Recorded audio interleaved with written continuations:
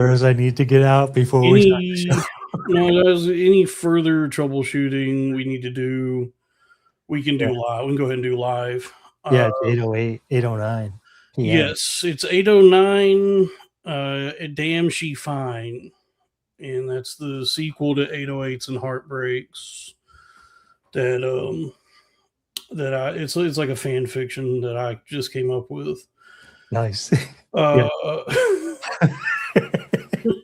there's a sequel to it called 809 Damn She Fine, and it's when you bro, with 37 seconds into, you're already masturbating in your brain.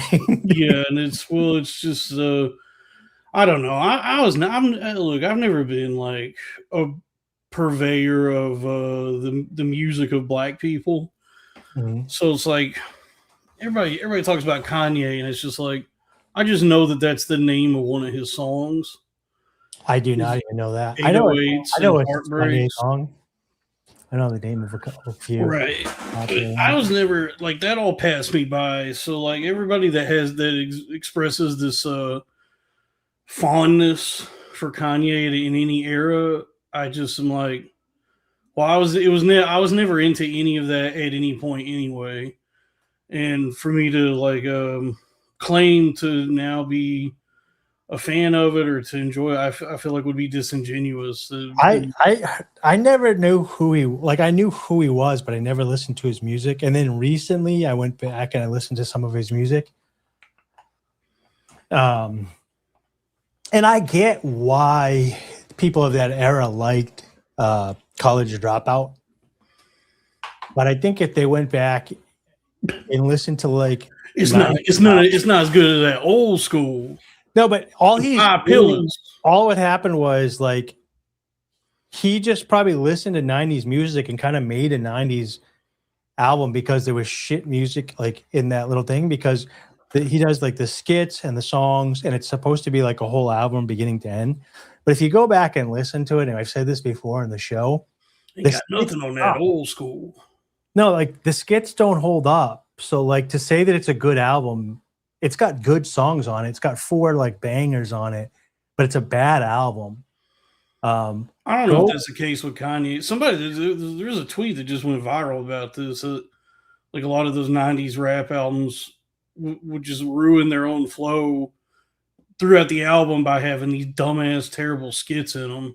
Go back and listen to like The Miseducation of Lauryn Hill. Now that's a good album. Beginning to end. That's the real shit. Even with the skits in there.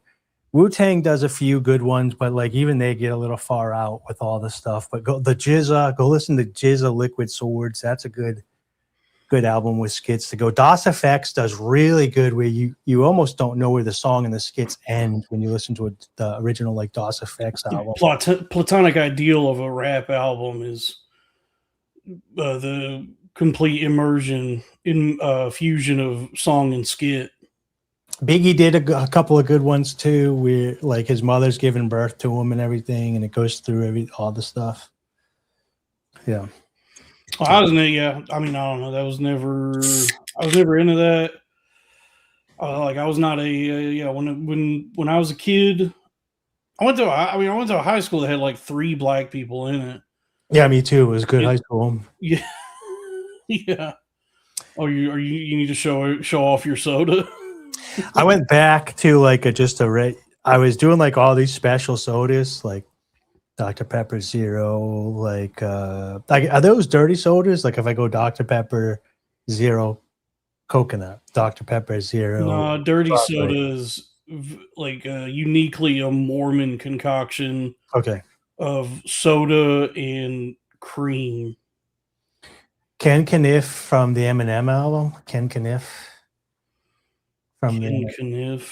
Yeah, Ken Kaniff was like making fun of the Insane Clown Posse on the Eminem albums, I believe. Oh, okay. Kaniff. I mean, they are a couple of clowns. Yeah. Well, yeah. I remember being in school and thinking, like, there was like a bunch of people in my school that were in the hit that liked hip hop and were listening to it, and would even like affect the way the brothers speak to each other, and they would like trying to. And I just always thought, like, you guys are ridiculous. This isn't for you. This isn't your thing. You look so silly right now, listening to this Ooga Booga. We used to have. Whoa, we're not even 10 minutes in. I used to have like there was a girl my age that lived across the street with an older brother, and I used to hang out with him. And he used to play basketball, and we lived on like a busy road, so I had to ask to cross the road to go to his house. And sometimes I'd even have to. They'd call, and his mother, depending on the time of day, would have to watch me cross the road. Which, looking back, I kind of get it. But anyways, I remember one day he was playing music outside over and over and over again.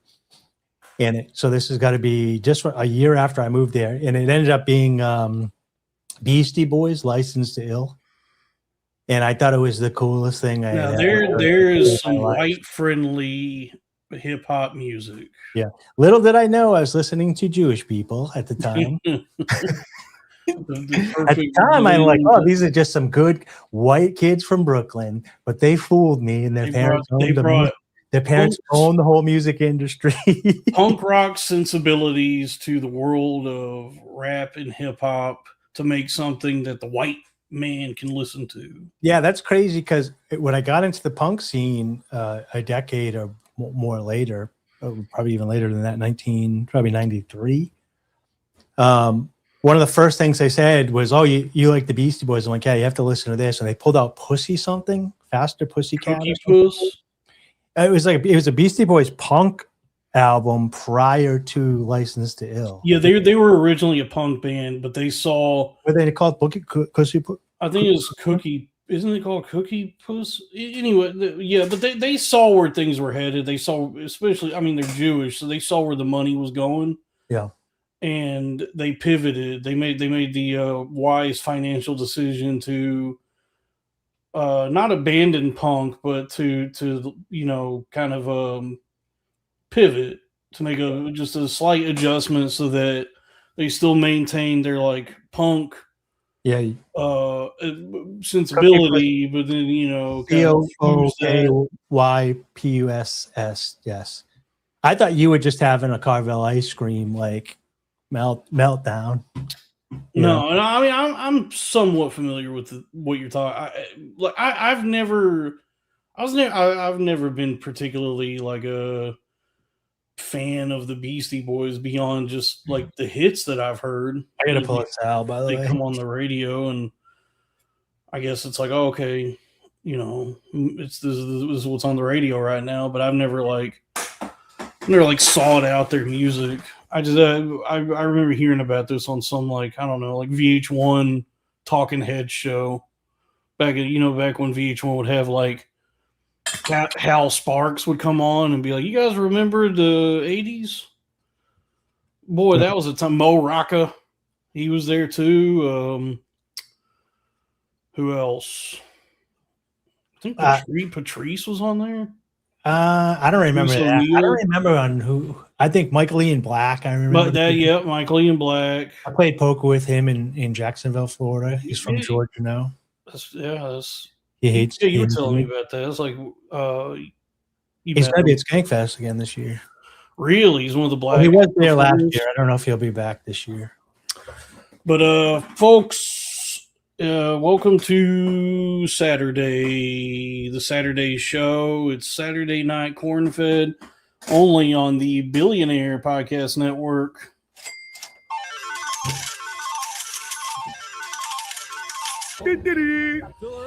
And it's me, the man of 1,000,000 pounds, the pulled pork of Georgia, the mischievous maverick, the golden chocobo.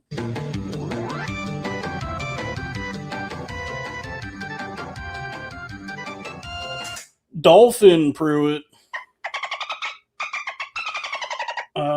I'm also the first billionaire podcaster, which doesn't mean that much anymore, given what's happened this week. It's Saturday, so I'm joined by my cohort, my friend Dave Wrong, the Stinker.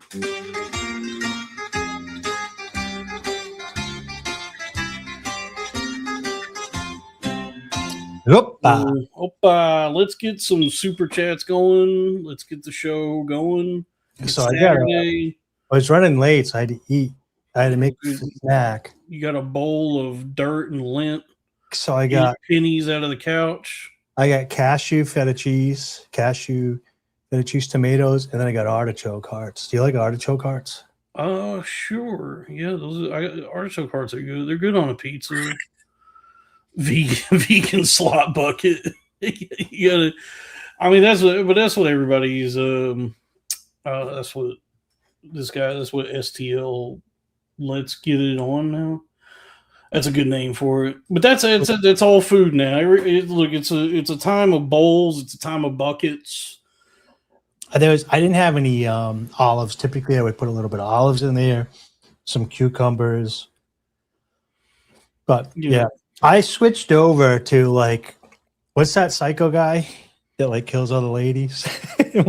That is my pantry now. It's all.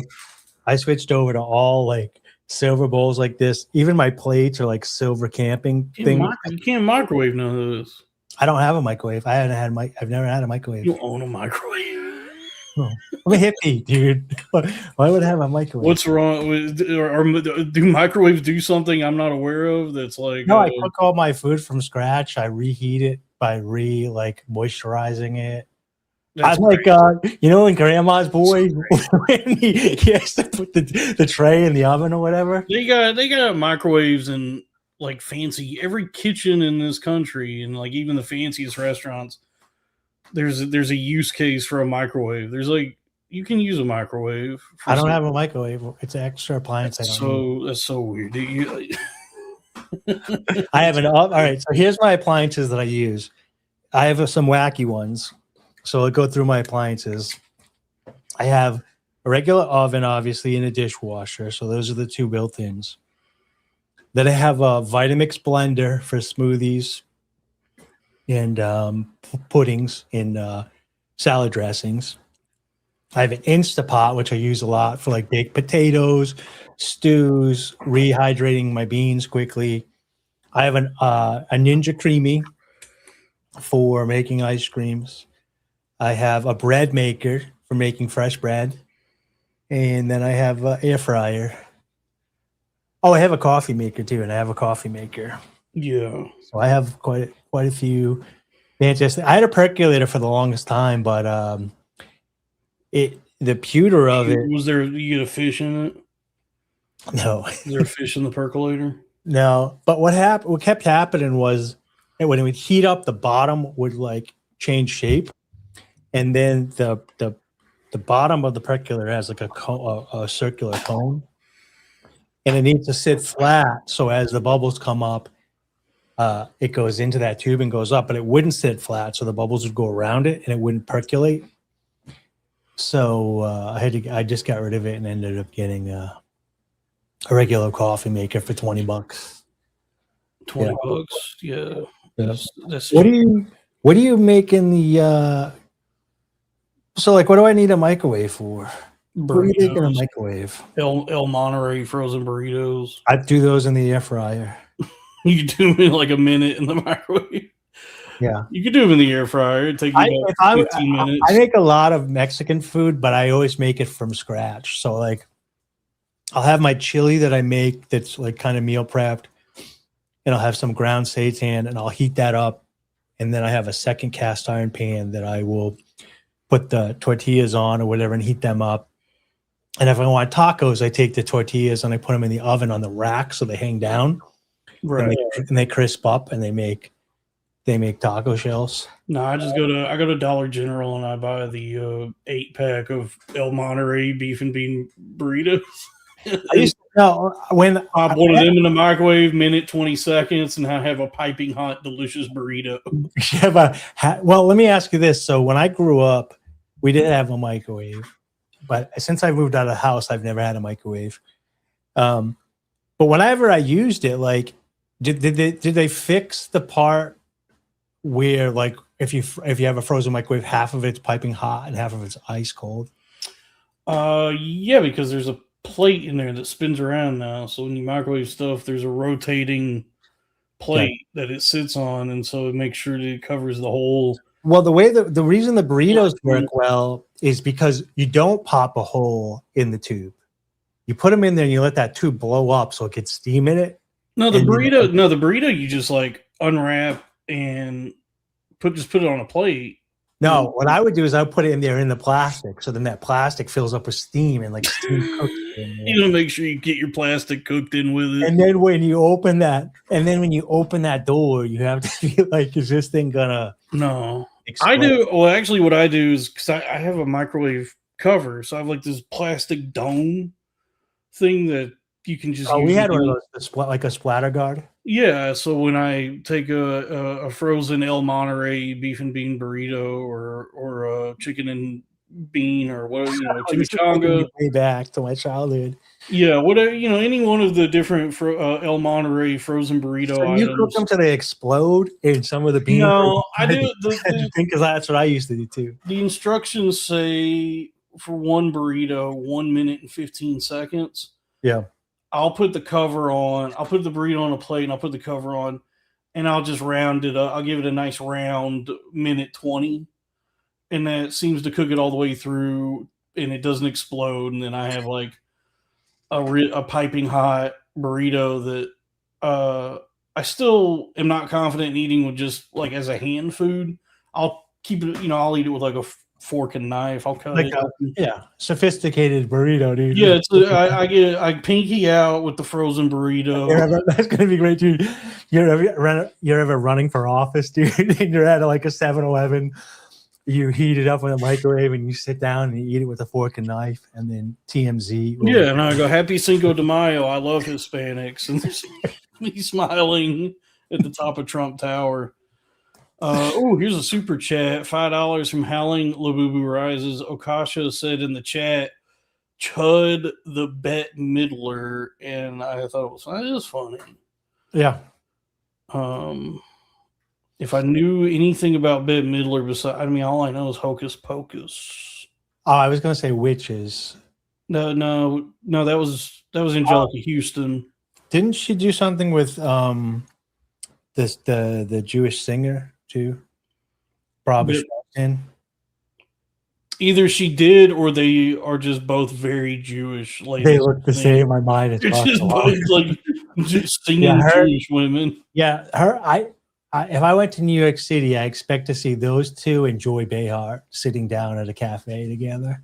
Yeah, and then Woody Allen walks by in front. That's like the old Jewish woman version of like Jamie Presley, Margot Robbie, Samara Weaving, and there's another one, but just like the ladies who all look alike or are very similar.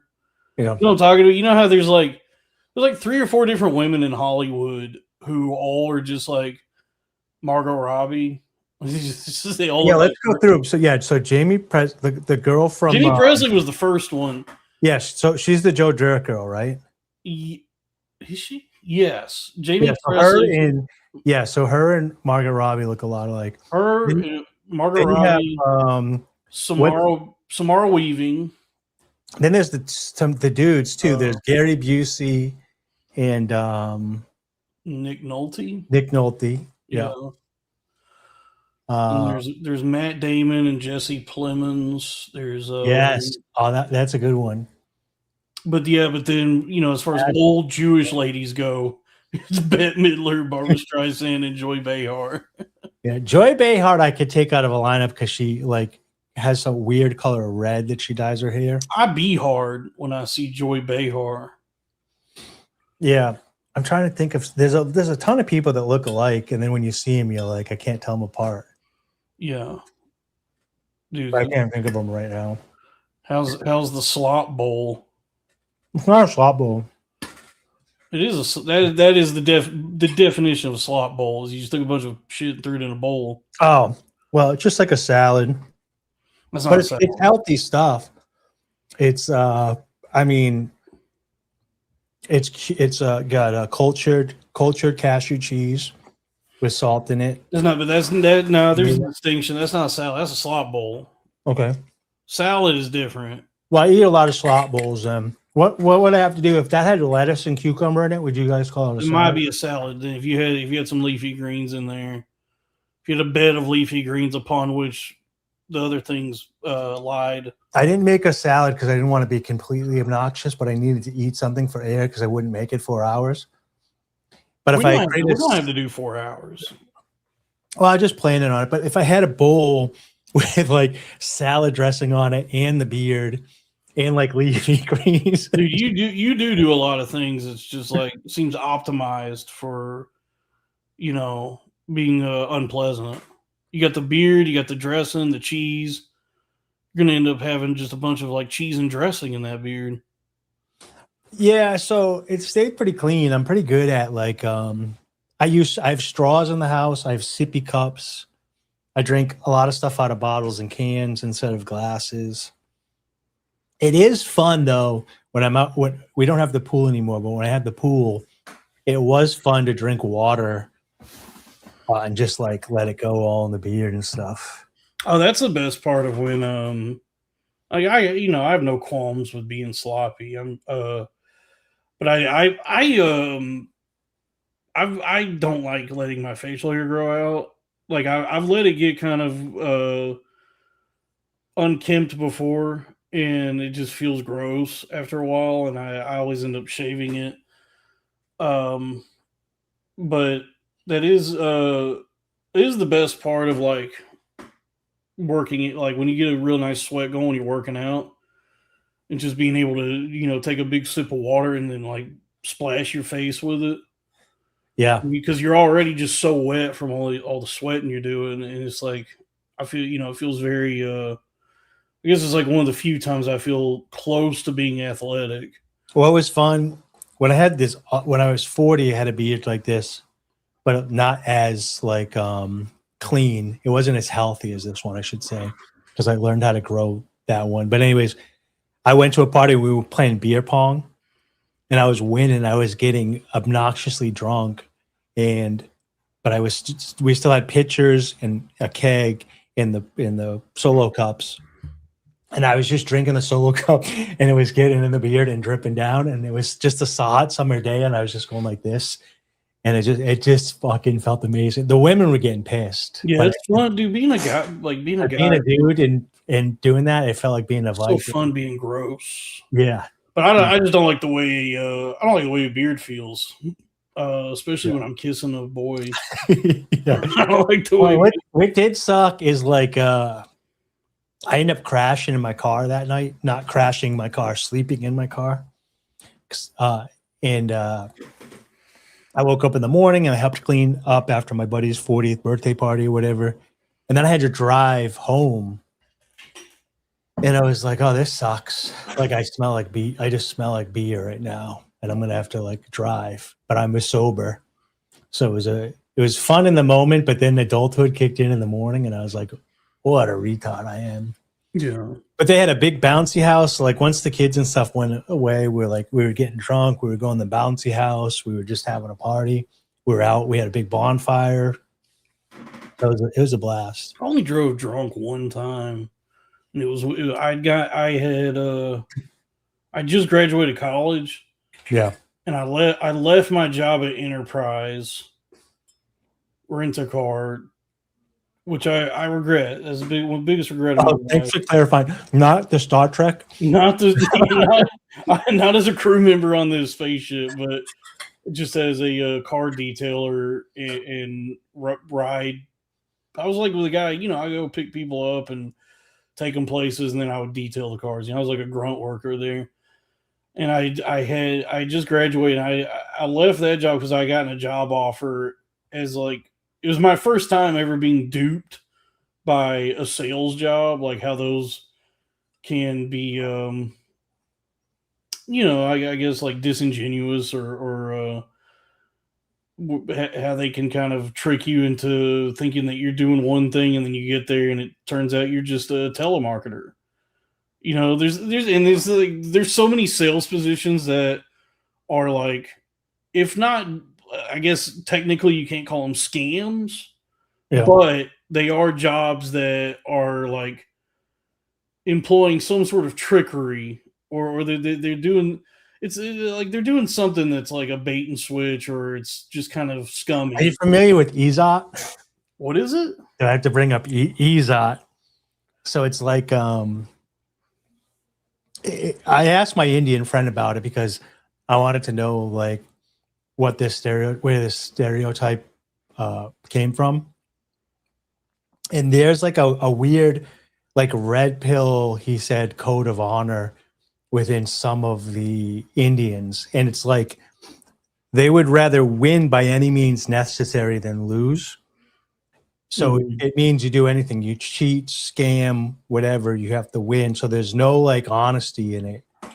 But if everybody's doing it and everybody knows they're doing it, then you're just a sucker if they get one over on you. Right. Whatever. But it's not everybody. It's kind of like it's become like a red pill type. This has been me. This has been me with meme coins. It's like I know that there's scams. I know that I'm getting scammed, but this could be the one. Well, the thing is, like when you're EZOTing with your other bros, you know he's trying to scam you and you're trying to scam him. And when you walk away, you're trying to win, but not let the other person know that you scam them. So it's win by any means necessary. It's win by any means necessary in the moment too. So even if you got caught after the fact, there's no dishonor in that because you won in the moment. Yeah. I guess that there is some nobility in that. This is a pertinent super chat. Howling a Boo Boo rises $10. Dalton, I think you should be able to confidently tell people that you're in business development at minimum, since you own a share of while receiving checks. That I do like that. That is business advice. That's good business advice. Do you own SpaceX IPO?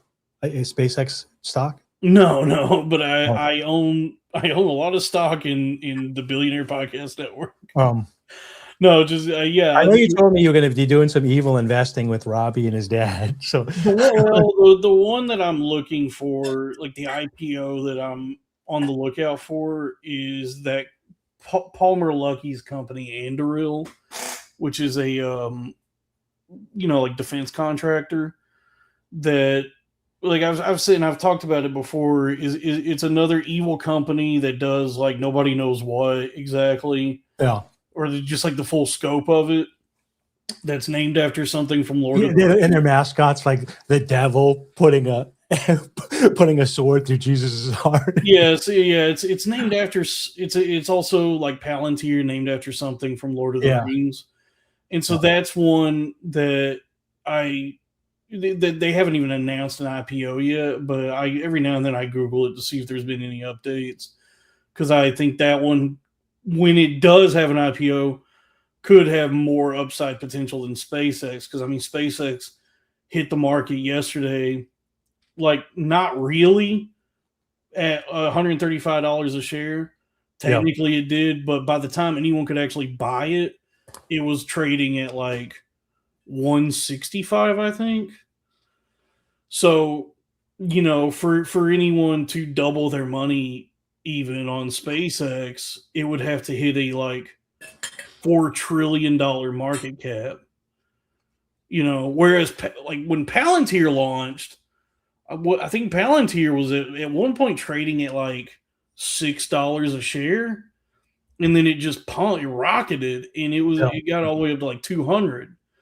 So I think if Anduril is going to have a similar trajectory, then there could be more like upside potential with that company. So that's the evil investing that I've been looking into, is this company that's like combining artificial intelligence and bombs with virtual reality. Because he invented the Oculus Rift, that guy. And so now he's taking VR and trying to like implement it with like weapons. With Minority Report style. I guess so. I don't know. He's a real piece of shit. He sucks. But That's what makes money now is guys who fucking suck. So I don't know if you remember this. I was talking about it on the show here. I made a video about it, and this was like probably going on 4 to 6 months ago, saying that I think what'll happen is soon people will be training AI and robots and stuff, and they've already started doing it. And I went down the rabbit hole, and it's Indian people, and they have a headpiece on with it, and they attach their phone, and then they get these things that they have to hold in their hands and do like laundry, dishes, like sweep and basic tasks or whatever. And they're training the AI. They're training the AI, which will later be plugged into robots to do these jobs. Yeah. But I was dying laughing because I was like, so AI is going to be an Indian. Like, they can't get away from it. Did you see that? There's a lot of speculation that it's Indians that are controlling a lot of these robots, like the Elon robot. The one that kicked the Chinese kid? Optimus. You think that they're like people are? Well, there was that video from a few months ago where they were doing like a showcase where they had this the Tesla robot. I think they call it Optimus, and it was doing something, and then it did this thing where it looked like it like put its hands up, and it looked like it was pantomiming taking a headset off, and then it just shut off and fell all the way, but it fell backward. So, like, a lot of people think what happened was that was somebody pantomiming taking a shit on the sidewalk. Yeah, somebody somewhere else was controlling it with a headset, and then they got frustrated and took the headset off. And in the robot's final moments, it did the motion of taking the headset off and just fell back. That's great, dude. I love that. But I love that for them. So I drove drunk one time because I graduated. I was working at Enterprise. They had offered me, they said, hey, now that you got a degree, why don't you do the management training program? And being young and stupid, I did not realize what a great opportunity that would have been.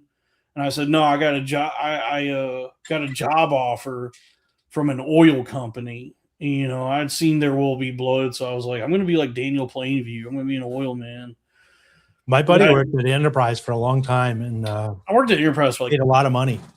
I worked at Enterprise for like 2 years myself, and he ended up becoming a manager, and then he got a cut of every rental, and he made quite a bit of money. Those, man, I wish, because I hate the whole world of like working jobs and trying to be a company man and all that, but given how I don't know. Given how tough everything is now, how scarce the economy is now, it would have been it's a blessing to have any job nowadays, I suppose.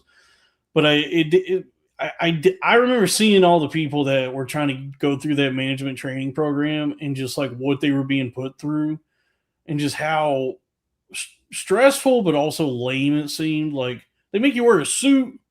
Yeah, and they give you like all these binders full of homework and shit, and then you have to they really put you through the ringer there.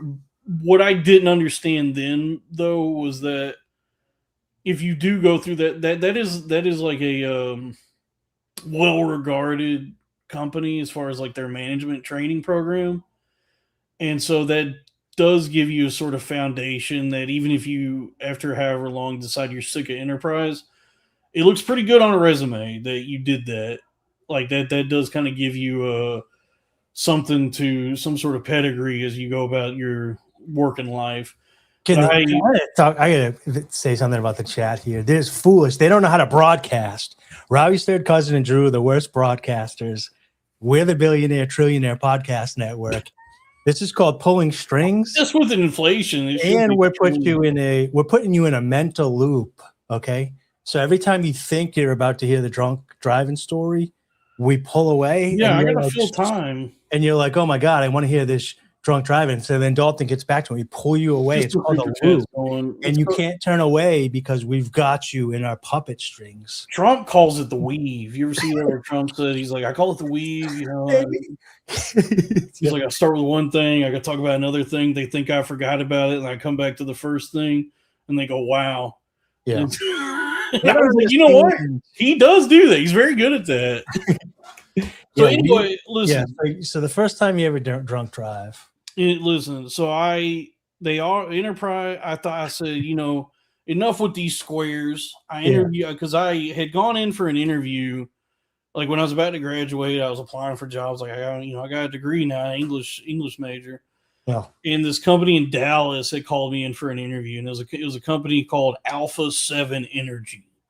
Dude, that sounds like you're about to get rich.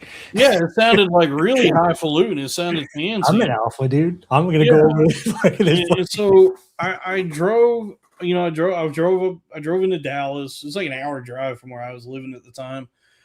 And it was this really nice office building. I go up the elevator, and this guy, and I'm dressed in my best button-up shirt from the Boot Barn. I got my best pair of blue jeans on, my best New Balances. I'm really dressed to impress. And this guy, crazy. That was the worst when you had to go like interview at that age. I would be like at Burlington Coat Factory, and like I remember going into so many interviews, like all tight up here. The shoes don't fit; they're all slippery on the bottom. Dude, I remember going into so many interviews at that age, thinking I had dressed up. Yeah, and then seeing everyone else that was there to interview wearing suits. Yeah, and I'm wearing just like a plaid shirt and jeans. And I'm like, oh no, I'm not getting this job. But the guy comes out and he like brings me into the office, and it's one of these like, modern trendy offices where they got a ping pong table, they have a Mortal Kombat 4 arcade cabinet. This guy's like, and they got propulsive. Well, they had like one section of like all the people in headsets like at computers, and then they had another section where it was all the guys in suits that we're not just like relegated to sitting in front of computers. They had more spatial freedom, it looked like. But so this guy brought me into a back room there and was like, here's like an outline of like what you would do on the phones at this job. Let's role play and see how you would sound on the phone. So like, we'd exchanged pleasantries, and now we're getting right into this thing. And so we did that, and he goes, "Hey, you sound great. Like, do you want the job?" And I said, "Oh, of course. Yeah, I'd love to be." And like the way it was pitched, did you get boiler roomed?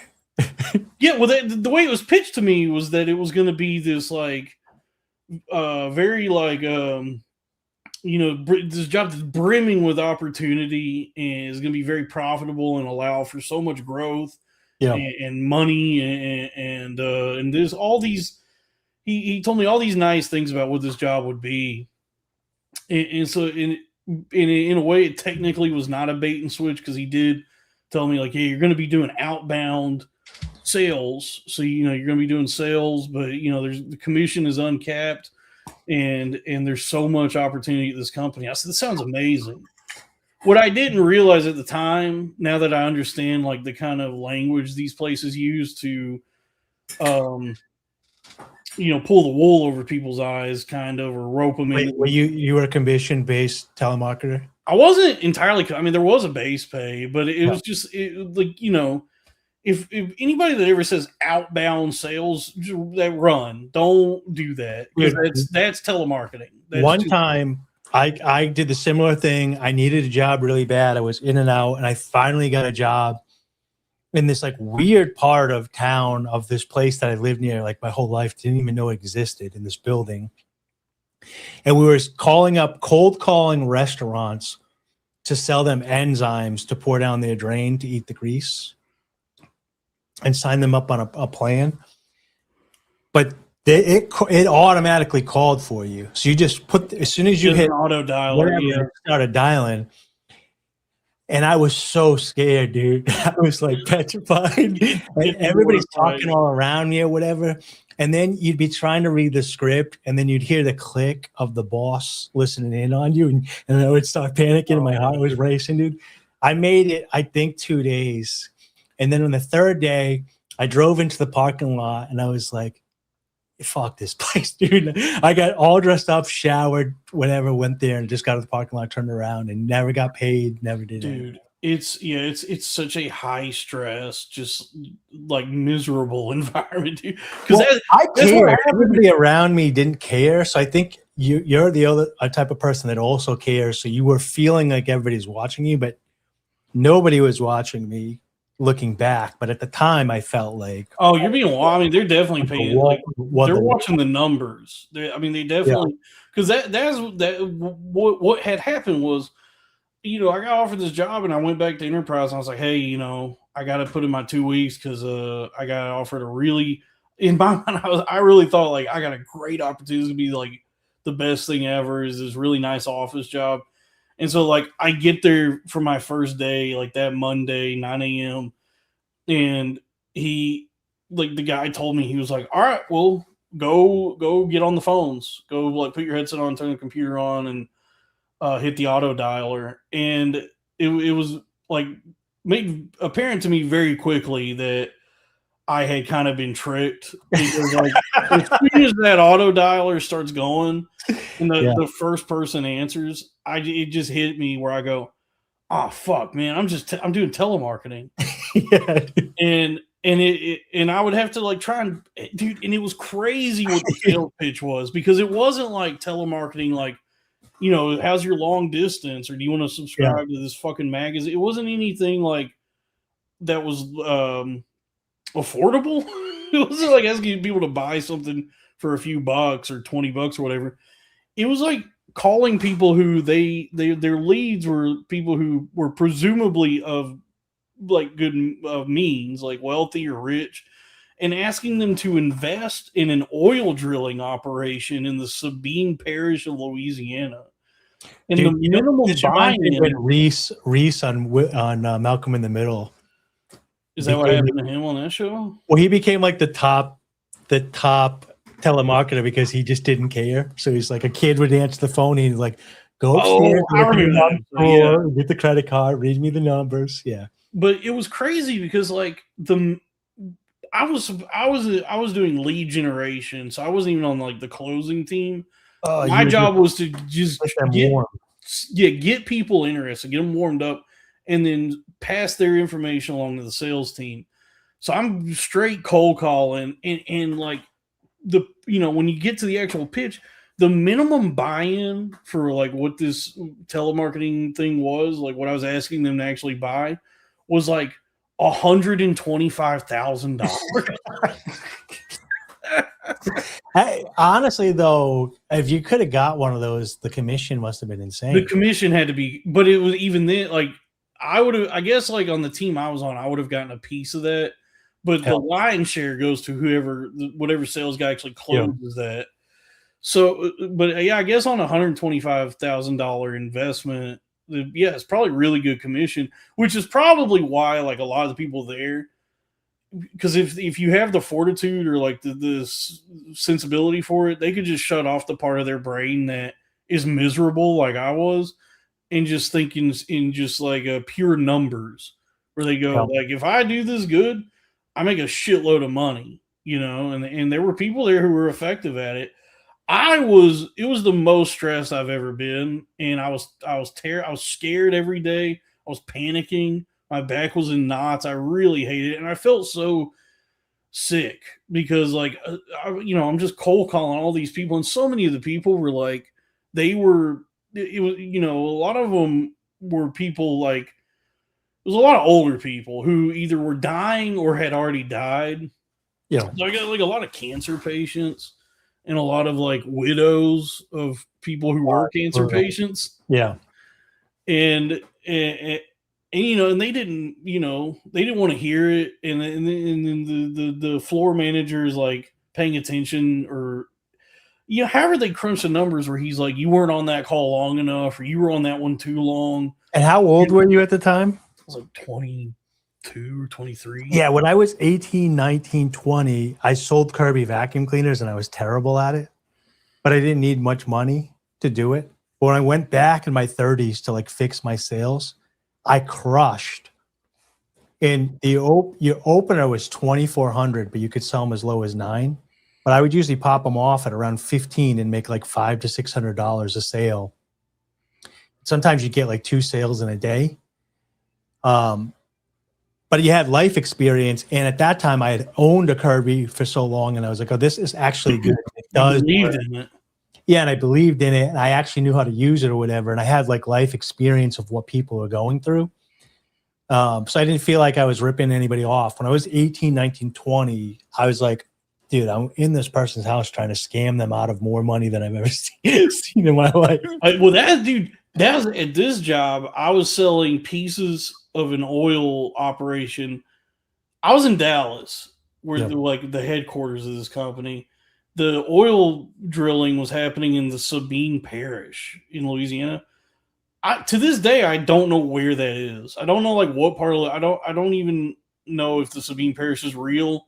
I never saw a drill or a drop of oil. I had, as far as you feel like you boiler room people? Yeah, as far as I knew, this did not exist. Like I was just selling them on an abstract idea of the oil being drilled somewhere, but I had never seen it or been near it or had. I've never seen SpaceX.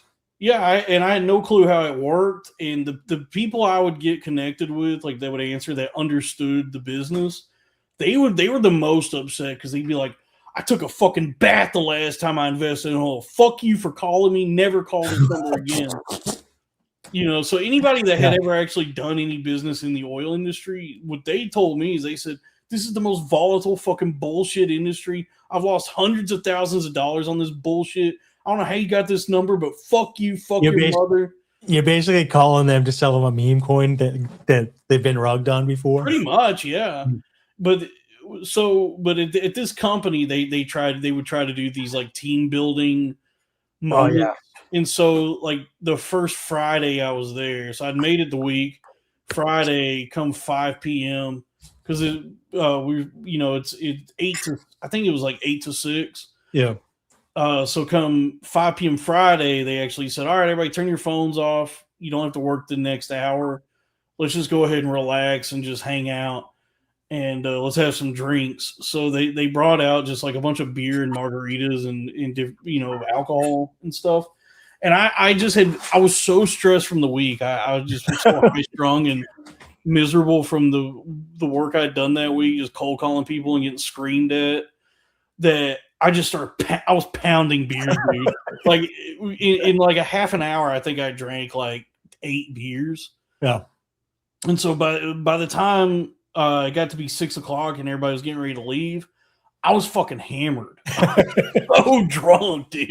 You're slapping ladies' ass. I'm drinking beers. I'm drinking margaritas. I'm just crushing drinks, and not even like being congenial with anybody or like really being personable. I'm just like sitting alone, just drinking as much as I can, as fast as I can. I'm just trying to calm down. And then like 6 o'clock rolls around and it's time to go. And they go, okay, guys, we're locking up. Let's get out of here. And I go, oh no. Wait, you're over 21 though, right? I was like 22 or 23. Okay.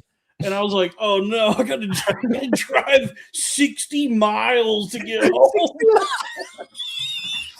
Because a lot of people may not realize that when you say DFW, Dallas Fort Worth, those two cities are fucking 60 miles from each other.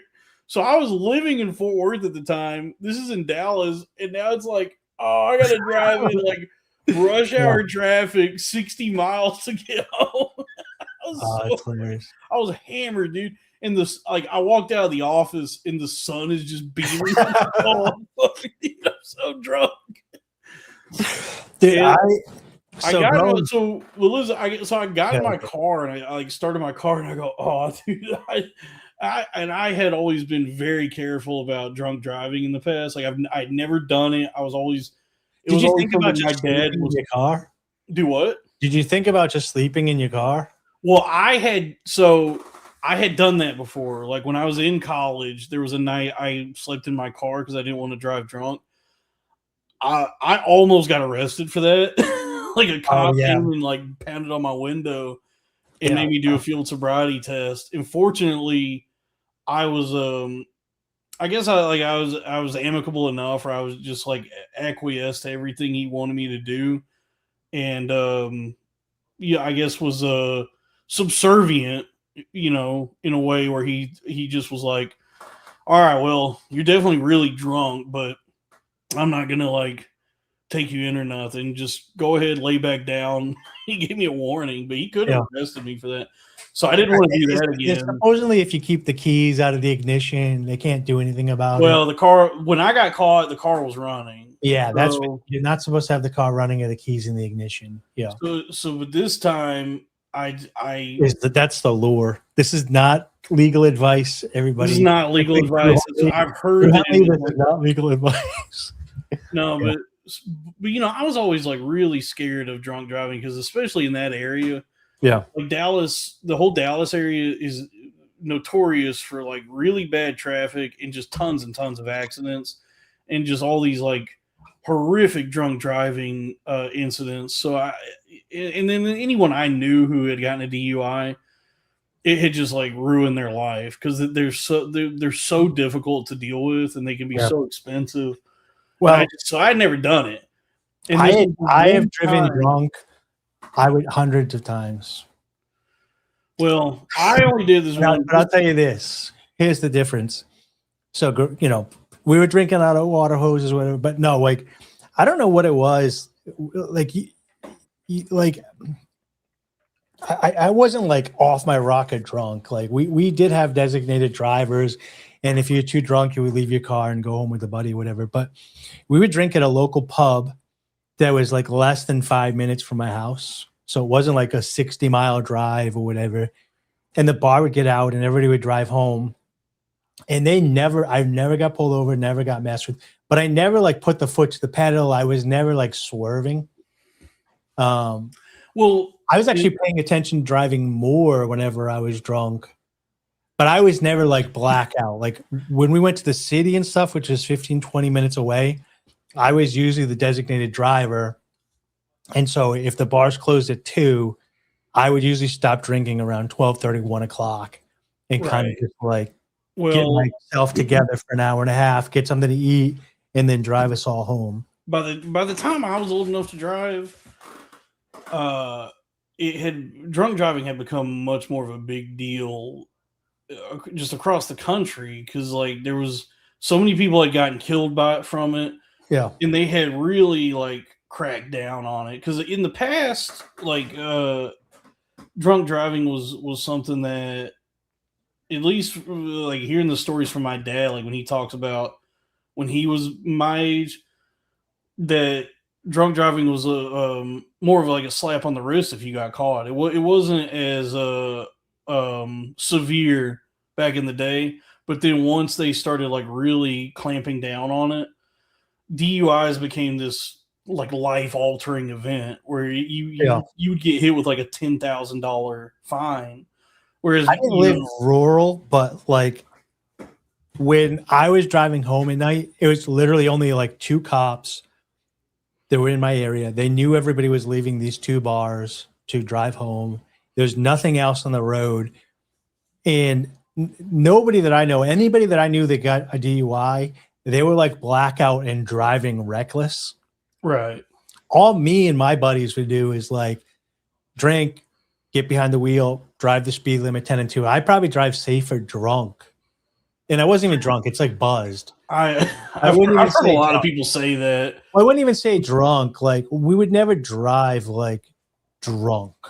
We would, but like I was drinking like a beer an hour, maybe a beer every 45 minutes, and I would probably have 4. Dave, buzz driving is drunk driving. They say that in the commercial. They say that because you guys aren't good at driving. I will say this: there's a lot more people on the road now, and like when I go to Massachusetts, it's very dangerous just sober. And the driving has gotten much worse, and it's much more crowded. So I can see why. But also nowadays you have Uber, Lyft, Waymo, all these ways to get home. Back then you had to call a taxi. It would be like 45 minutes for it to get there. And the bar would call taxis for you if you were like obliterated. But most of the time there was like a 1 hour window where they knew everybody was driving home drunk. And as long as you weren't out of control, they just look the other way. Well, no, but when I was in high school, because like just like over the years, so many people had gotten killed from drunk driving accidents that by the time I was in high school, they would have like regular, just in different intervals. So there would be like a special session where they would, the class would have to like sit there and watch a tape of different moms crying because their sons either got killed in a drunk driving accident or killed somebody in an accident or whatever, or somebody got horrifically maimed or like injured in a permanent way. And so it was definitely like being imparted upon us when I was growing up. There's like, this is something you should avoid at all costs. Do not ever drive drunk. And so I did always avoid it. It was just something I was like really scared of. I didn't want to get, I didn't have $10,000 for a DUI, and I didn't want to get killed or kill anybody, so I never did it. Well, that's why you need a couple of drinks. Your confidence takes the edge off. Yeah, takes the edge off. Well, but this one time coming back from the office that one day, I was just hammered, and I got in my car. And I mean, it does do something where just like now the responsibility of being behind the wheel and the seriousness of it does kind of sober you up a little bit initially. Yeah. Okay, I'm ready. But then, I got down the road a piece and I go, no, I'm still very drunk. But fortunately, Dallas traffic at that hour, from like 5 p.m. to I'd say 8 p.m. or just really all day, every day, because Dallas is terrible. But especially around that time, the traffic is so heavy. It's like such bumper to bumper that you're just sitting there. You're just stalled out for like an hour, And so I just ended up, fortunately, so much of that drive was like me just sitting there moving inches at a time that by the time I actually hit any open patch of road where I would actually drive any speed, I'd already kind of sobered up. I just had been sitting in traffic for like 2 hours. Can I say something? So Tiff said she's done a lot of bad things, but never drove drunk. Women shouldn't drive drunk. Women are barely capable to drive all right, sober, but drunk would be a bad choice. But most men should be capable. One thing you're a man is you're capable of driving drunk properly. I'm bad at driving. Anytime I'm not good at driving sober or drunk. I don't enjoy driving. I'm bad at it. So it depends what type of drunk you are. Zero confidence in my ability to drive. Like when I would go out and drink, I was never like jumping on top of tables and doing all that stuff. And if I did, I would not drive anywhere. I'd stay wherever I'm at in the cookout or whatever. But by the time the way that I drank and we drank and played pool or whatever at the end of the night, like when I drove, I wasn't speeding. I wasn't all over the road or whatever. I wasn't like overconfident. I was just like buzzed. And I was like, okay, just pay attention. You got a couple beers in you or whatever. And on nights when I wasn't like that, we would have to determine who could drive and you would give them the keys. Or I would usually I had a couple of girls that I knew in the area that I would I have to come over and crash at your house. I cannot drive to my house right now. And so we were responsible in the way that we were responsible prior to Uber and Lyft or whatever. But now that there's Uber and Lyft, there's no excuse. Since there's been Uber and Lyft, if I know that I'm going to drink, I always take an Uber and Lyft there or whatever. There's always an Indian or Pakistani or Bangladeshi man who will drive you where you need to go. And if he's drunk, he's the one that gets a ticket. Yeah. So you don't got to worry about it. But I can't. I only remember one time where I was with my buddy whose father was the chief of police in my area, and I had drank like 4 Long Island iced teas that night. Oh, that's like 20 shots of liquor. Yeah, it was brutal, and I knew the bartender too. So she was like, they were getting heavier and heavier, and we got into my car.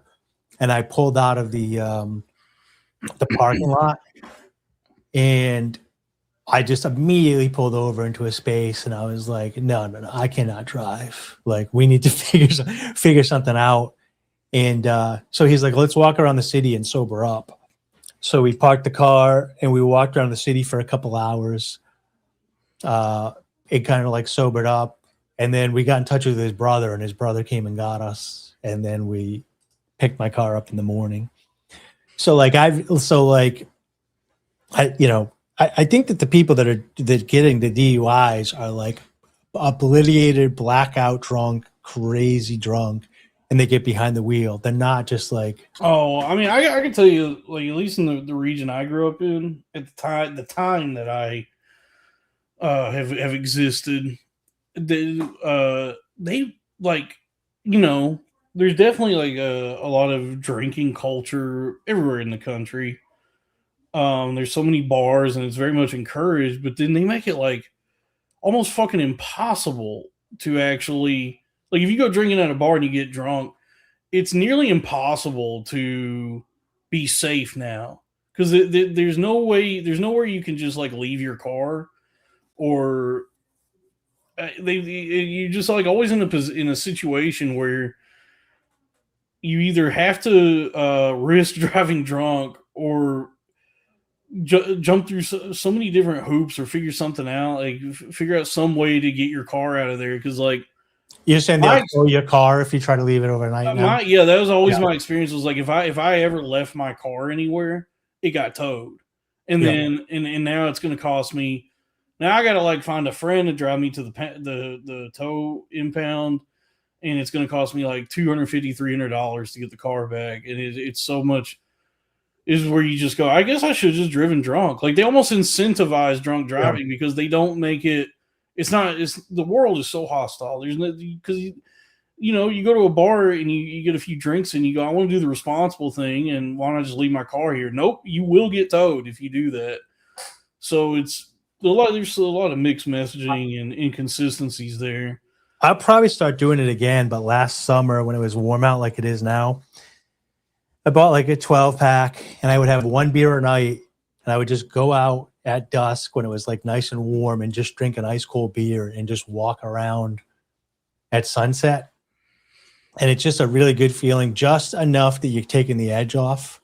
That's really good. And then where I live, I don't live in Concord, but I'm close to Concord. They just passed, I believe, open carry this year. For alcohol, we have open carry for guns and concealed carry, but open. So now, if you're in the city and you're at one place, you can just walk around to another place. New Orleans. Yeah, just within the city limits there, and there's a couple of colleges there. So between the college people and then the people going out Friday and Saturday night, it's a nice atmosphere, and the state building's right there with the lawn. So I might start going down. It sucks that I don't have any like friends that want to do anything to play poker here, because like I went to nobody wants to play Catan. They had I could go play Catan too at the whatever, but they had like a little protest at the Capitol the other day. I forget what it was for. But anyways, I went down there to check it out and walked around. And I know what it was. They had a firefighter parade or whatever, where they ran for charity and it ended at the State House. So I went walking around, and it wasn't weird to be solo there. But like on a Friday night when everybody's out like drinking and there's like a lot of college kids around, I don't want to like, especially they're gonna think I'm homeless first of all. But it would be nice to have some buddies that want to just like have a couple beers in the city and like walk around and enjoy the weather. Yeah. So I do. I mean, I wonder if like, we got super chat. Nice. $5 from Howling Labubu Rises. Dave is Wombat. Yeah. So thank you. Keep the super chats coming. Please help. You reminded me of one of the schemes I've been cooking up. I have buddies, Drew, but they're 50 and 45, and they play poker all the time, so they don't want to go like for a walk with another grown man in the city. Yeah, I don't know. The chat has been so hostile this evening. Not toward me, but they're not. I don't think they're hostile. It might be residual hostility because on an Arena of Ideas this week, Ilya refused to shout out Sumo Dog. Yeah. So I think they might still be mad at him about that. That was strange. So I did watch part of that episode. So they named their show after feet, and then wondered why they got a bunch of feet fans. Well, yeah, I guess so. Well, it's also because he told us that. And folks, please go subscribe to his podcast. It's called Foot Traffic, which I guess could have like a double entendre, but it's not necessarily named after feet. It's just named after like the when there's a place in a city that's trying to get people to come in, and there's foot traffic.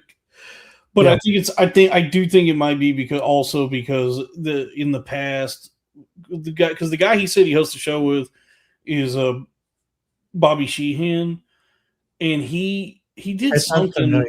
He did something at some point where he showed his feet on a thing, and I think that invited like the foot freaks into his life. And so now that he's part of another show that does have the word foot in the title, they want to see them little piggies again. Okay, which, yeah, I would capitalize on that. I remember this guy, yeah. Yeah, I mean, I would capitalize. I mean, in this economy, dude, if anybody's trying to give you money for anything, go for it. Especially if it's just something as innocuous or benign as just like showing your feet, which I guess Tiff has a wiki feet. Let's look this up. No, don't. That's a violation. It's on the internet, and she just mentioned it. I know, but you don't. There's like an implicit understanding or an unwritten rule that, at least from what I've seen on Twitter, that if you're mutuals with somebody, you don't go looking at their sex working materials. Well, I understand women very well, Dalton. If obviously, I don't know if you do. She obviously wants attention, or she wouldn't have brought it up. So she said, "Good luck finding it." So she's even wishing us luck, Dalton. Thank you, Tiff. I will. Hopefully, I do find it. I've seen it on Twitter, X, the everything app, formerly Twitter, from like OnlyFans girls and stuff like that. That if you're mutuals with them, or if you're friends with a lady, that you don't go look at their explicit adult content. They think that that's like a violation. I don't find feet sexually arousing. So. $5 from literally time 8697. Just love you, dudes. Hey, I love you. Hold on, I gotta take a spoonful of white Mang Da real quick. So I think I found them. Here they are. Let's pull these up.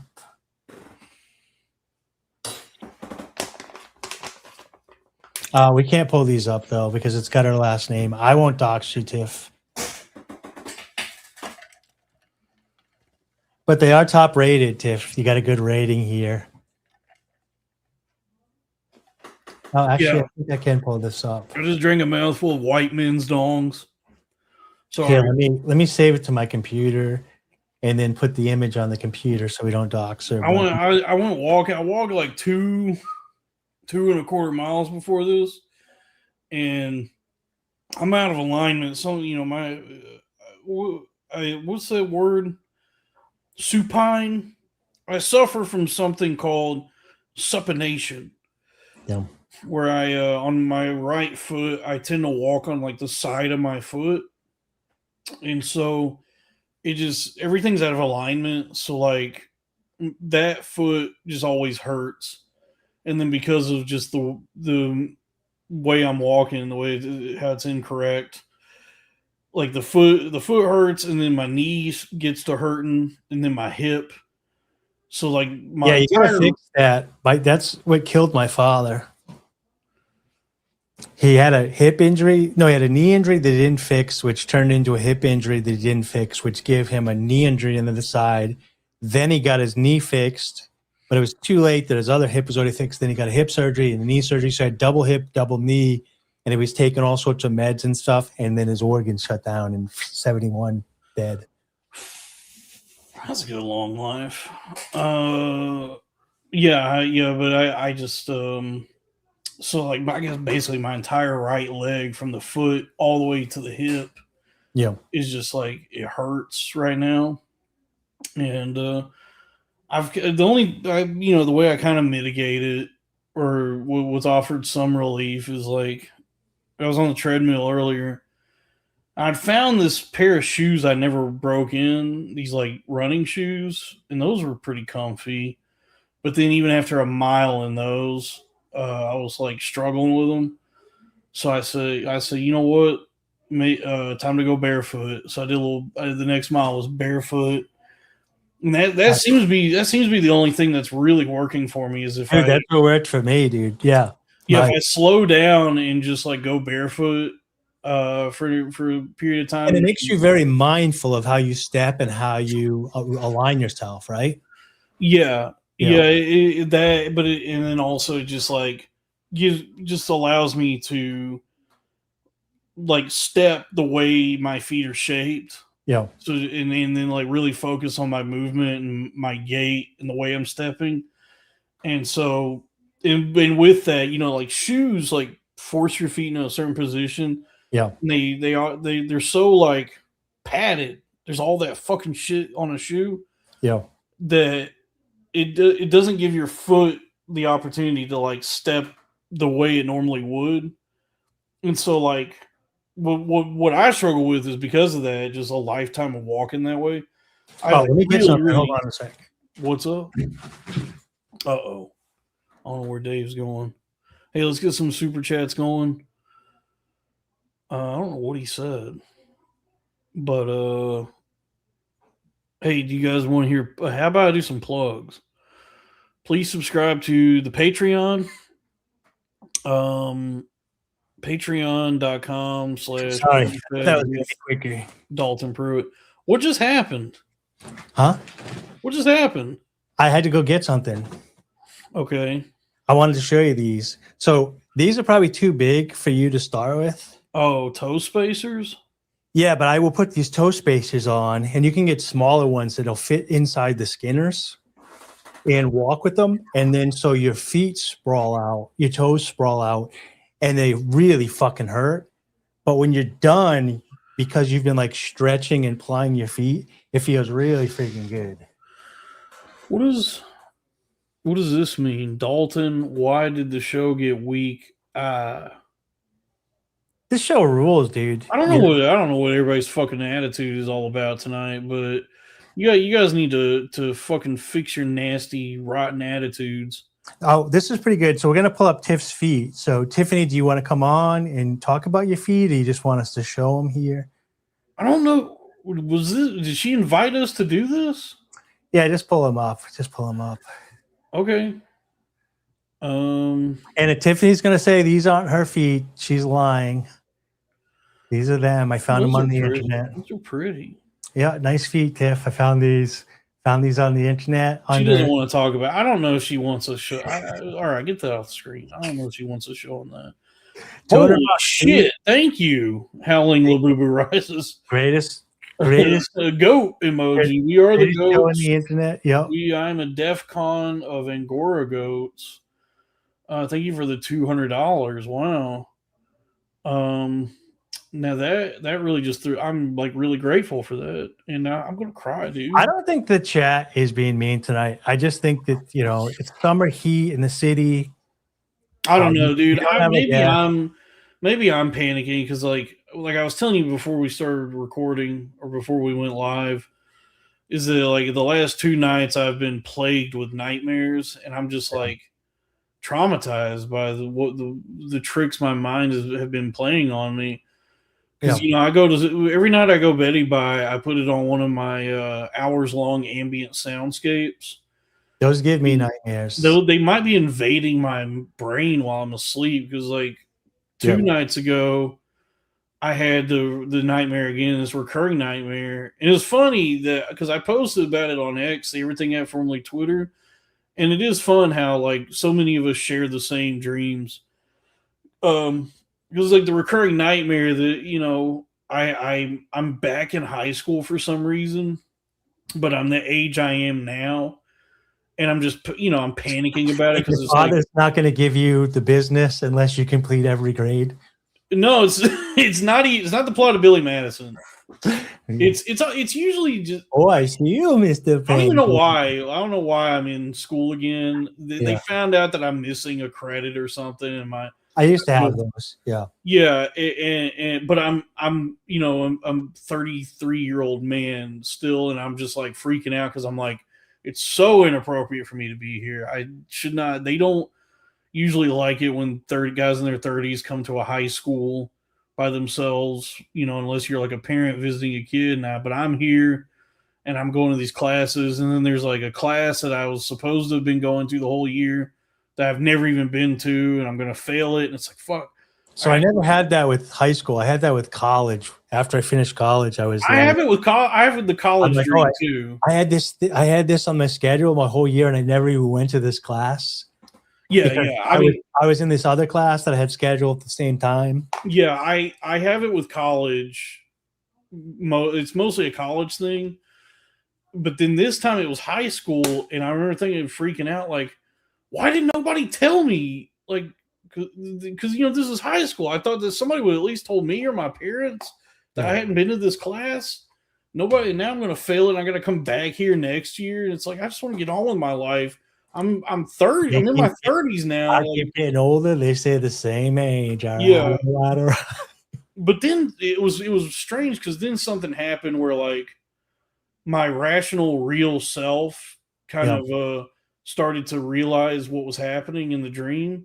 And you're like, now I'm in a high school and I'm having an lucid dream. Yeah. I was like, it's actually, I can do whatever I want now. No, well, I don't. Maybe there was some of that, but no, it was. I just kind of realized like, this is ridiculous. This is just so stupid that this is happening right now. There's no. What are the consequences of me? Just not. So it's like, so what?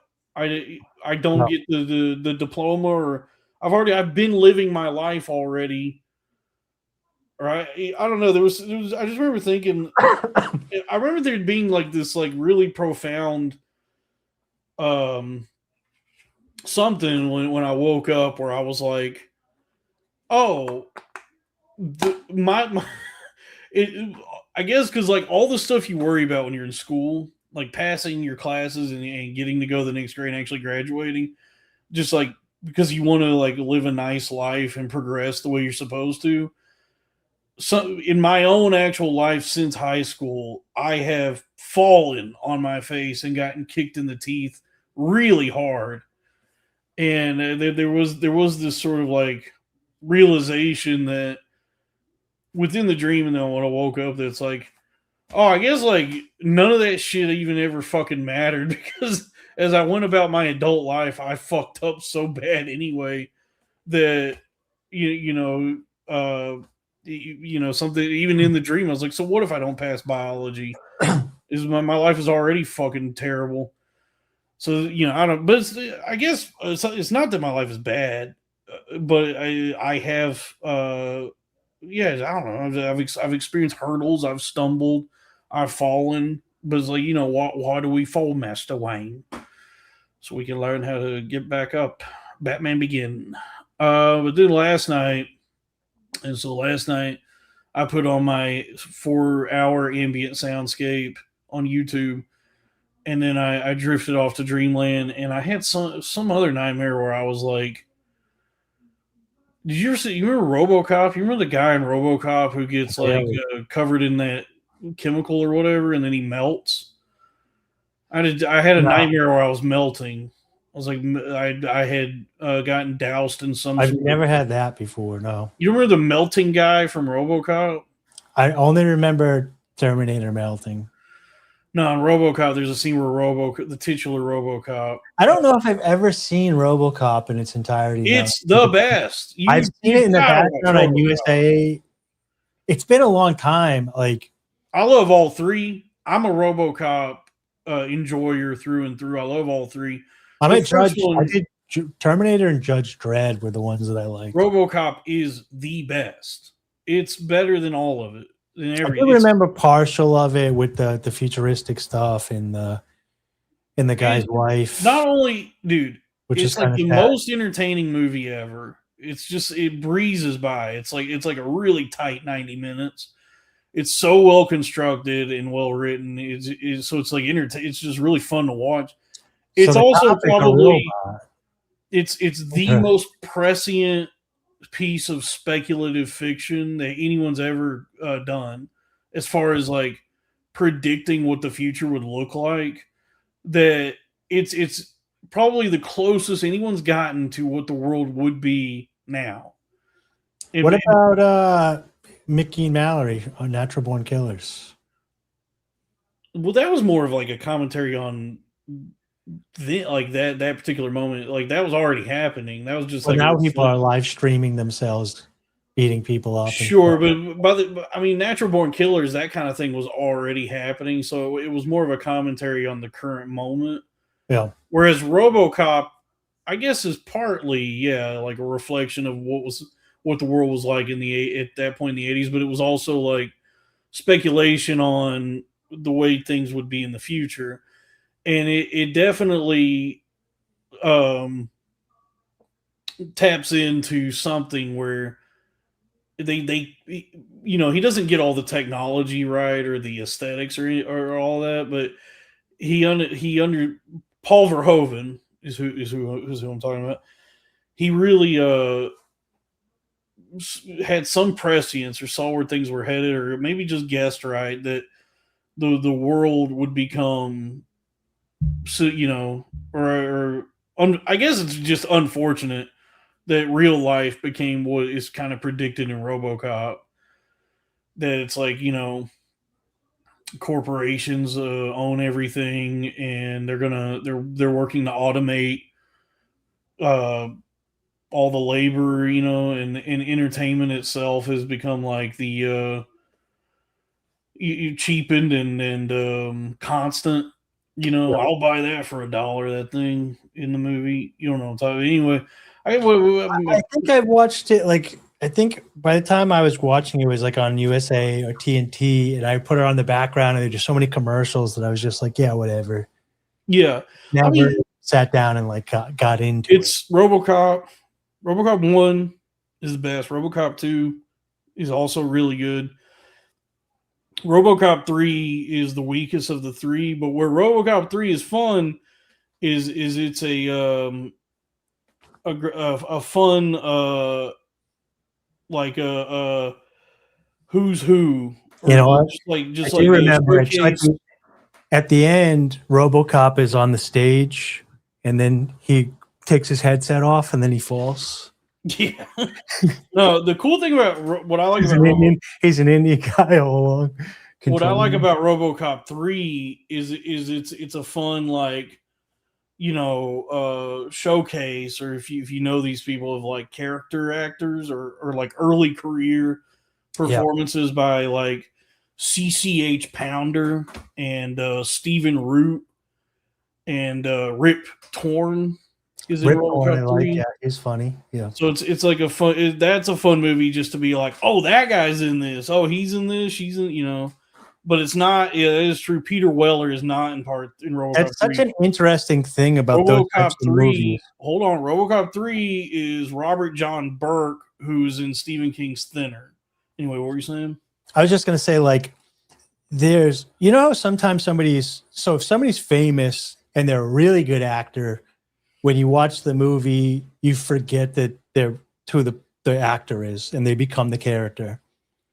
But there's another group of, like, I don't know if this exists in movies anymore, but like in the 90s, early 2000s, there was these character actors that you knew it was the character actor playing it the whole time, and their acting wasn't that good, and you were still happy to see them in the movie acting, and you also kind of simultaneously believe they were the character. That makes sense. Maybe. I don't know. Like people like Rip Torn, you're talking about. Like, whenever he showed up, no, he's incredible. He's not a bad actor. But no, I'm saying, yeah, but he would never come on screen, and you would forget that it was him. Is what I'm saying. Oh yeah. There's certain guys, like Leo's one of these. Is you start watching a movie, and you forget that that's Leo. He becomes the character. I don't know. I mean, I'm so like I'm the kind of person that's like I guess like appreciative of the work that these folks do.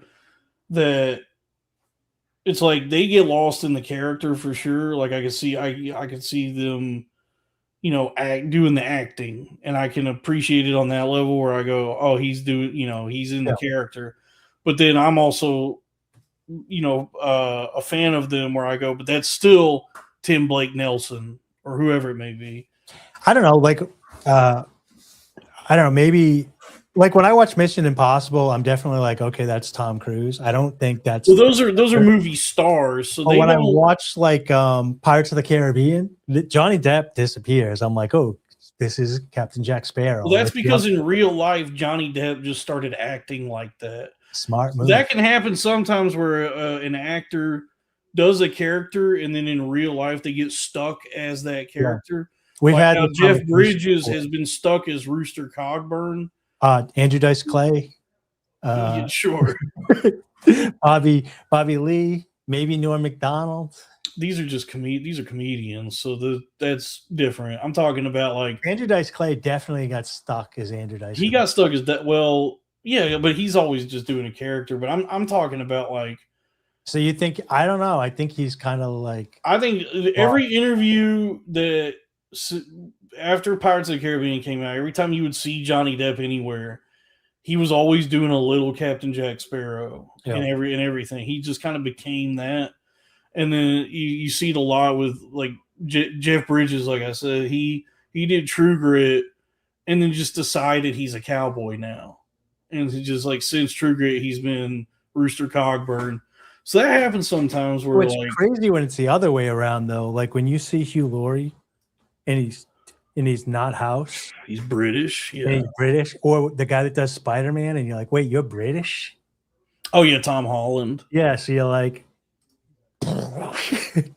they do a really good. Keira Knightley does a good job at that too. But she's not as crazy. The one that gets me the most is Hugh Laurie when he's talking British water bottle. Everybody loves my British accent, especially Raphael. Water bottle. Have you? I'm trying to find this. So we got $20 from Howling Labubu Rises. And he says, please replay low value mail from 11 days ago with Drew Huntley from 2:30:30 to 2:33:30. I'm trying to see if that's what I have. Oh, I actually remember this. Yeah. Because we played this on the show before. This is him interacting with Polachuk. I don't see. I see one from 10 days ago. Is that it? The mosquito thing? Is it that episode? The one that we played a while back, or that Drew sent me a link to. I don't know. It says 11 days ago, but I'm on the YouTube page. Oh, 11 days ago. The one that we listened to before was like months ago. I don't know. I'm on the YouTube page for his show, and it says 10 days ago. Is that it? I don't know. He's saying in the chat, yes. It is? Okay. Well, I guess I mean I got it fast forwarded to 2:30. Chinese dentist. So I suppose I'll pull it up here. $2 from Drew Huntley. Rip Torn and Slim Pickens are my favorite actors. So thank you for that. And there was something that came across my desk here in the chat earlier that caught my eye. I missed it though. But it just, I don't know. It was a nice comment somebody made, but I don't remember where it went. There was just somebody saying that I was funnier than somebody. But I mean, they're more successful than me at this point anyway. So, what's done is done. All I can do is say onward and inward. But let's go ahead and see if this is what he wanted me to watch. Which was from a female mosquito biting me in Thailand. And no, that's not some kind of euphemism. It was a literal mosquito. Now, I bet a lot of you aren't liking this. People do not like change. People do not like a bunch of dorks in a lab. Just pause for a sec. We're doing you guys a favor. What? So Danny got really sick for a while because he got bit by a mosquito in a foreign land. Oh, he got that alpha gal? Yeah, I forget what it was, but he was very sick, and it was it wasn't just like the flu. It was like going to the hospital, going to doctors or whatever. And then him and Ryan have also talked about how Bill Gates wants to take the mosquitoes for a while and launch them in prior to the recent one. They've been talking about this for like a year now. So, just a little, if this is the clip, that's just a little setup for everybody. Dude, I fucking hate mosquitoes. They're rude. Yeah, they are. By releasing 64 million mosquitoes. And maybe you don't live in Florida or California, but I know some of you do. Right? Now, I asked Grok, what benefits I'm going to take I'm going to take the pro mosquito position. I'm going to, for a moment, be a mosquito advocate. Okay. And I asked Grok, what benefits do mosquitoes provide? So here's the answer. Mosquitoes in larval and adult stages are a key prey item in many ecosystems, transferring biomass between aquatic and terrestrial environments. In some cases, reducing mosquito numbers has measurably impacted bird breeding success, e.g. a 25% drop in house martin fledglings in one study area. Is that good or is that bad? I guess that's bad. No major species rely exclusively on mosquitoes, but they are an abundant, easy to catch protein source for many. In Arctic and subarctic regions, I didn't know there were mosquitoes in the Arctic. Many mosquito swarms influence the behavior of large herbivores like caribou. Animals avoid heavily infested lowlands and stay in windier areas. Wait, I might have fast forward. I think he said 2:30. Oh shit! I started at 3:30. 2:30. I started it at 3:30. I'm sorry. 2:30, 3:30. Okay. I was wondering what the was this it? Which was from a female mosquito biting me in Thailand, and no, that's not some kind of euphemism. It was we just watched the mosquito. 2:33. Now I bet 30. So 2 hours, 33 minutes, and 30 seconds. This video is only 8 minutes long. Is it? Oh wait, is it the call-in show? Is it low value mail? Oh shit! Oh, okay. I forgot it's like this. Okay, yeah. YouTube has those videos and then the live tab. Okay, it's this one. My bad. So, sorry about that. So 2:30. 3:30. Wait, 2:30. 2:33:30. Chinese dentist. 2 hours and 33 minutes and 30 seconds. So here we go. About right there. Okay. Sorry guys. I screwed that up. I mean, either way, it makes you gay. Yeah. Okay. Better question. If a mosquito stings someone who has AIDS and then stings you, does that make you gay? Yes. Okay. So now it's no character. God damn it, Danny. Sorry to get you off your roll there. The LA issue. Yeah. What's happening now? There's dog experiments. Would you classify those as Nazi experiments or just friendly experiments to help the homeless? I'm gonna go with friendly experiments to help the homeless. Connor would not approve. Also, dogs love running. Yes. The Iran war. Why are we at war with running? It's like So these are questions from dog. These are questions from dog. Okay, fair. These are questions from dog. We're not at war with running, or playing fetch.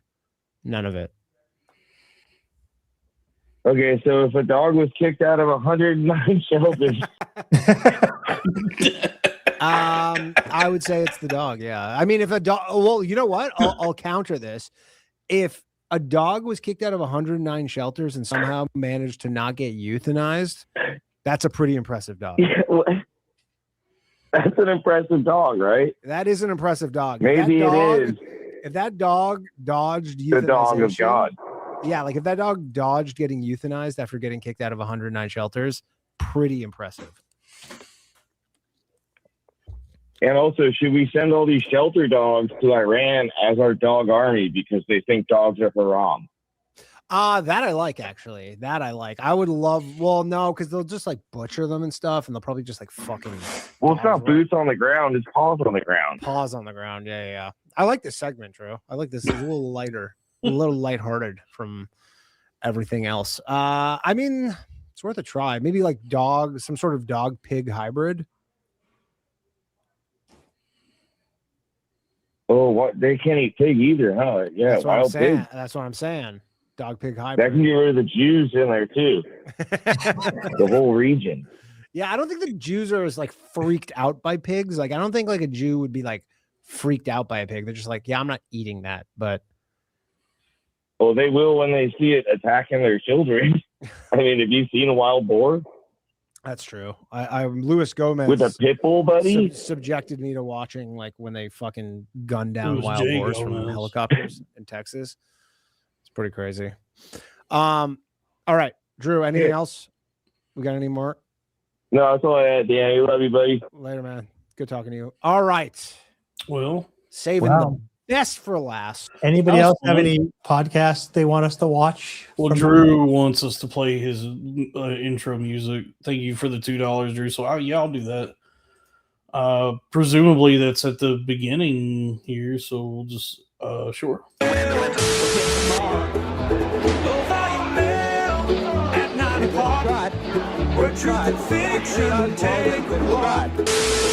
Why don't you swear on the Bible that you walked on the moon?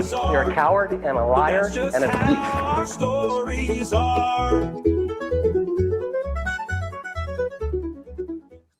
It's come a long way. I remember when he started. the Welcome. show. Great clip. Very good, Danny. Congratulations. Everybody go check out Danny Polchuk. I love dogs. Yeah, that's a fun.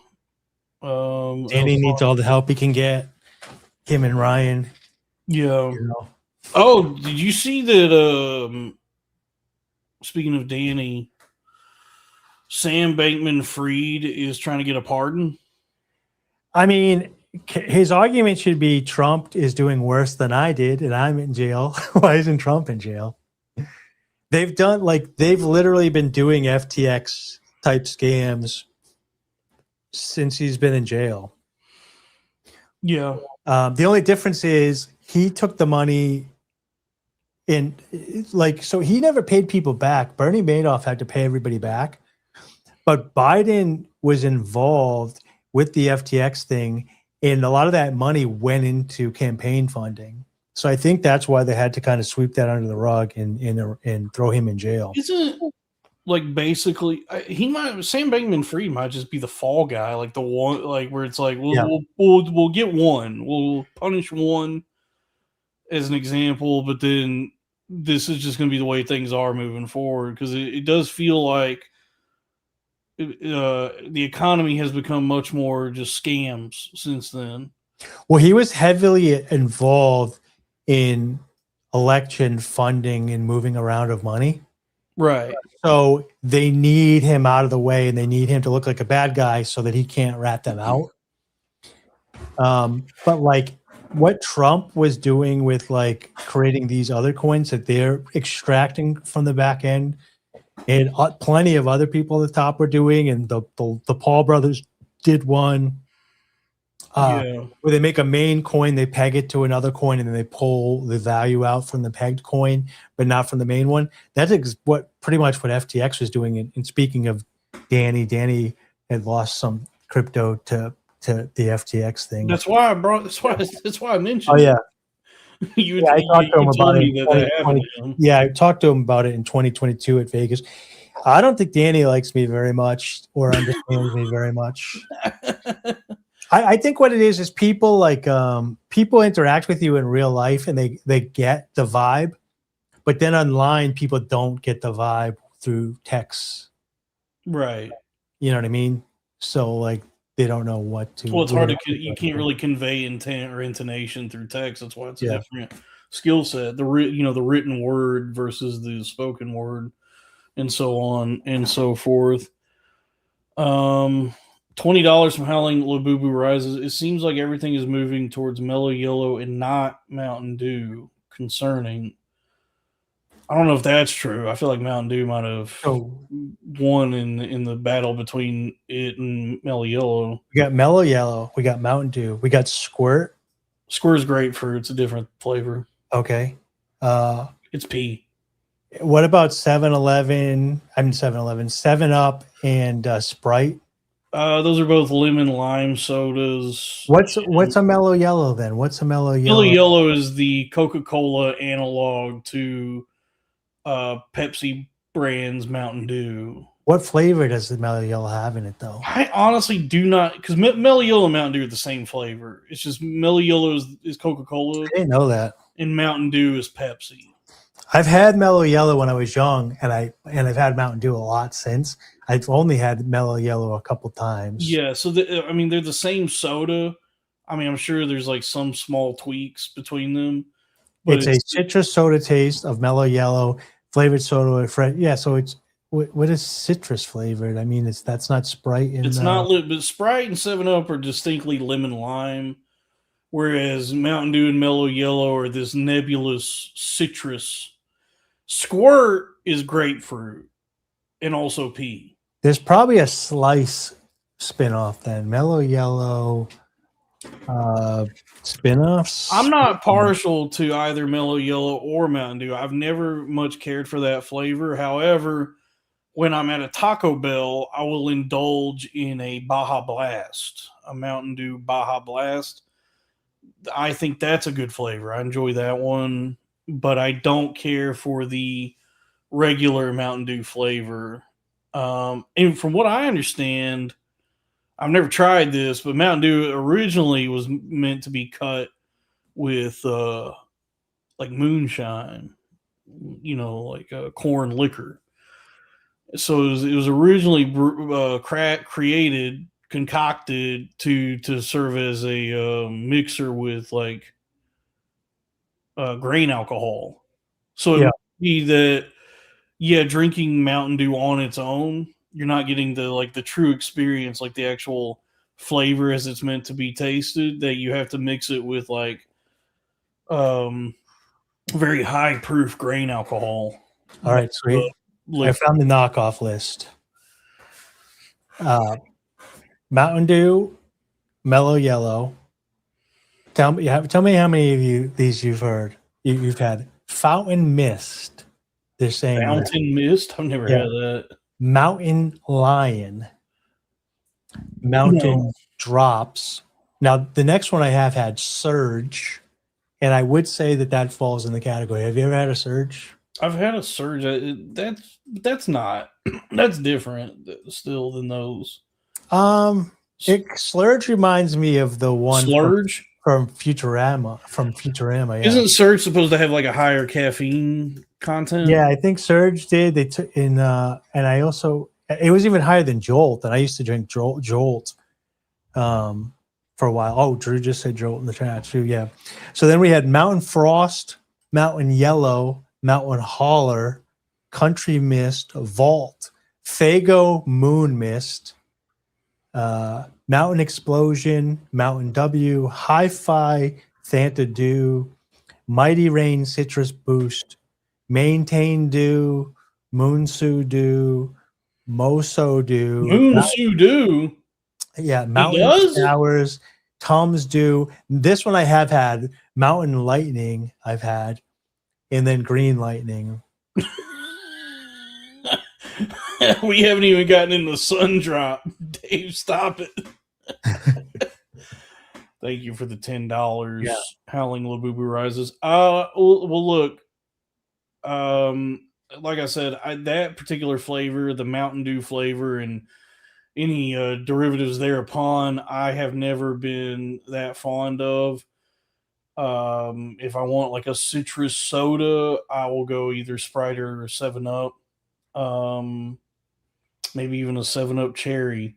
What I had this week that was really good, A&W Cream Soda Zero.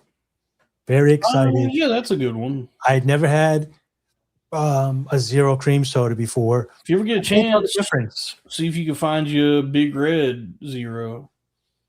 Which is like a cream soda. I haven't had any of the Mountain Dews. I've been trying to stay away from the caffeinated soda, so I haven't had any of the Mountain Dew Zeros. I found RC Cola at the Dollar Tree today. I love RC, dude. But they didn't have RC Cola Zero. I'm drinking Pepsi Wild Cherry Zero right now. I got it in my Stanley Cup. I got Stanley Cup. Look at that. And then right there, that sticker, you can buy that sticker at bpnmart.com. I'm gonna look. Actually, check this out. We got a new sticker. Let me show you the well, first, hold on. I see this. So I got this queued up. Drew Super Chat $2. He wants to play the Donovan song Mellow Yellow. But I'm going to do a plug real quick. So first, something came across my desk. Oh, hold on. I'm going to show y'all some stickers here in a second. But first, this came across my desk. So what do you guys think about this? What do you think about that? I mean, what is there to say? It's a lady with some breasts. She's like, look at my breasts. It is a lady with some breasts. I think the arm's a little masculine. I don't like the masculine hand or the tattoos, but breasts are cool. Right. You're kind of gay for even for noticing that she has hands. I don't like the armpit flab.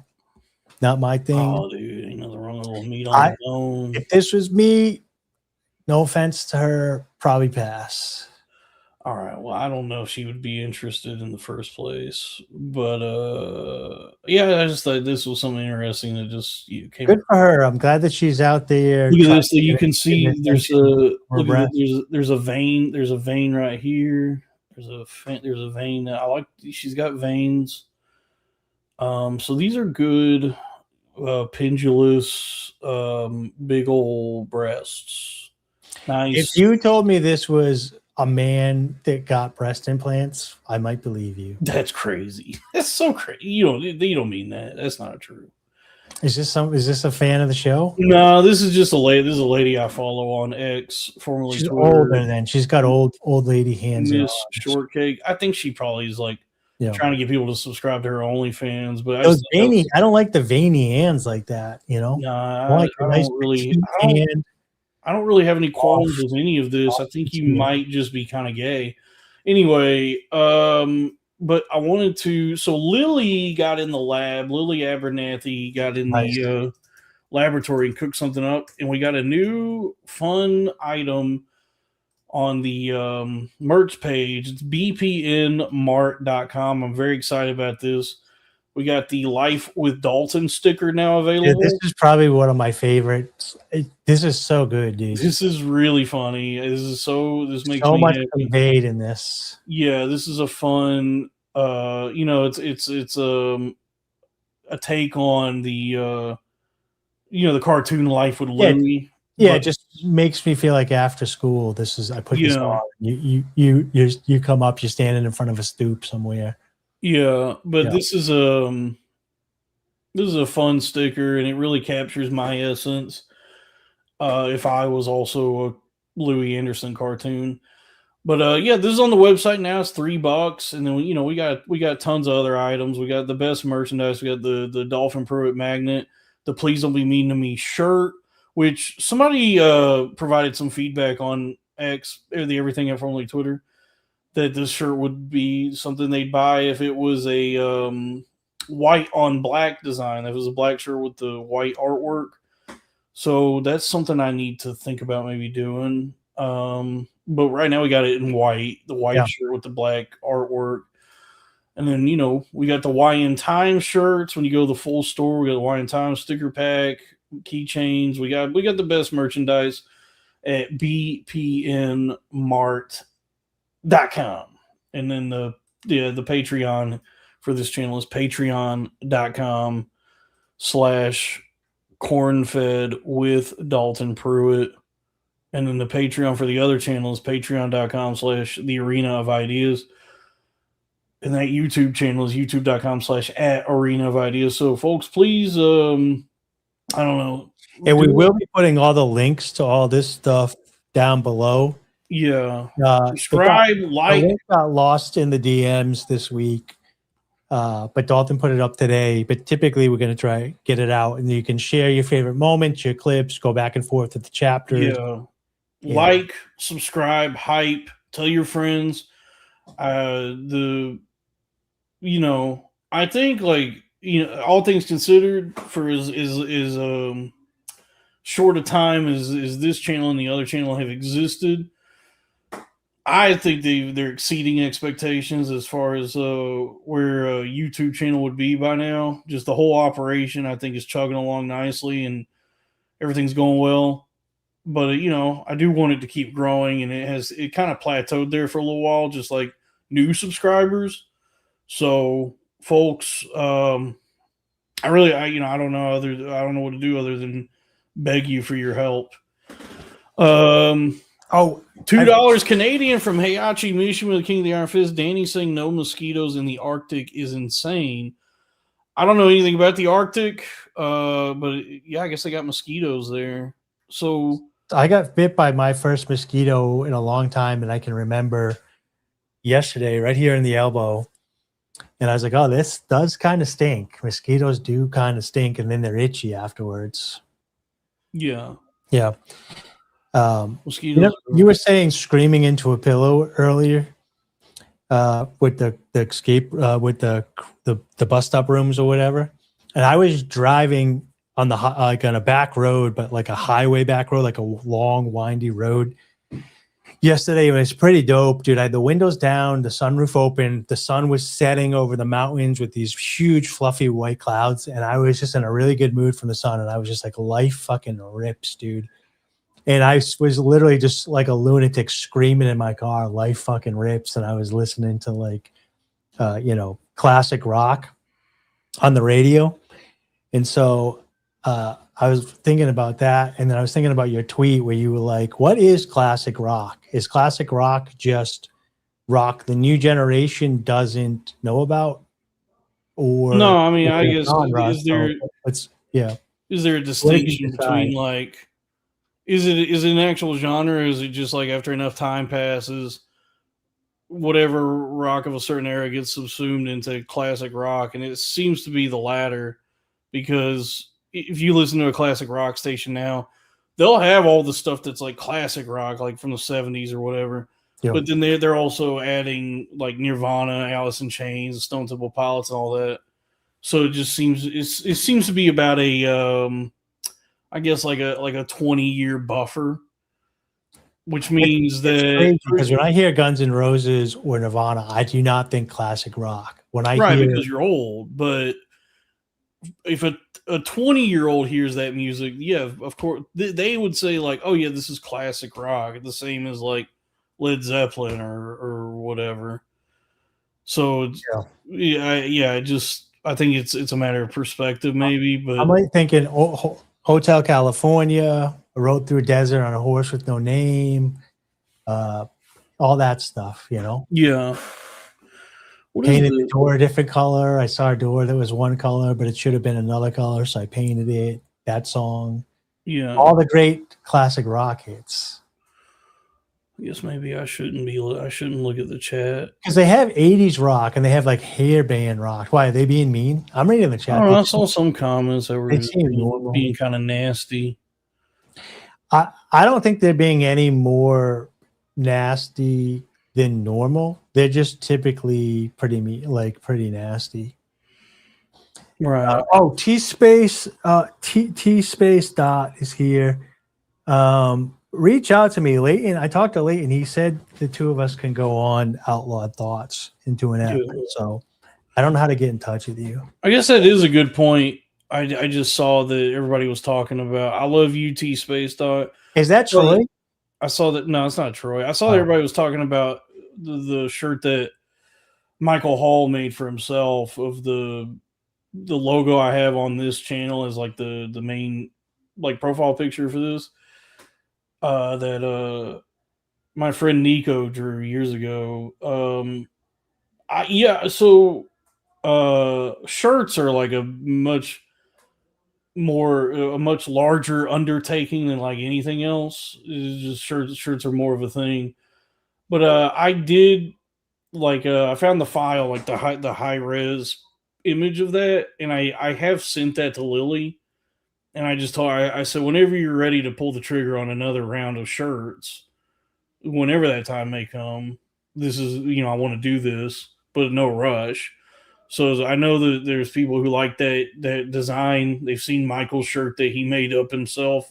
Oh yeah, like the blue one. The blue one. And so it's like that is something I've listened to the feedback. I hear you. I feel like that'll fly off the shelf. Yeah, and so it's just a matter of like, but I make because she does all, she handles all that, and I just she doesn't want to do this. I had mentioned this to her 6 months back, and so if you guys are ordering from the BPN stuff and you're especially getting shirts, this is high quality fabric that you're getting. Yeah. It's going to last, because I had said, why don't you hook up to Printful or something and just do some samples, and the ones that actually sell through a third party that prints them on demand with your designs, the ones that pop off and sell, make some of those. And she doesn't want to do the low quality merchandise, which I respect and understand. So you guys got to remember, when you're ordering this stuff, it is a high quality, thick, lasting material. This is not a cheap. It's not as thick as the first batch of shirts, because there were some people that said those were too thick. So all the shirts that are being made, the Why in Time shirts and the Please Don't Be Mean to Me shirt, and any shirts moving forward, are 100% ring spun cotton. That is a lighter material than the original Crowder Boys shirts. Rest in peace, Crack Amico shirts. Because people did say those were a little too thick, but it's still a good, durable, quality material. And Lily has a lot of experience in like clothing and doing all this kind of stuff. And but she also like handles all the like merch side of everything. So it's like, I'm not going to rush her on it. I sent her the picture. I said, whenever you're ready for this, here it is. But I'm not in any hurry. Just things happen, things happen when they happen. And you can't rush greatness. So, but I'm listening. I hear your feedback, and that shirt is going to happen. What was that? So anyway, classic rock is just like whatever rock music was like 20 years ago is usually 20 plus.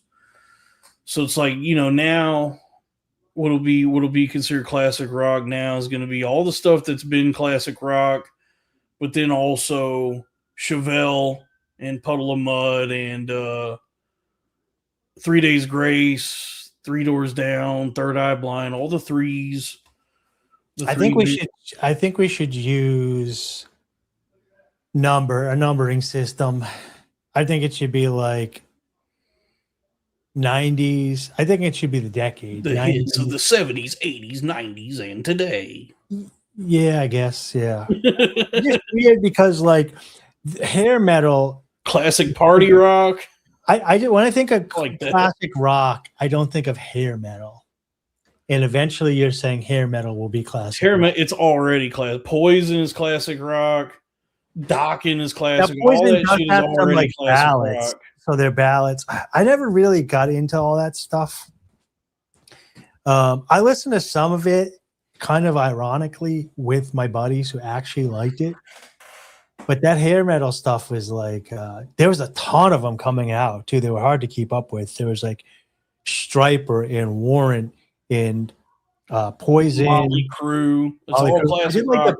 I like the Black Crowes a lot. I still listen to Black Crowes. They're very good. I still listen to Guns N' Roses. Guess what? I never really like Metallica. I know that they're good and they get some great songs, but not for me. And there is some good Motley Crue songs, like Girls, Girls, Girls. When you're driving on the highway with the windows open, makes you just want to freaking rip it, dude. Sure. I mean, it's not for me, but I guess I could see, especially in a time of excess like the 80s, in excess. Yeah. That's also classic rock. I didn't like YouTube, didn't like NXS. Rat was funny, didn't really love them. Quiet Riot, not a huge fan. I did listen to Pantera. I did listen to That's classic rock now. I would listen to Iron Maiden. Didn't love them, but I listened to them. We had boom boxes and cassette tapes.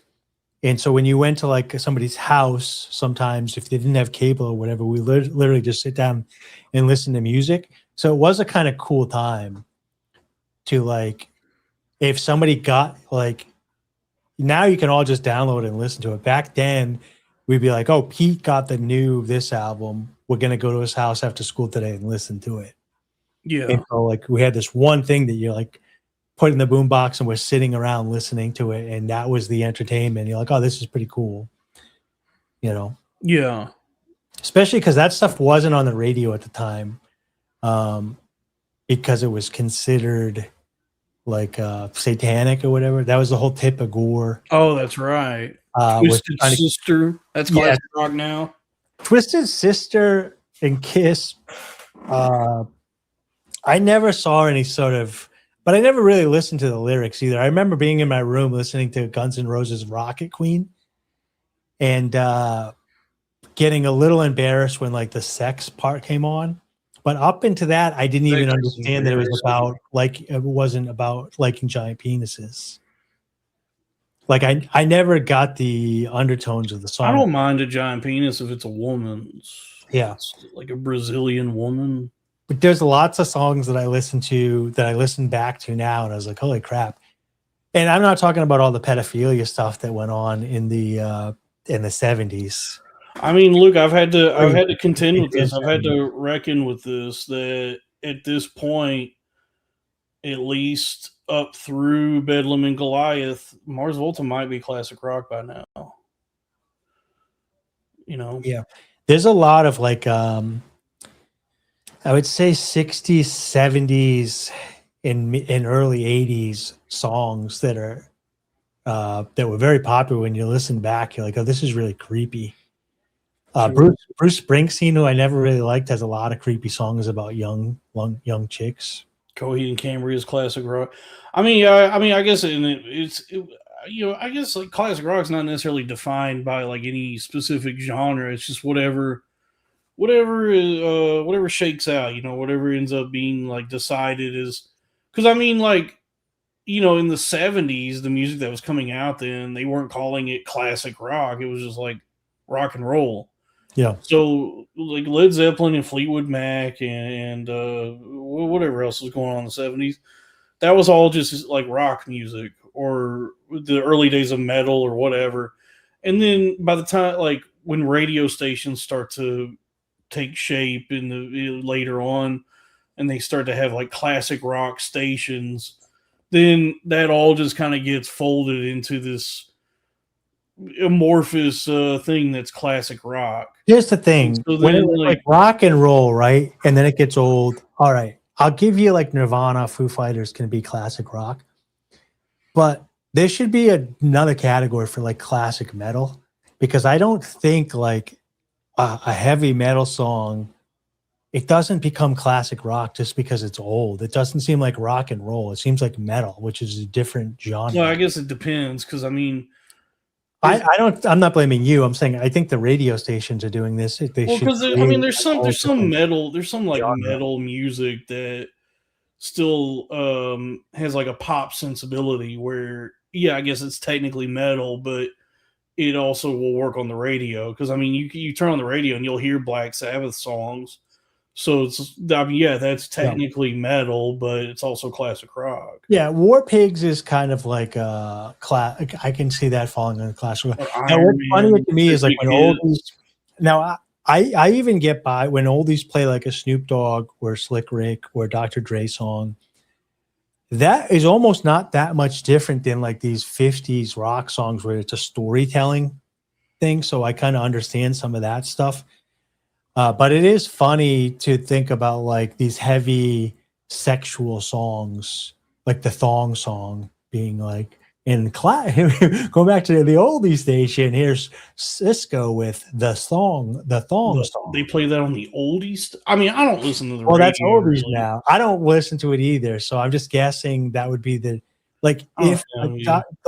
so Slick Rick and like Big Al were kind of storytellers, and Snoop Dogg kind of like was the next generation when he came out with 187 when Dre found him. That kind of was like a storyteller. And even Eminem is kind of held on to the storytelling aspect of it. It's not just, random bars. So I can kind of see that's getting played at an oldie station as it gets older. And it's not that much different. It is just funny to think that the thong song and stuff like that, or it's getting hot in here, take your clothes off by the passage of time is relentless. And time comes for all of us, and eventually everything just becomes classic and oldies and old school and the way back and it's all, everything just ends up becoming throwbacks to something, and so, and then that which is current and new is but fleeting. Fleetwood Mac. It's scary because we've had this discussion before as time marches on or whatever, but that's a great song. That's a classic. As I'm getting older now, I'm kind of like you have your whole life in front of you, right? And you have these dreams and these goals and these aspirations and stuff. And then eventually you have your whole life behind you and you go, and then you get whoops. I'm probably not even midlife, but I kind of feel like I'm midlife because my mom's side of the family all lived into their hundreds and currently are in their 90s and getting into the hundreds. So I kind of feel like I'm not going to follow my dad's footsteps, but so I kind of feel like I'm about a little bit more than half maybe. And I'm kind of in this place where I want to be ambitious and push for more, but also trying to enjoy every moment that I have left. And it's kind of crazy, Oh, I'm not even that old. Maybe like I can tell like Chris Chappelle, he's got bad genes because he's low IQ. So they make bad decisions. So for him, 51's ancient. His family's probably all dying and shooting each other in the trailer park. But my family, Chris Chappelle show in the chat. Oh. But my family, high IQ, intelligent, lovable by the community, propped up, friendly, loved, hoisted up on the shoulders wherever they go. Happiness will lead me into my hundreds. No, you know what actually will probably end up killing me? I wonder about this. So they say being alone is supposed to be like worse than smoking cigarettes. And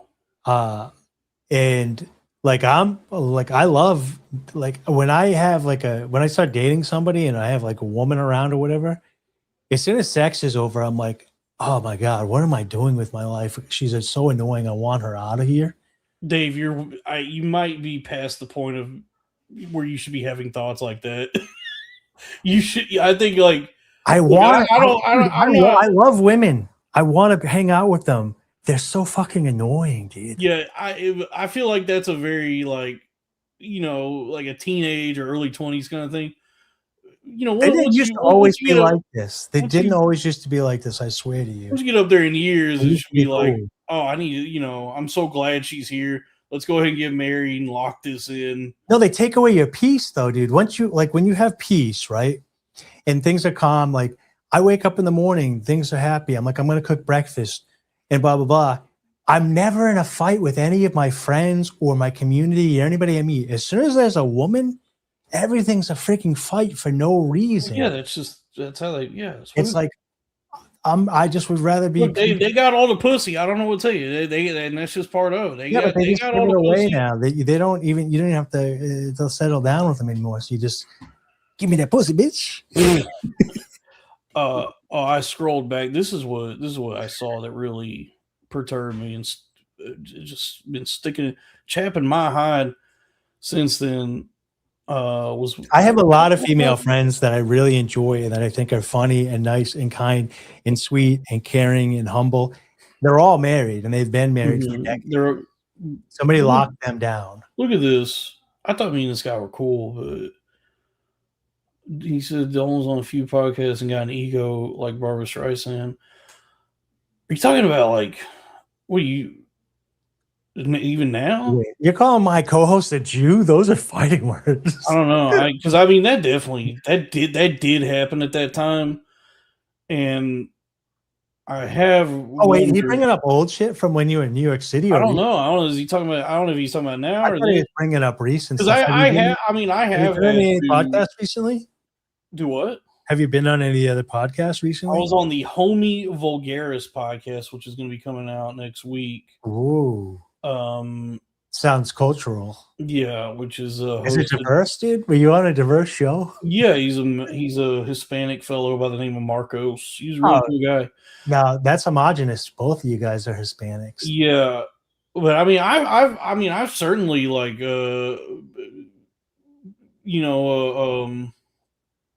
what's the word I'm looking? I mean, I felt conflicted within myself about that time because I mean that did happen. I mean, I feel like everybody saw it happening or could feel like that when I first came on the scene. I was just a little all shucks kind of guy, and then as time went on, I had gotten a bit of an ego, and I've wondered since then how much of that was just like actually me, just like this really disgusting part of myself that's who I am. Or how much, because I mean, I was manic and then just like had a mental break, and how much of it was like due to like a mania that I was experiencing. And I guess maybe there's a little column A, a little column B, a little column Tyrell. But, I mean, I certainly, events transpired that kept me in check that, it kind of, but part of life is like the Matrix, right? And a lot of people are still living before they even have the choice of the blue pill or the red pill. And you've kind of been red pilled, not in the modern sense of like the manosphere or anything, but more like once you had this dream of what comedy was and what the people would be like and the fun and the atmosphere, whatever. And then when you went and you actually saw the reality, you're like, oh, this is not what I imagined. There's like a lot of climbing and cutthroats and politics. It's not all about the comedy, and there's all this other bullshit. Like we don't see like the best comedians. We don't see the best philosophers. We don't see the best doctors online. You see the best doctor that's good at social media. You see the best comedians that are good at playing the game of social media. You see the best philosophers that get the whatever. So like there's people in the trenches that are doing better work that aren't getting pushed up because their skill set is so good in that thing that they don't have this other skill set. And I mean, very few people, and I know some of them, but when you meet most of these guys at the top in any field and you talk to them, they're calculating. Sure. And if you're not a person that calculates and you're like, oh, I thought we were all just getting better at our craft and the merit was rising us to the top, and you realize their merit's here, but their social climbing skills are here. So they seem like they're the best at whatever this skill is that they've focused on, but they're really just good at climbing the system. This brings me to Elon, like Elon making the $1 trillion. By the way, congratulations to Elon. He's really good at working the socialist system of the money printing machines with his cronies. And so like, is he the scientist that knows the most about like space travel and physics and all that? Probably not. He's probably intelligent and all, but he knows how to get the money, and then he knows how to get those people to delegate that stuff to. I've been told by a lot of people on Twitter, forgive me, X, the everything app, formerly Twitter, over the last couple of days, that Elon has actually built things and made the life better for everyone on this planet in ways that many of us could never hope to ourselves, and that you need to keep your fucking mouth shut. So that's the thing. It's so polarizing. So that is true. Elon has created stuff. He has generated stuff. He even made 4,400 people that got into SpaceX early, millionaires that had shares and stuff, and they built stuff. It's not that he didn't accomplish anything good, right? And that everything that he's done is bad because of the system or whatever. Because he could have, if he fought the system his whole life, he wouldn't have been able to create that. But they're also the libertarians and stuff, and this is bothering me, are pretending like it's not a socialist endeavor. The way that the stock market is not people investing in a project and then that money gets used to build, and then hopefully that company gets bigger and they have more money, and it goes to the shareholders. Now, it's all speculatory, money printing. People type into a computer and they move stuff around now. It's so awesome, dude. Have you watched Billions? I hate it. It's theft. It's robbing you guys of a future. It looks I'm on my cool. way out, but it's robbing the next generation of a future. This current thing was a bailout. This is a money transfer from the middle class through to the elite rich again, which is why they lowered the standard to get in and buy these stocks. I mean, it does feel like that whole Doge initiative, like the Doge stuff at the beginning of this administration, was like setting the stage for this to happen. Like he worked his way into the government in some way and was able to go through and just like, gut all these programs and like restructure the government in a way so that when this company has its IPO, he gets to be, now he's a trillionaire. Yeah. Like it feels like he somehow was able to get his hands on something within the United States government where he was able to manufacture it to his benefit. But what I don't understand about the libertarians anymore, a good business, or at least the libertarians that I'm seeing on X. I haven't talked to any of my friends about it or whatever, but the ones that I'm seeing on X are just talking like the Republicans or neocons or whatever now, because like when AOC spoke up about like there shouldn't be billionaires, right? She's not really articulating it very well, but you can reach some of these Bernie supporters and AOC supporters if you actually kind of agree with them that fiat currency is creating crazy inflation and control of these finances. Have you ever driven a fiat? That is creating these billionaires and now trillionaires, and it's not a free market system that's doing this. It's a socialized government structure, but they're pretending like these people are creating this, that they're actually like generating wealth when they're really just typing numbers in a computer, which creates inflation, which steals it from everybody underneath them. They get to use it when it's full power to do what they want and get stuff, and then the rest of us have to buy freaking $20 Cheerios because of them. That's not capitalism. That's not a free market. It drives me fucking crazy that these libertarians they can't give, like sometimes Bernie does say something or AOC that's actually kind of correct, and they just were like, nope, they're in this political category. We can't agree with them or have an open dialogue with them. They're just like, nope, they're wrong. She's stupid. She's a bartender. And it's like, I just turn my phone off and go into the woods now. I'm sick of it. It's a tough job, bartending. I never did it. I was a barista, is the closest I ever got. But I mean, it does actually. I wish some libertarians or like Dave Smith would sit down and have a discussion with like AOC, but he doesn't even do libertarian philosophy anymore. It is shocking that there's so many inconsistencies within the Libertarian Party. We got $5 from Howling Labubu Rises. Congrats to the Eurofolk on their recognition of chicken fried steak and biscuits and gravy. Everything is fake. That is true. Biscuits and gravy is tight. Chicken fried steak is good. And the economy is smoke and mirrors and trickery, illusions. It's all made up. But the points do matter. So the problem is I've never had biscuits and gravy, by the way, and unless I could make it or find it as vegan, I never will. But I had gone drinking post 2015 with my buddy because he got it and I couldn't get it. And we were both drinking. And he's like, dude, get the biscuits and gravy. They're so good. When I was down south in the military, I used to get them. And so he gets a big order of biscuits and gravy and he's eating them. He's like, man, they're so heavy. They're heavier than I remember. And I was like, well, dude, you're 40 now. You know? Like, two should do you just fine. Usually so he pounds like a whole plate of like this biscuit and gravy's meal, dude.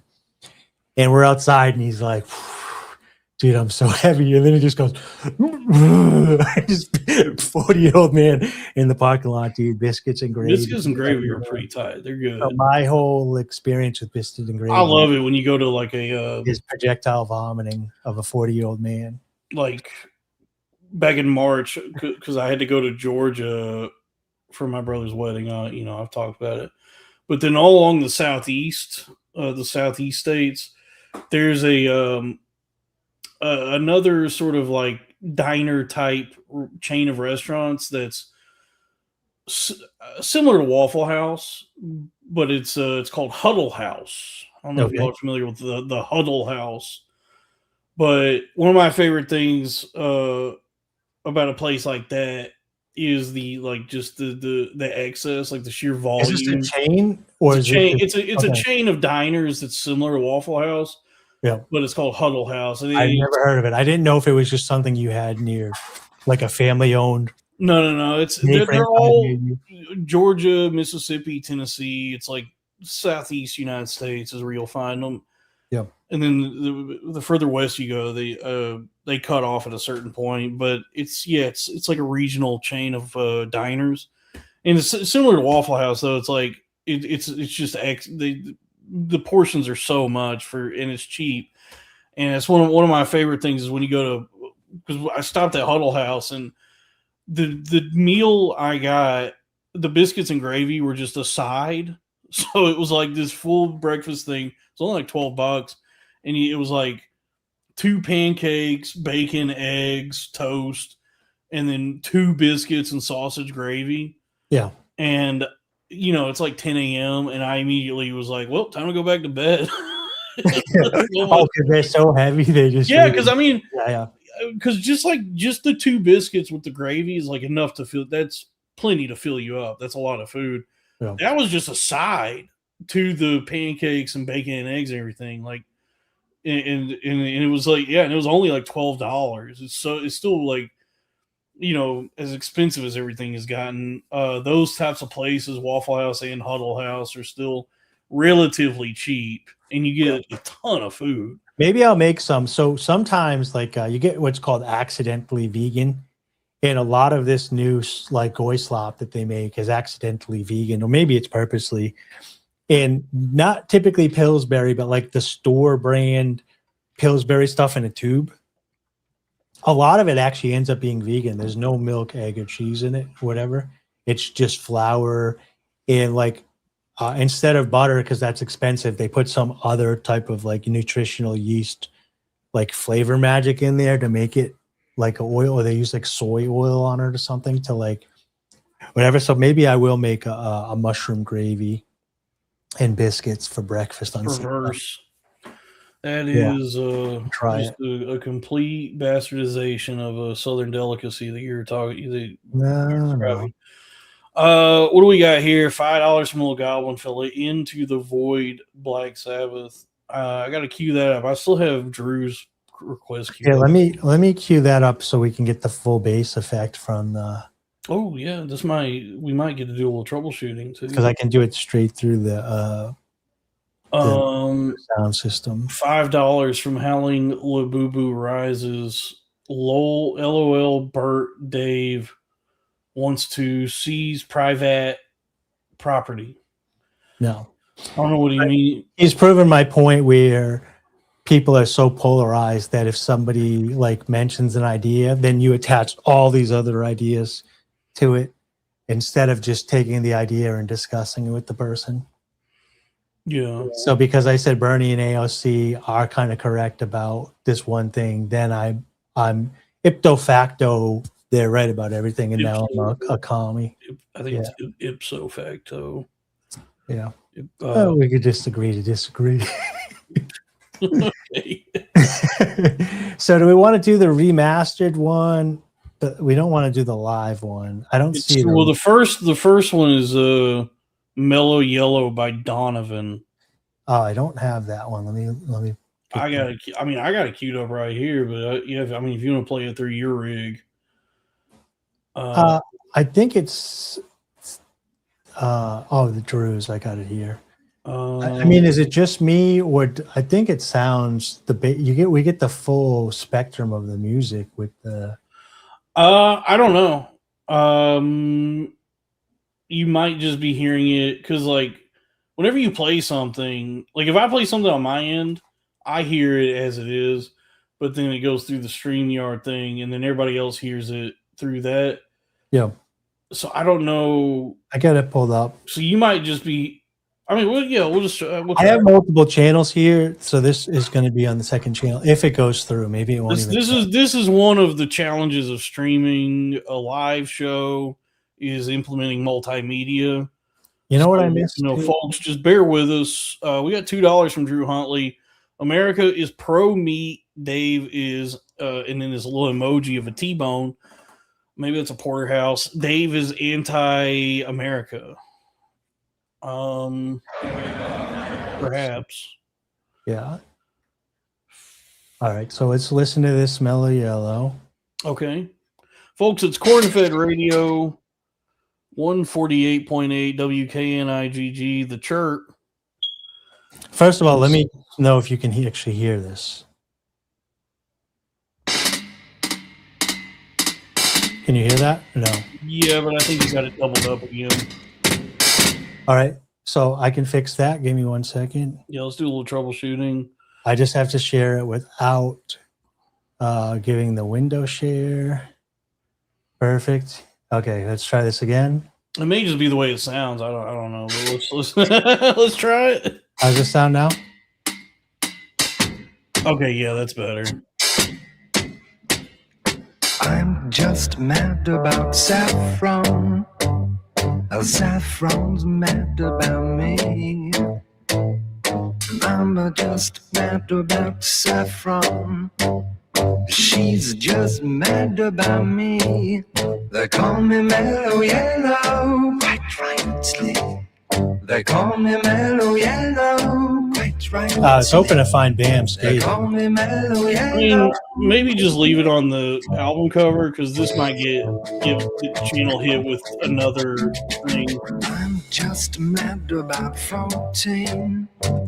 See where your head's at. She's mad But- about me. I've been watching a lot of Bam Skate. I'm glad that he's back. Yeah, it is nice. I'm glad that he's back. She's just mad about me. They call me Mellow Yellow. They call me Mellow Yellow. Quite rightly. They call me Mellow Yellow. This is actually a sad song that I didn't realize I was older. Born a high forever to fly.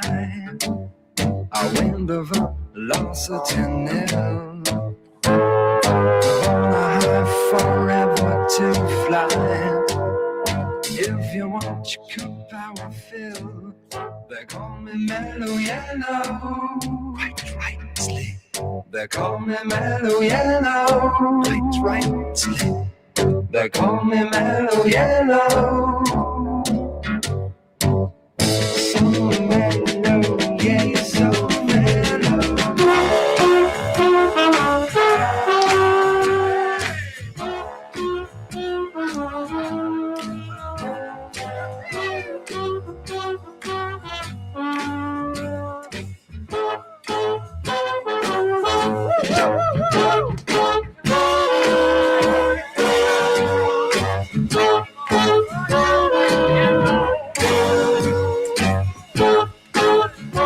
Now she's got some nice titties.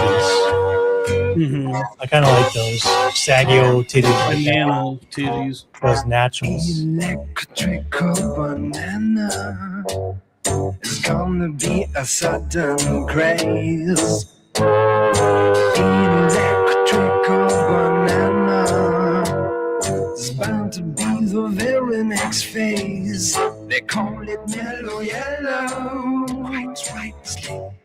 They call me Mellow Yellow. Quite right, Slick. They call me Mellow Yellow.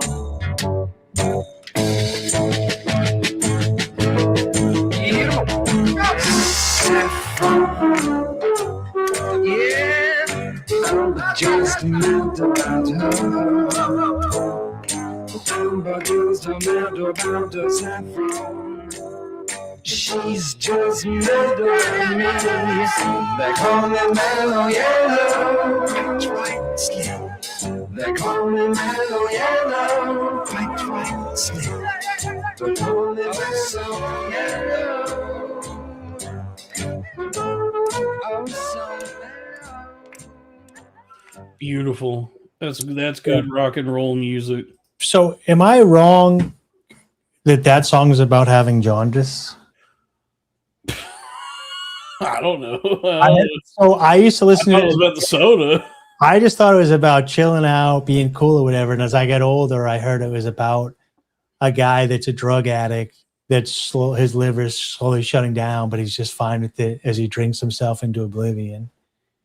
I don't know. You know, It's about Michael Jordan. Yeah, I mean it's the Leaving Las Vegas story, right? $5 from Howling Labubu Rises, Creating Big Gov's Problem, starring Dave. Yeah. Yep. The government sucks, dude. Oh, so I do be liking girls. I like pretty girls. I like all parts of the woman. So what's funny is Thursday, me and Robbie were talking about how much we love Quinfinite, and I mentioned this to you. I get that. I mentioned this to you before that I've even considered just going on ahead and whipping out my debit card, because I won't get approved for any credit cards for a while. I have to get a debit card. But I've considered whipping out my debit card and going ahead and subscribing to her OnlyFans. But then that night, me and Robbie, because me and Robbie were talking about it, and then that night she posted on Twitter that she, for that night only, was making her OnlyFans free. If you went ahead and went to her site and subscribed, it was free to subscribe. And so I did. Went to her OnlyFans page, and it said if you subscribe now, you get it free for 27 days. Whoa! Well, this is a hell of a deal. The fact that we're even seeing you right on air right now is and this is what I was talking about earlier, how everything is a scheme and it's all baits and switches and getting one over on you and duping you. Because I subscribed to it thinking I was about to unlock a treasure trove of jack-offable materials. Yeah. I've never. She's got a free tier that was free. Basically, yeah. I've never really perused OnlyFans ever. There was one time I did. So is it videos? So you log in and it's like a video tube site. So when I subscribe to her page, her channel, on OnlyFans, there's like a bunch of pictures, which so you log in, and is it like a MySpace? Is it like a Facebook with nudies? Like no. You have to actually go to somebody's profile and subscribe to see that. Because technically OnlyFans is not just for porn. It's like all kinds of things. So it's more. Yeah, so when you log into OnlyFans though, what does it look like? Social media? It looks like a social media thing. Okay. And then you can peruse people on that social media that you want to follow and then subscribe to. Yeah, so I did subscribe to the free thing she was promoting. Yeah. Because I was like, well, I mean, there's no risk, no investment or anything, so I'll check it out.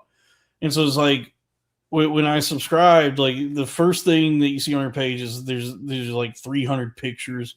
And I mean, they're good photos. I mean, it's all just, some of it's stuff she's already posted to Twitter. Like she posts nudes to Twitter.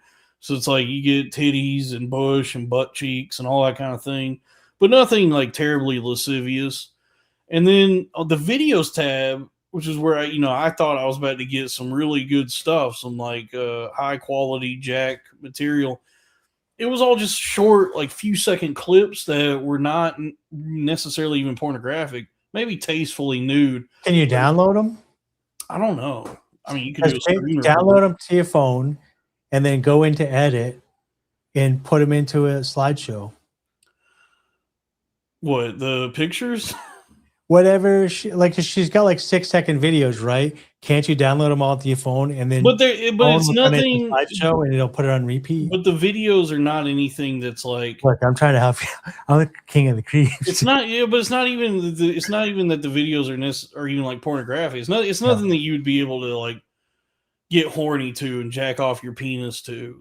I mean, there's one that's like a few minutes long that's where she's butt naked and she covers herself in baby oil and then hula hoops. So if the athleticism and I thought you said her ability to hula hoop arouses you, then didn't you watch her have sex on a couch or something once? Well, I've gone to Bing before and I've typed in Quinfinite OnlyFans leaks and I've watched videos of her, playing with herself, sucking a guy's penis, getting fucked in her pussy, getting fucked in her ass. 2 guys and Quinfinite 2 guys, Quinfinite 2 girls, 2 girls and a guy, all different. I know all this went on. So I thought she was one of those creators that like, because she has like humor and stuff. And then I thought she was one of those creators that had like a boyfriend or something that made content with one Maybe person. she does. I didn't know that she was like a true pornographer. Like she's a professional. Like I guess technically it's amateur, but all these OnlyFans girls, the ones that make any money are professional business ladies. They got a whole a manager. They got a whole deal. So what I experienced like going through this OnlyFans is like I subscribed and then immediately I got a message from her. Yeah, it was definitely from her that was like promoting something that I could buy that was like $50. Hello, Mr. Dalton. Hey, you're very sexy, man. Yeah, but then I got like a follow-up. You think it's her or you think it's her Indian no, it's it's either a manager or a bot or something. It's definitely not her. All right. I'm just making sure because you said then I immediately got a message from her. So. No, I got a message that said it's from Quinfinite, like her profile, but it was something that was like, let me see, I'll pull it up. Oh, she messaged me again. The most recent message I got from her says, "How scary would it be if my boobies jump scared you?" So it's stuff like not very scary. Yeah, I don't know if I'd be. What's the one? Do you know Jessica Crowley? I think no. I know Mr. Crowley. I don't know Crowley from.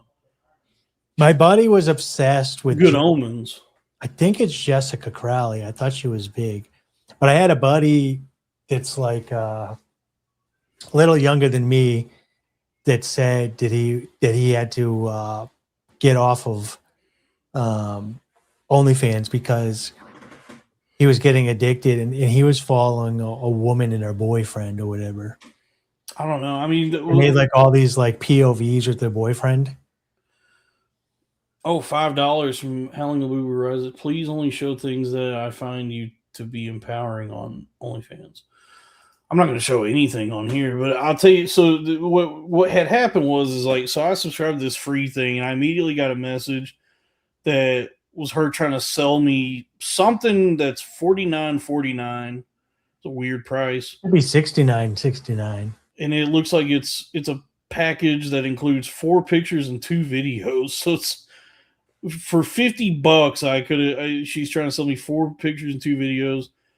And you know what's crazy? So I mean, when you're in that mental state, right? Whether it's with an actual woman or in pornography, and you're like prefrontal cortex shuts off. that's where she probably gets people. Like you're horny, your dick's in your hand or whatever, and you're like trying to find something between my thumb and two fingers. You're going through, and you're trying to like figure out something that you're gonna bust to, and then you get that message, and you're like, "Fuck it." Because here's the thing: is it click to buy, or do you have to put in all the numbers? You have to click unlock. Well, you have to have a credit card. You have to have a card on file. So like, if I had a card on, if I owned OnlyFans, you sign up for OnlyFans with the credit card, and then it's like Amazon, where once you get them in there and they're horny and they're looking around, it's one click to buy. So So that, I mean, that is the business or whatever, and like she's like this, and you have to like it'd be like 4, 5, 9. Is that a 6 or an 8? Yeah, no, that is the business model. Turn the light on, like that would, I mean, you're not going to get anybody to sign up. Then. No, the whole model is that you put a card on file, and then they send you like they pitch you like shit you can click on to buy, and then you just you're horny, you got your little penis in your between your fingers, and then they start sending you stuff, and you just start clicking in. Before you know it, you're out hundreds of dollars. Because she sent me that initial message. It says it's like her pitching whatever this package is, and it says, "Hello, I'm Quinn. Well, welcome to my page. What brought you here? Be honest. Was it my juicy melons? Here's a few samples if you want to taste them." And then she followed it up. So she's talking to black people. I guess. Yeah, because they like watermelon, I suppose. But then she followed that up and said, okay, but for real, is this just some fuck username because I'm having one of those off days? So I'd love to know who I'm talking to. Fake, not fuck, LMAO. And I just told her, I said, well, I'm using a pseudonym because I'm shy and I'm nervous about using this site. And then she said, I'm glad you found me. What part of my perfect body are you craving the most right now? I want to know. How horny would you have to be to like somebody's typing to you like that and it sounds so robotic. I mean, at this point, I was pretty titillated. I mean, I definitely, there was a part, the rational part of me understands I'm talking to like either a manager or somebody that's not something that's not her or a bot.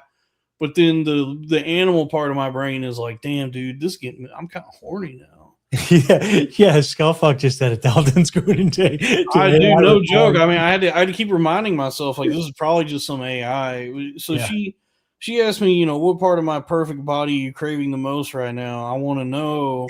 If I was texting with a woman and she said that, I would be like, what is going on? Well, I responded. I said butthole. And then she said, now that's music to my ears. There's a lot of, she's using like more extra consonants. So she spelled ears, EARSSS. Why don't you tell me exactly how you play with this juicy ass of mine? Then, like, should I sit on your face or do you want me to bend over instead? And I said, yeah, I think to start, it'd be cool if you sat on my face. Preferably while you're kind of sweaty, like after a light workout. And then she sent me another pitch for another video package. It says unlocked for $35. And it says, lie down on your back and prepare that comfy face of yours. It will become the best chair, my fat ass. So she meant to say for my fat ass, but it just says the best chair, my fat ass. Or no, never mind. It says it will become the best chair my fat ass has ever sat on. Okay, it's grammatically correct. I'll make it my mission to move as much on it as I can, just gliding on that nose of yours with my pussy while you gasp for air. Tell me, who would get more pleasure from this? Now, this is where I'm calling bullshit because I specifically said butthole. Yeah. And she's talking about grinding her pussy on my nose, and I go, there was no mention of a pussy in my response. What are you talking? Don't try selling me pussy before you even followed through on butthole. And then the next thing she sent earlier tonight is how scary would it be if my boobies jump scared you? So it's whatever this bot is like trying to implement like her known sort of a style or Yeah. sense of humor she's known for. Well, you can give them a knowledge base, which is funny. So, like, I'm just picturing them programming the knowledge base of the chat bot. It's funny. But look, I mean, like within that initial exchange, she's already tried to sell me on $75 worth of amateur pornography. We got to get some chatbots going. I guess so. I mean, she like Cornfed chatbots, dude. She's probably doing. You guys pretty want to well. hear a joke? Hey, sign up for jokes, $49.99. Yeah, I will tell you the funniest jokes that you'll ever hear. Yeah. So, Facio says he thinks it was really her. It might have been. It might be her.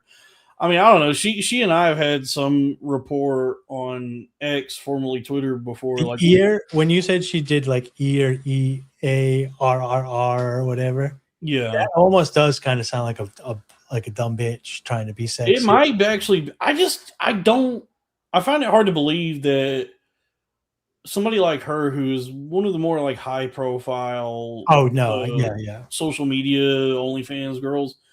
I find it hard to believe that she would be running her own like. Yeah, I don't think so either. I had a friend that did a private OnlyFans where she made like $100-$200 a month with like some close, pretty much guys that she rejected that wanted to date her.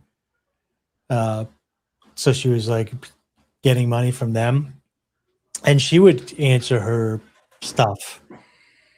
Because we'd be hanging out, and she's like, "Oh, I got to answer this thing." And I was like, "What is that? What are you doing?" And she's like, "Oh, it's the foot stuff."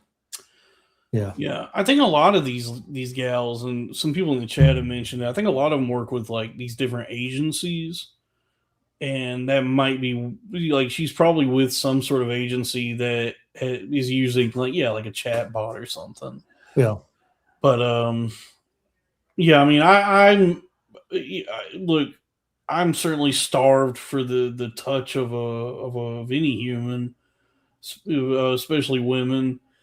But I have not gotten to a place where I feel like it would be something I want to do.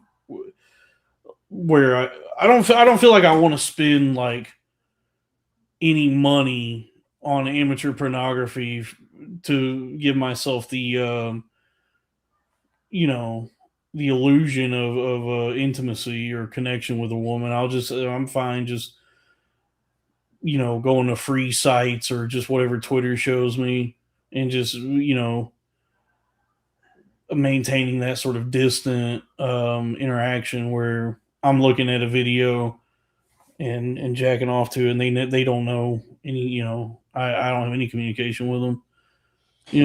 As desperate as I've felt in life, I've never felt like the need to pay for that.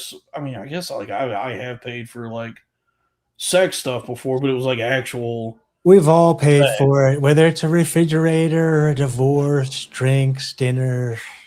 But I've never paid for like that kind of thing, like the. Punch drunk love, phone sex type of connection. I just tell myself, like, well, I'll just be lonely, and then maybe jacking off can offer a brief respite from the despair. Yeah. $10 from Howling Labubu Rises. Please like and subscribe if Dave tells one fewer story. And I think that's a joke saying if you had the OnlyFans, that's what the chatbot would say. $5 from Drew Huntley. The song Pony, spoken word in honor of Tony doing what he called a comedy special. Oh, he's a special. By Genuine? We still have to play Into the Void by Black Sabbath, but I've been going out into the world lately, and it's been warm out, and people are happy and stuff in New Hampshire. And I'm becoming white-pilled again. I've seen some very, like, I think the internet was kind of clouding my vision of what women were left in the world. And now that I'm out and about, I've been seeing like all different archetypes. And I'm not as grumpy anymore. I do think they're still good in the world. Yeah, I do agree with Tiffany here. Cause it used to, porn used to be a thing for me that I would at least have to go to a website like Spank Bang or X Videos, X Hamster, XNXX, one of these sites, Tube8, one of them, and like search for something and pull up like a video, scrub through it. But I would have to like, deliberate as to what I was going to watch, and make decision. I'd have to like browse and choose something, and then that was what I was watching until I left that video to go to another one. So there was more like deliberation in that process, and it kind of it is, even though it's like free, just a ton of free pornography, it's still structured and it limits you to what you're capable of viewing, or what, just like how you watch pornography, right? But then lately, what do you mean? Because you're not paying for sites? Well, no, just because. I mean, you are limited as to, because whatever's up on the tube sites, you don't have access to everything. It's just like whatever. But I mean, there's a ton available. But no, I'm just talking about like if you go to a tube site, like a free tube site, there's a bunch of videos that are there. You have to go through and find one that you want to watch, and then click on it, pull up that video, and see if that does anything for you. And then, if it doesn't, you got to close that and then go look for another one. So there's this process of like deliberation, but in even doing that, and it does provide like a structure for you when you're looking to jack off to pornography. Something has happened. Meaning like you have to have a category in mind, or a category, or just looking for something. You just have to. It's like going to anything like Netflix or Hulu or whatever and picking something out. So you have to like choose and commit to something for some amount of time, and in like closing it out means you got to go through that process again. It's not like labor intensive, but it is structured. Something has occurred over the last couple months with me that has kind of like fried my brain, where like on X, formerly Twitter, X has this feature, this function that if you pull up any video on X, and whenever you pull up a video on X, formerly Twitter, it initiates like a scroll feature that when that video ends, it'll go to the next one, just another video. Or you could just scroll up. Yeah. You could just scroll up to skip it and go to the next one anyway. And it's like algorithmic. So if you pull up a like a porno video that pops up on your feed, when that one ends, or you just scroll up, the next one will be porn, and then you scroll up, the next one's porn, and then porn. So it's like a much porn's not even in my algorithm. I follow Ellie and Zia, and I don't even get stuff from them. Right. Well, I follow a ton of like e-girls and e-thoughts and porn accounts, and my algorithm picks up on how much I enjoy looking. I enjoy looking at breasts and butt cheeks and all that. So, like I'll just be like scrolling Twitter as usual, and then like something will come across my desk that is like pornographic, like somebody shaking her butt cheeks around, and I'll open that video and then like scroll the next one, and then it's porn, and the next one porn, and so it's just like pinging at a much faster rate. It's much more like kinetic and faster. You're plugged in like Keanu Reeves, Neo on the Matrix, dude. Yeah, I mean, pretty much, yeah. So like I found myself like just laying in bed, just like endlessly scroll like TikTok, but it's porn. And I knew this was going to happen.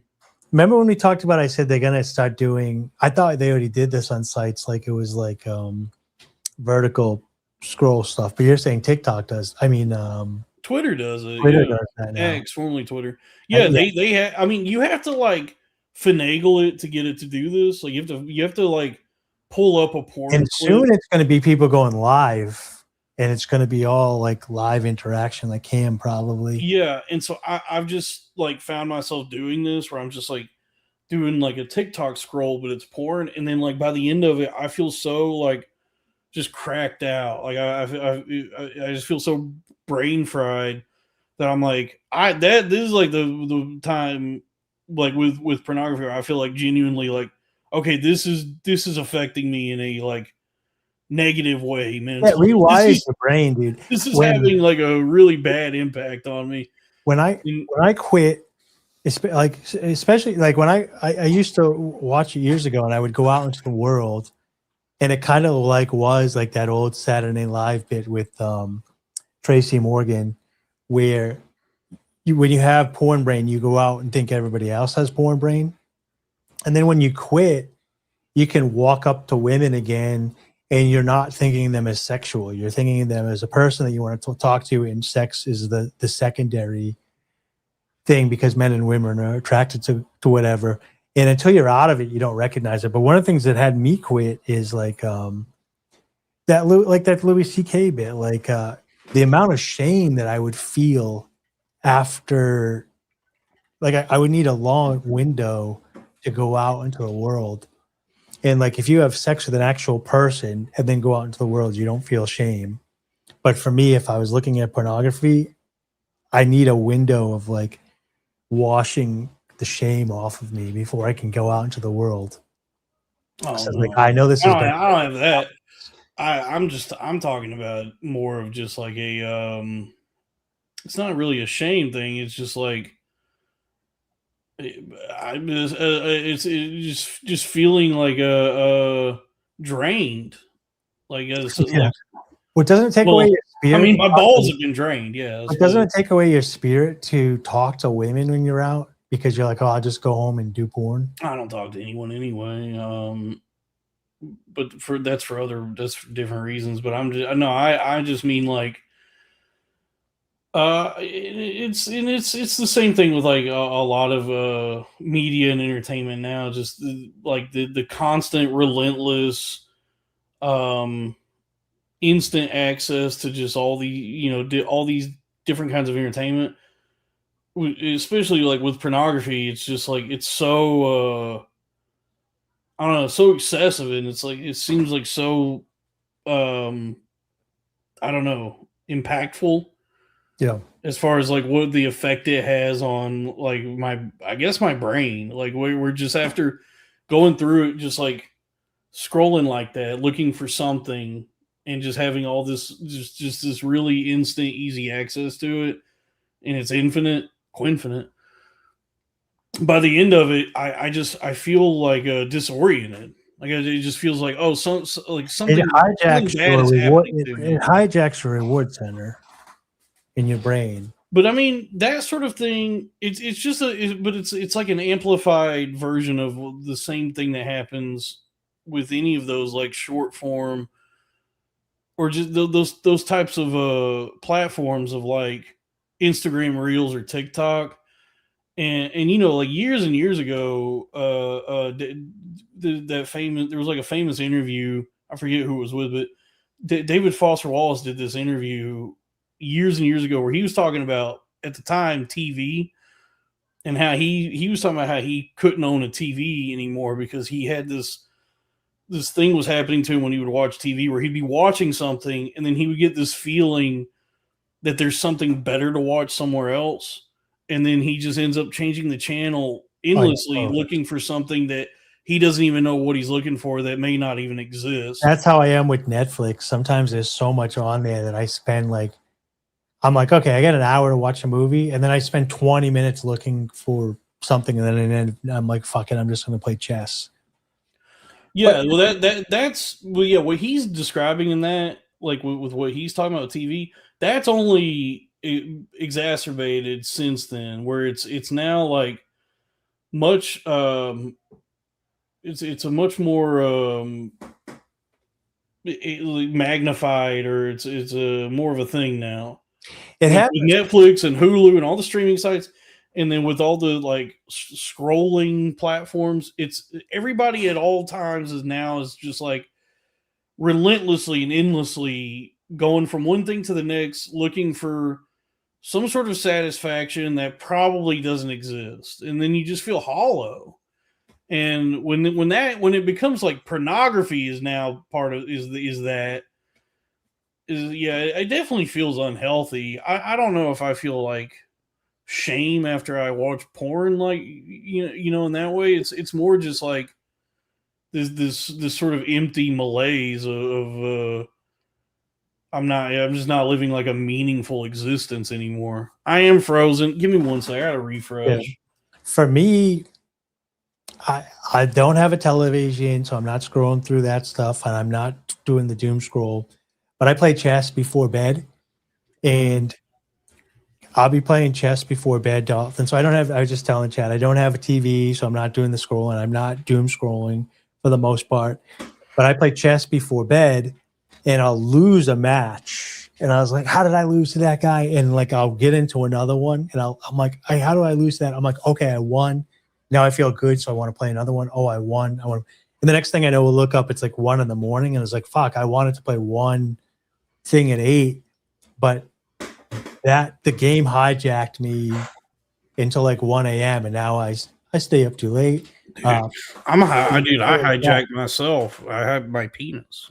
Yeah, hijack off. And so I don't know. I would recommend for anybody listening, young guys here or whatever. I know it's very easy, just get on the phone and look at stuff. But if you can get away from it, and there's actually a link below when Dalton puts it up to my thing to a free book called The Easy Peasy Way. You just go through and read and look at or listen to. It's on YouTube for free. And it just talks to you about how porn interacts with you.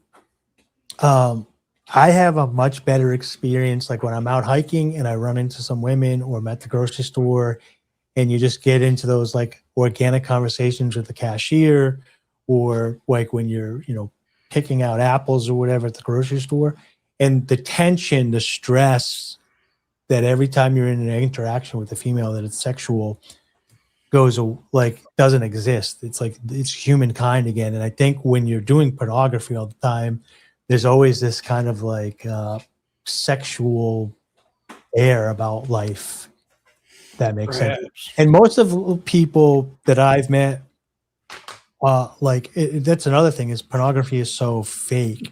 Actual sex, it makes actual sex seem scary because you're like, oh, I got to do this pornography stuff. But real sex is not that scary. It's calm, it's loving, it's two people having fun, hanging out or whatever. And it's not what the sex is a lot of things. Fun is not one of them. It's not what the videos are. It's intimacy between two people chilling. Yeah, no, sex is scary. It's awkward. It's disgusting. And it's not like if you meet somebody that you get along with and you talk back and forth and you have dinner and you eat and you guys are, it's only scary if you're trying to get drunk and jump into having sex with a stranger. But if you're like got to know the person, then it's not scary anymore because it's the next logical step to two people that are attracted to one another. Maybe. Yeah, I guess so. I don't know. Masturbating is still, it's like, it is pretty fun. I'm not a anti-no-fap or whatever. I just don't. You got to do theater of the mind. And there is like a thrill to pornography, like, and I guess maybe this is the way in which porn is similar to drugs, where it is reminiscent of any time you're about to do drugs. Like I remember like the feeling of when I would go to take like a tab of acid or eat some mushrooms. Yeah, it is a similar feeling when I pull up, a porn site, or I hit a porn scroll on Twitter where I go, "Oh, this is so exciting." Yeah, but so like when when you're doing that though, right? And like how like they're like we used to be in villages and you only saw so many people and like your mind can only remember like 150 people or whatever. The one thing that would like kind of creep me out, and this is like when I kind of like became self-aware, is you're just seeing so many women and you're like, I shouldn't be seeing this many naked women. Like this, like my ancestors could never imagine, like Certainly not their gaping buttholes. Going through like all of this sexuality. Like if you're doing, like if you go out into the real world, you're not Will Chamberlain seeing thousands of naked women or whatever. You have to put some energy in it, and it's in like work, and the actual reward is so much more satisfying when it's, it's a lot of effort, time, and energy putting into getting to know somebody and managing communication. You know what? That's another thing David Foster Lucas talked about. He has another thing where he was talking about how like his grandparents prior to their when they kissed each other for the first time, they might have seen like 10 people kiss ever. Yeah. And then his parents just, with the way media evolves, they probably saw hundreds of people kissing by the time they kissed for the first time. And he said, and then me, like by the time I first kissed a girl, I'd seen like thousands of kisses. And he was talking about just the way that like what you're exposed to, your observations of all these different through entertainment or through media or whatever it may be, like alters your perspective or your just like your perception of like how these things should be or how they happen or what they should feel like. That you don't even really get to experience any moment as it is. It's always like been affected by your like a prior exposure to it through other mediums. Yeah. So I guess to your point, like if you spend a ton of time just like watching pornography and you're seeing, she's sucking his dick and then he fucks her in her pussy and he fucks her in her ass and he puts it back in her pussy. That might don't do that. That's dangerous. Yeah. It turns out you shouldn't do that. Yeah. And there's probably some movie magic happening that's allowing that to occur. But if you try that in real life, she's going to say like, oh, now I got to go to the doctor, get out. Because you put your butt penis in my pussy. Hopefully. Yeah. So, it'd probably be even worse if she doesn't care. Right. But I'm just saying that it's like, yeah, I guess like it can alter how you engage with reality and like your expectations and your like perception of it, that you don't actually. And this really is like all of reality now at this point. Everything is filtered through entertainment and media. So the world as we engage with it is not as it is. It's always like through these layers of how we've been made to understand it by just all the TV and internet and movies and books and everything. And so it's like what is actually the I guess there really is no objective reality or objective experience. It's all subjective. But you can be more mindful and discerning as to like what you introduce into your life or what you it's a mental engage with or spend your time doing, and how that affects your your relationship with life. So you got to get you have your your mental diet, your physical diet and food, and your exercise, and then your habits. But like also the way we label our emotions.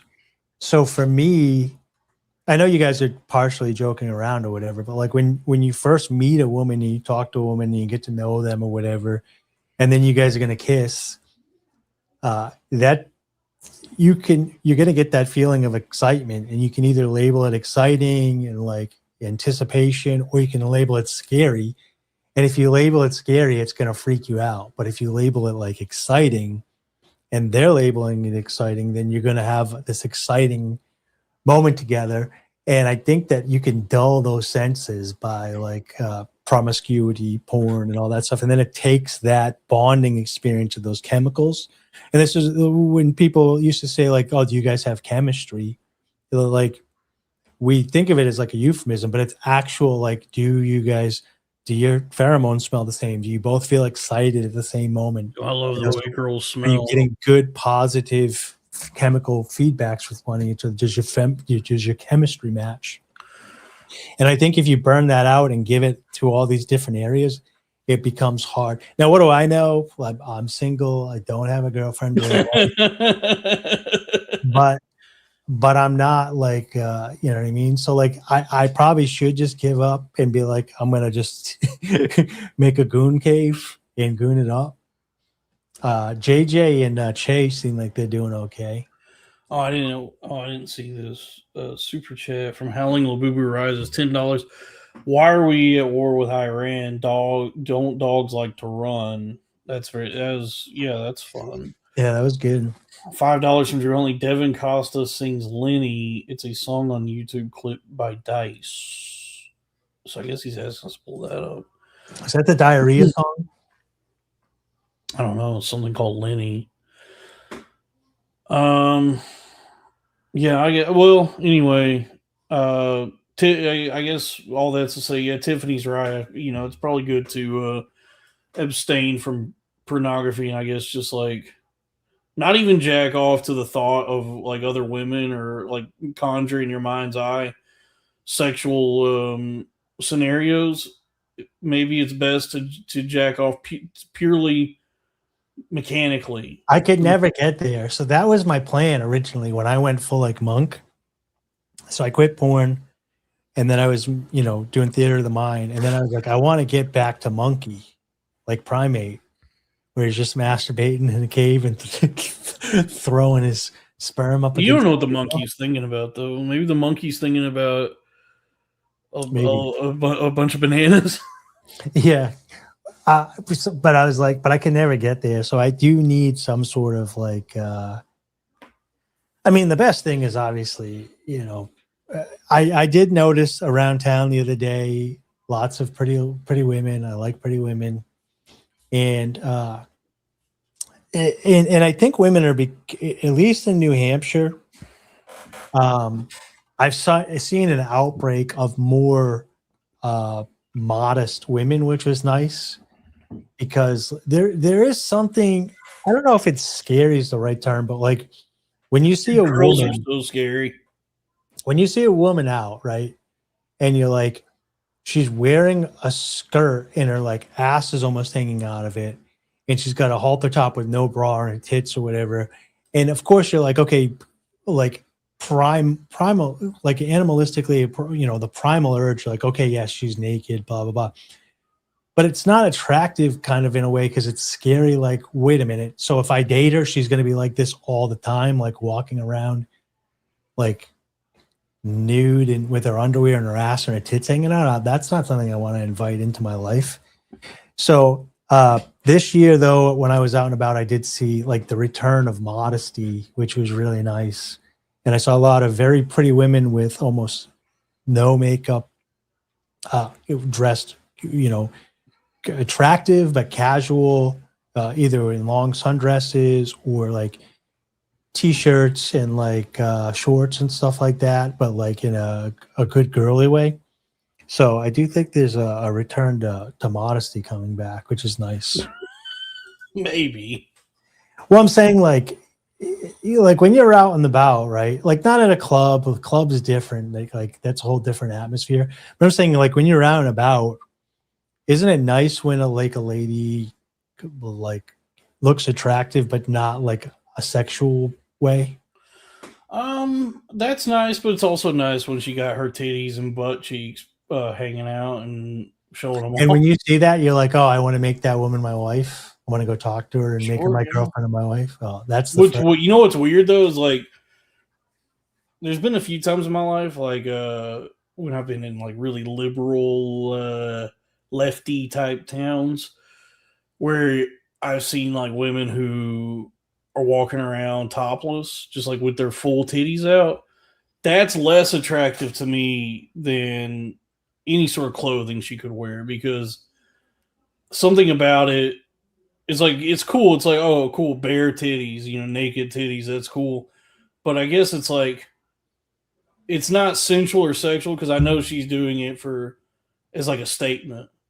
You know what I mean? Yeah, I will say it depends on the person because I did go on a hiking mountain climbing date. Like it's not mountain climbing, but it's not a hike like a flat ground. We walked up an extreme hike up a mountain, and you can be topless in New Hampshire.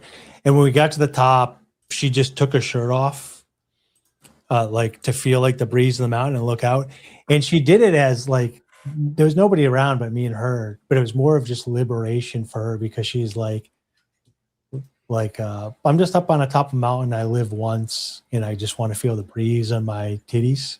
Yeah. And so she wasn't doing it like a French protest or whatever. It was more of like a female, like I don't know how to explain it, but it didn't seem cringe. It just felt like I got what she was doing. I understood what she wanted. I've often wondered, feel the freedom, and it wasn't like a sexual thing. Could I, you know, and it's always just a lot of times it's just hypotheticals or just thought experiments as to like who I could date because historically I've struggled a lot to, you know, with women that have tended to not be particularly interested in me in that way. Women in dating in general is difficult. But gay marriages, very successful. Heterosexual marriages, somewhat successful. 2 lesbians getting married, very unsuccessful and violent. So like women are. I'm just saying, like to what you were saying, you know, could I see myself dating long term a woman who is like promiscuous in some way, or perhaps dresses scantily clad, you know, like or you know, lives a, you know, is yeah, I guess like promiscuous would be the word. And I suppose I don't know, not necessarily promiscuous. Kind of implies she can't be monogamous, and she's all sexual with everybody. But there's this like she's hypersexual, but she could still be monogamous with you, but hypersexual. Right. Yeah. I guess I'd be cool with that as long as I'm the only guy that she's like with. That's very rare. I dated one woman that was hypersexual, but it was almost like this was when I was in my prime. She was in her prime. She was very clingy with it, and that helped with me not being insecure when we were out. But it was like instead of her being the center of attention, she made us the center of attention all the time, which was a little bit creepy. But I never thought that she was up to anything. So that's where it sucks when somebody's promiscuous or you think they're promiscuous is you're like, did she just go to the bathroom and blow that comedian while I was getting drinks? Oh yeah, she probably. You know, I mean, I don't know. Yeah, it's I don't know. It's funny. It's funny the way people on like social media and all that talk about age and all the dating and all this kind of stuff. Because like so much of dating and relationships has like always eluded me, and I just thought like maybe at some point I'll figure it out.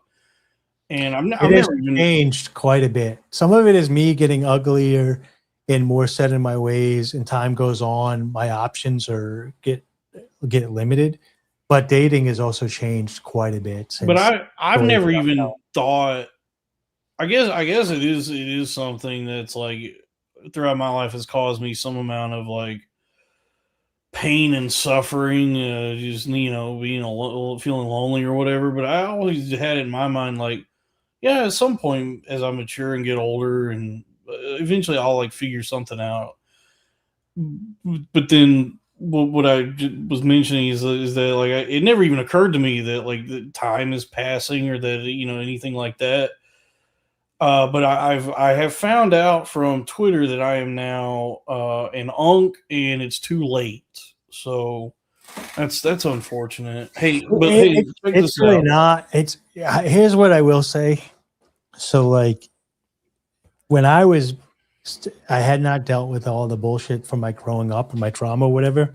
I had met some good girls, but I was like I wasn't aware yet. I was still living within the matrix. I was kind of like bouncing off my emotions, drinking, having fun, this, whatever. Then when I became kind of self-aware and reflective and stuff like that, as I got older, it's like, oh, I got to fix a lot of this shit. Then by the time I fixed it, I was like, okay, I'm mentally healthy. I'm stable. I know what to do. I'm not having fits. I understand my emotions. Now I've missed a whole portion of life where people that had better childhoods with me are already paired up. And so now I'm either getting people that went through the same thing, or if I still want to have kids, I have to be okay with the fact that I'm kind of dating somebody that's a little bit damaged, that she will date somebody that's my age. Yeah. By the way, then I have to bring that into relationship and recognize that for the rest of my life that, okay, she's got this, this, and this, but I'm also this, you know. That's tricky. Yes, it is tricky. Yeah. So I don't think you're an unk. I don't think you're too far gone. I don't think you're going to have, and I could be wrong. I don't think you're going to have that storybook relationship like childhood sweethearts can do. You know. You don't think that's going to happen? I just think like as we get older, and you've been through a lot of shit. So if you met somebody that hadn't gone through something, I don't think you would even be able to connect, because you would try to have a conversation dinner, and like they're so sheltered that they wouldn't be able to even relate to some of the stuff that you've been through. I guess you're right. I mean, but that's, I mean, the whole notion of like a storybook romance or any sort of like a relationship with a person based on the expectations that you have from like stories or whatever's in your head. Well, that, I mean, I don't think that happens for anybody. Like even no, but here's what I think the issue is today, though. And not everybody, but a lot of people used to realize that like love and relationships and stuff, it is that you meet, you have some similarities, and then you build. Now a lot of people are looking for finished products. Men and women are like, oh, she's got to be this, this, this. He's got to be this, this, and this. And it's like, well, why don't you find principles that you agree on, values, ethics, principles, get together, and then you can work out all the bullshit. Dude, I'm a chop chud unk. By the way, and I'm an OG. What am I, OG? Pops? My pops? Yeah, pops. You're corn pop. You're the guy that Biden was talking about. By the way, I do see in the chat that Zach said some nice things. Apparently, he said he misses me. So I know a lot of people miss me, and the question on everyone's minds is, what's the old Dalton doing? Where is he? When's he coming back or whatever?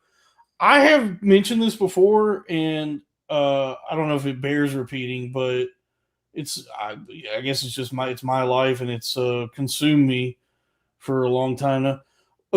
So my life for the last like a long time now, for the last few years, has been hell. It's been tough. It's been like I know that there's like the way that I might seem to the people who they see me online or whatever on this. There's like the presentation that I offer. There's the me that is the performance, and then there's like everything else. And so like you know, it's been extremely difficult. You know, just in the wake of all the bad things that happen. And I suppose at this point, it feels like I'm over the hump. You know, like I'm feeling mentally much better than I have been. Like I feel better these days, and I am wondering, like, you know, what are my next steps? Like, what you know, how do I face the world again in like a meaningful way?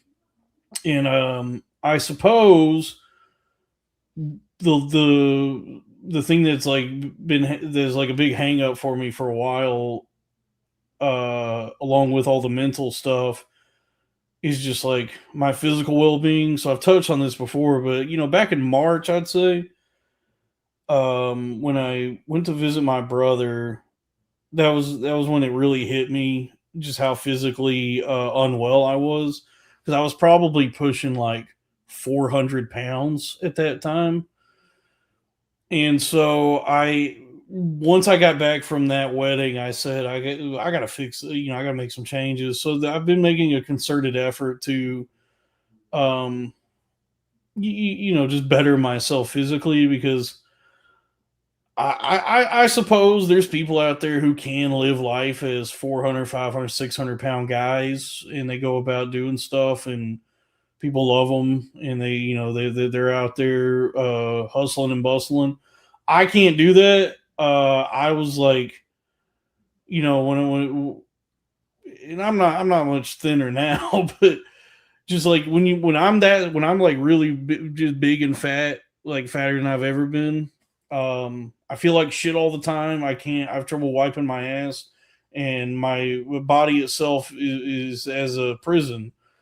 So right now, and the way it has been the last few years has been like, I've been focused on recovery, just making sure that I'm healthy and that I have everything put together so that what happened to me never happens again. Mentally, I feel like I'm probably okay now, and now it's just a matter of like physically getting better. And then like I've been working out and trying to eat better, and then like once I lose enough weight and I feel like I have mobility again just within my own body, that's probably when I'll look to going places or doing stuff and trying to like really get out into the world again. But it's been difficult. It has not been an easy journey / battle. After in the fallout of a severe like mental health crisis. I wouldn't put a ton of pressure on myself. So like I had the beard, and everywhere I go, like when I go to the poker hall and I'm playing poker with people that I know, it doesn't come up. But then there's always people that get in the conversation that constantly bring up the beard, and they talk about the beard, and I don't recognize it. It's part of me. And then some days I'm like, maybe I'll shave the beard off this year. But then I'm like, well, if I shave the beard off, then everywhere I go, I have to talk about that I shaved the beard off now. So I'll just keep it because I don't care. Right. Anyway, the point being, like, that creates anxiety too now, getting rid of the beard or having the beard or whatever. Everybody that I talk to about you is like, they don't even remember the mental stuff. They just remember you being funny. They want you back. They want to see you again. I know for you, you're like, oh, I got to walk in and see all these people that I had this experience in front. No, it's not even about what they remember. I think a lot of those people are so self-absorbed that they're just gonna be like, oh, Dalton's back. It's not even about what other people perceive or remember or any of that, because everybody's living their own life. So I'm not so egotistical or narcissistic to think that like they're focused on me at all or would even give a shit about that kind of thing. It's more just that in my own life, it was hell, and it's been hell. It's been such a it's been like a really difficult just uphill battle, the like clawing my way out of that, because it was like just all that happened. I had like the actual mental break. Yeah. And then that kind of burned my life to the ground. But then even like after the fact, like once all that finally cleared up, then it was a whole other thing. And it was just like coming back from that is it's not easy. It is like you have to fight your way out of it.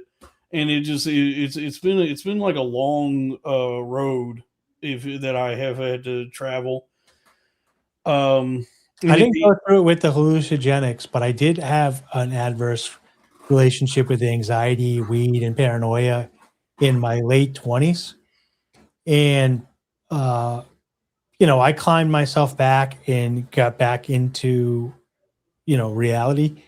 And my friends and people that I knew closely quickly forgave everything. And it never comes up, and it was just, no one ever brings it up to me. Once in a great while, my other buddy that went through the same thing as I did, we'll sit down and have a discussion. But besides that, it's water under the bridge for everybody. Oh yeah, and that's my experience. Is people are pretty understanding, and they're everybody's pretty much is like, yeah, it's all dead and done. Nobody cares. But it still is like well, in my own mind, like I'm, it's just like, well, I'm still not well, like even though everybody's like, oh, it's all fine or whatever. Well, I still have a lot of work I got to do to come back from all this. So I'll see you when I see you. Just be careful that you don't like. Once you label yourself something as your identity, it gets much harder to remove. So, like, you happen to put on weight, but you're not a fat person. You know what I mean? Like, you aren't mentally ill. You had some mental stress. Sure. You know what I mean? So once you like label yourself, I have this thing that's chronic, it's very hard to separate yourself from it. Like comedians that do that, all their jokes are about them being fat or about being gay or about whatever. That's actually the brilliance of Tony Hinchcliffe is all of his jokes are about how awesome he is. Yes. Yeah. I'm the coolest guy of all time. It's crazy because like, I do think Tony has done some good things for good people. Oh, hold on. $10 from Alec Labubu rises. Here's to making yourself better. Come on, stop being mean to Dave. It doesn't even bother me anymore. I actually feel bad for him. I don't know. I mean, he's a dear friend and I love him because he's subsidizing my entire life right now. So yeah, what are you saying?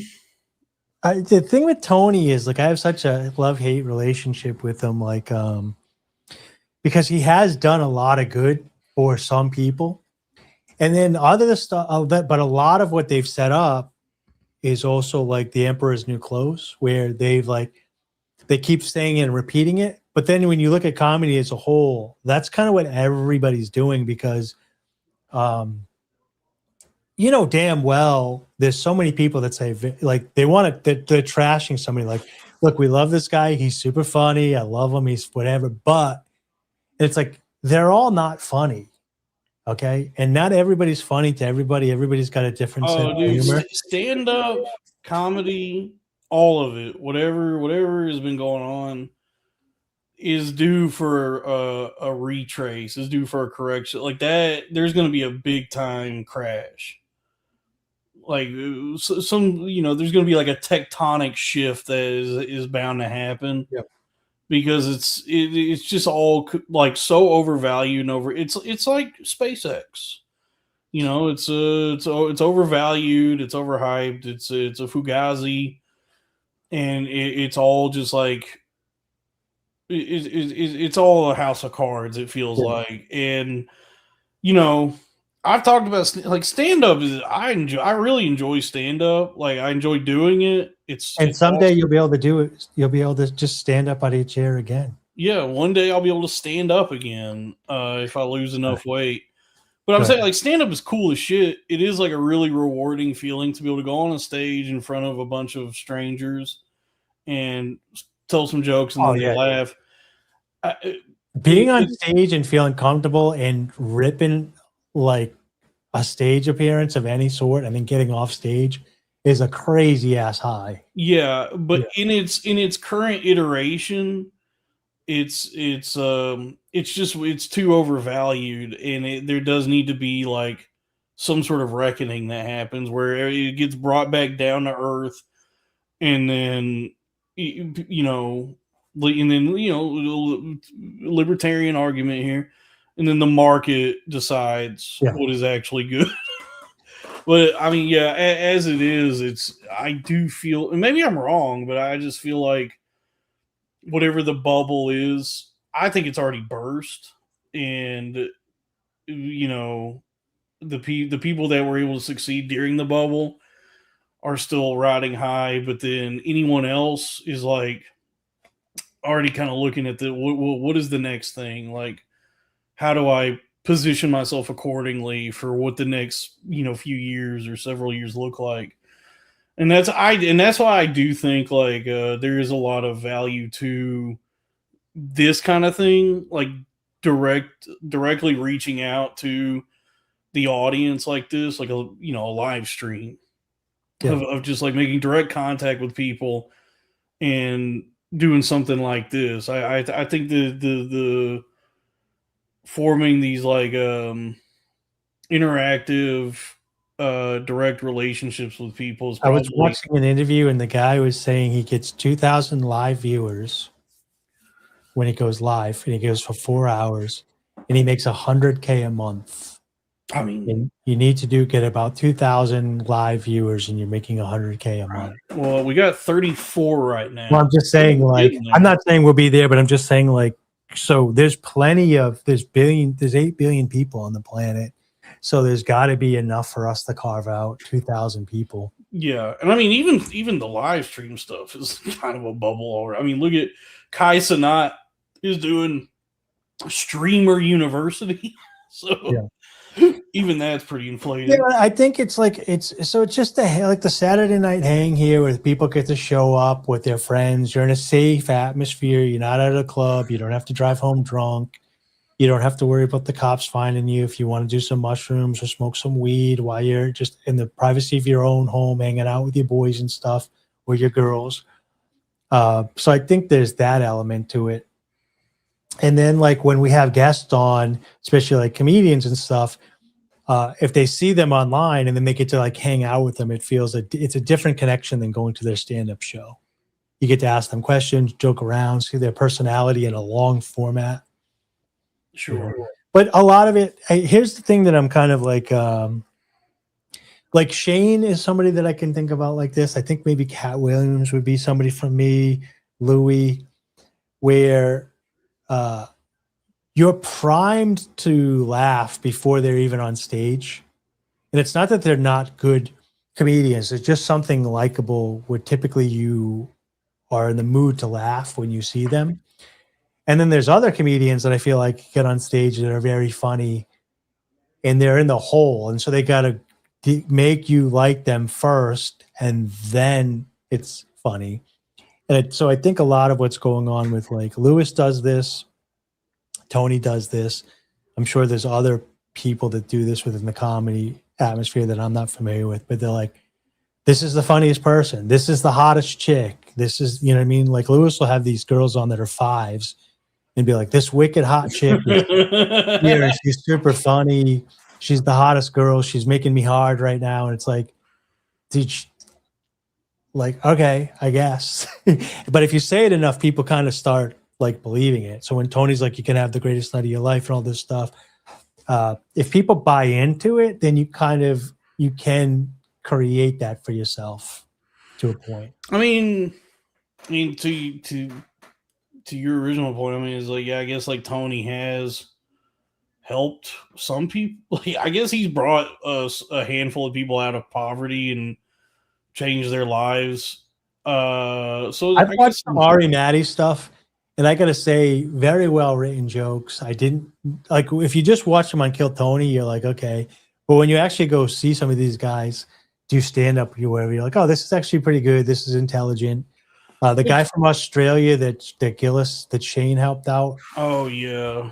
Very well written jokes. Crocodile Fundy.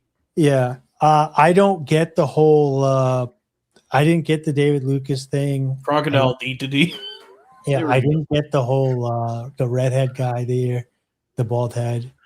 I mean, I am curious. It's curious that, look, I'll never say an unkind word about Tony. You know, I had my initial interactions with him back in the day, and he bought 2 shirts from me, so I'll never have anything bad to say about the guy. It is curious that, and I haven't watched the special, but the response I've seen has been resoundingly negative. Negative. I got to make sure I enunciate that word. I think here's what some of the issues are. I mentioned this before with, like, over the years, I think Chappelle, even Burr, some of these guys get worse. When you go into a room and people are looking to laugh and you're always surrounded by your fans, you can never pound out the joke and really forge it properly because you think it's good because you're getting a laugh reaction, but you need to work the joke, work with the audience, not get laughed at, bombed, fix it, bomb again, fix it. And if you get too much like yes men around you, even if it's the crowd, I think it's hard to make stand up. Sure. I suppose I'm just, I'm curious to see like I don't know. It's also strange to me because like these guys' argument always is like any sort of criticism that is levied against them comes from a place of envy or jealousy or like a hatred that like, oh, well, you don't do what I do, you can't do what I do, therefore you're mad at yourself, and that's why you're criticizing my work. But from what I've seen, it's been like the majority of like the response I've seen online about the special from comedians, from civilians, from just like everything thing I've seen anybody say about it has been rather negative.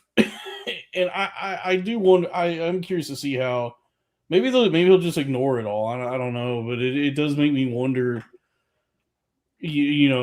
How much longer can this whole like bubble keep up? Yeah, because it's like if it I guess as long as Netflix is willing to pay for it, I don't know. I mean, I don't know. I don't know how none of this shit works. Well, like, I am basically a civilian. I'm not pissed off, but like one thing that was crazy with me is, I don't have Netflix. I haven't had it for a while, but for the longest time, everybody's like, "Oh, this thing's immoral. They're having child pornography on it. We're having this. We're all getting rid of it. They're the worst. They make bad content and they do immoral things." And then as soon as they started getting specials, like even Andrew Schultz was like, "Netflix is dead. They suck. They're a bunch of pedophiles." It is and interesting. Like, funny, Andrew, because we're going to give you a special. And then he's like, "Oh, well, Netflix is the greatest thing. I have a special on it now." And Tony did the same thing, and everybody did it. I would have never thought that comedians would be inconsistent and have seemingly no real principles or convictions about anything, and that they would only be interested in their own self-enrichment. I never thought that would be the case, but it would seem that is what it is. But I mean, look, everybody's just trying to get their bag, Yeah, I get that. It is just crazy. Here's what I say about Tony, though. I've never seen him do stand-up or bits online that I thought were funny when I saw stand-up. I haven't seen. He bought 2 shirts from me. Or his old special. But his cadence is very good for roasting. One of the things I really loved about Ryan Long's special is because he kept a high-paced thing that even being a real big comedy fan, I got misdirected because he kept the pace going so quickly that I didn't have time to get in front of the joke.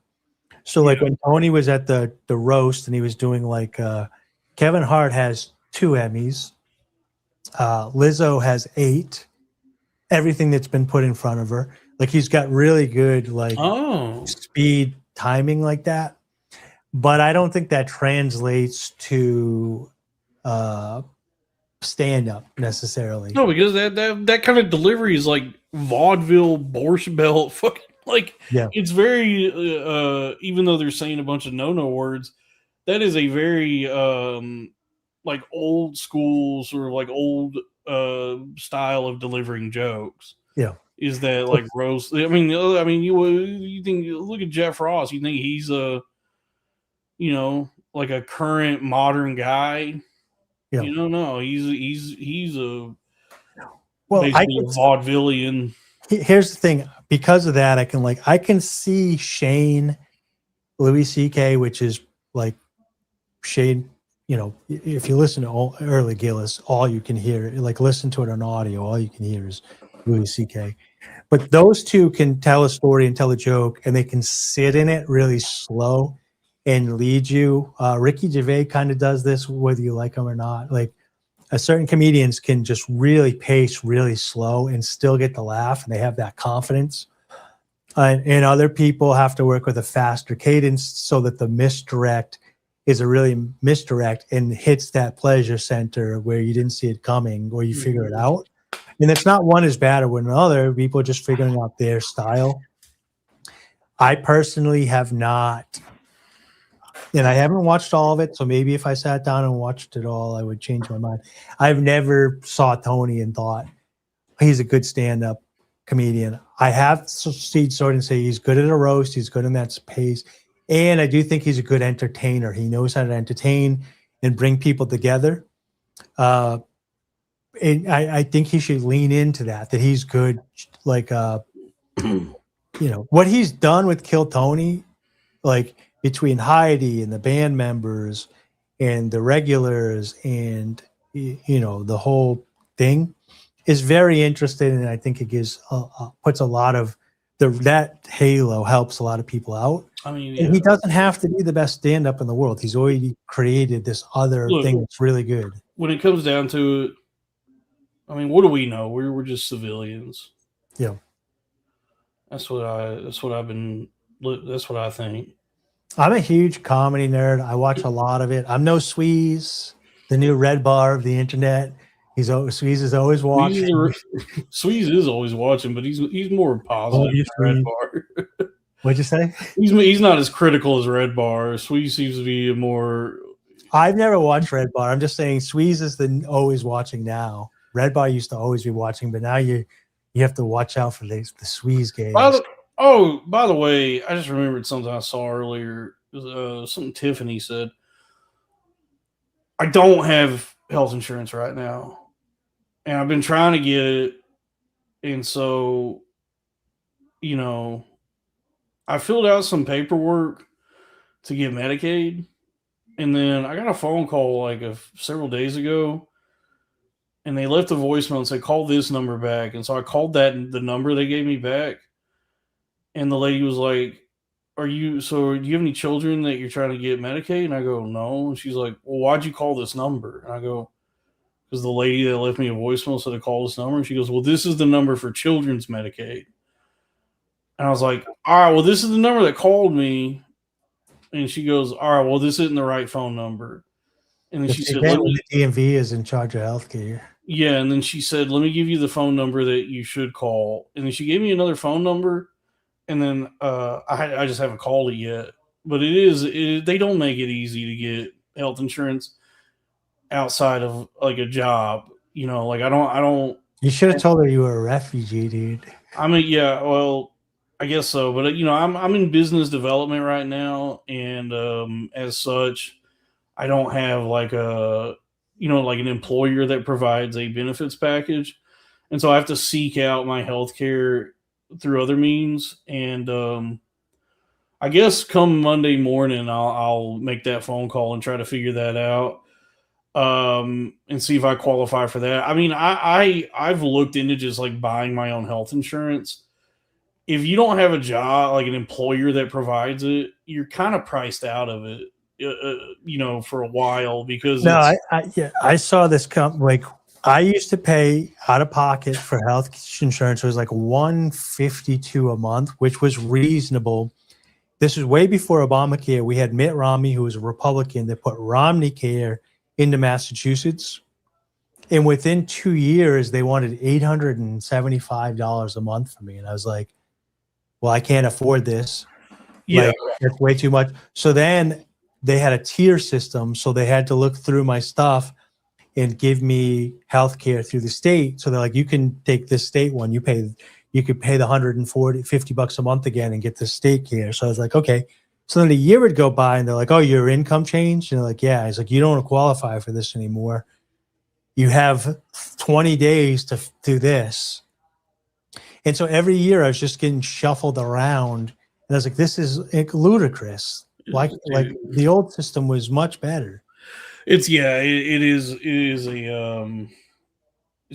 just this labyrinthine, Kafkaesque hellscape trying to navigate because I mean when you have a job like a W-2, you work for a big company, they have the open enrollment and you go through the website they send you and you pick out your plan. And so when I was working at Comcast, I think and they were just taking it out of my paycheck, but it was $200 a month that I was paying for health insurance, and that was through some subsidiary of United. I can't remember. It was UMR, and but then when you go looking for just individual health care, not through an employer, what I was getting quoted was about what you just said. It was like $700 minimum per month. Yeah. And I go, well, fuck, man. I mean, It's I a can't tax afford it's that. a tax on the single and the individual, because I remember like my dental plan. So I just pay out of pocket, but my dental plan originally was like $150, but for up to 5 kids, it was only like $200. So it's like, oh, so I just subsidize. It's just, it's crazy to me that like, if you're going to be self-employed, it's like, even when you're making as much money as a job would pay you, you don't have access to the same health care. You're going to get dinged on the healthcare so much harder than you like an actual employer. Like you know what we need? I just figured it out. SAG benefits, dude. It's like $40 a year. We'll have full healthcare, dude. Oh, that's a good idea. Yeah, how do we get into that? We've put a lot of broadcasting in here. How do we roll in SAG? I don't know, but I think even in SAG you have to work a certain number of hours. Dude, that's all we do. We're professional. No, I think you have to get union jobs and work like a certain amount to get the health insurance. I'm gonna look into. I've heard there's like a ton of actors who just don't have health care. Also, it's nothing new that the healthcare system in this country is. Hey, Joel, put us in a movie so we can get SAG. It's the entire plot of Saw 6, just how broken and corrupt the American healthcare system is. Oh, actually, let's get on tires, dude. I'll play a homeless guy on tires. $10 from Howling Labubu Rises. What if certain dogs got kicked out of 109 countries? Yeah. Interesting. Yeah. So I don't know, I saw Tiffany mention that earlier that I'm trying to get health insurance. I mean, look, the Billionaire Podcast Network is doing well. The money is good right now. It would be, I am trying to supplement it. I'd be on the job boards looking for W-2, 9 to 5, really be 8 to 6 or 10 to 7 is the shift jobs. They either don't exist or I have a bad resume, or I don't know what, but I have found no purchase in that endeavor. Just looking for that type of work. So really, I mean, the only thing I can think is I just have to, I guess, I have to become the first billionaire podcaster, which is what I'm going to do. I probably should. I do need to. I've been talking about doing it. I guess maybe I should just stream every day. Maybe that's my only option. So I've been taking streaming every day. I won't get too into it, but I've been taking TikTok classes online. And you going to TikTok University? I go to TikTok University. No, I just it's like kind of like a Discord with some people that they make videos, they live stream, they make products and sell it on the shop, or they promote products and they make a commission on the shop, whatever. It's just everything and all things. It's not like a class, but I guess it's a class. It's like just education on it or whatever. But one of the things that they're really pushing is that you can't oversaturate yourself anymore. That's the old school thinking, because there's so much content out there that if people like you, they want more of it. And if people don't like you, they're only going to find you if there's more of it, if they don't know who you are. So right.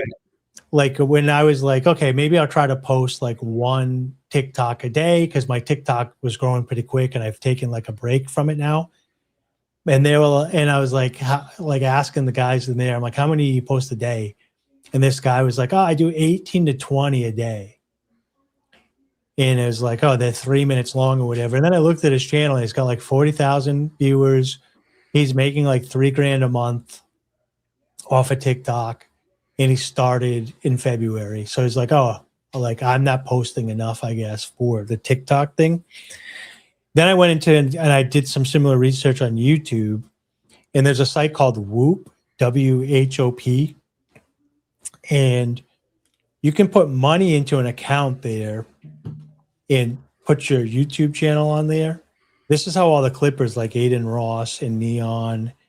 You can hire like clip farmers. Yeah, so they put like $10,000, $20,000, $30,000 into the pot every month. I heard about this. And then random people can just like link it, and they get $1 per 1,000 views or whatever.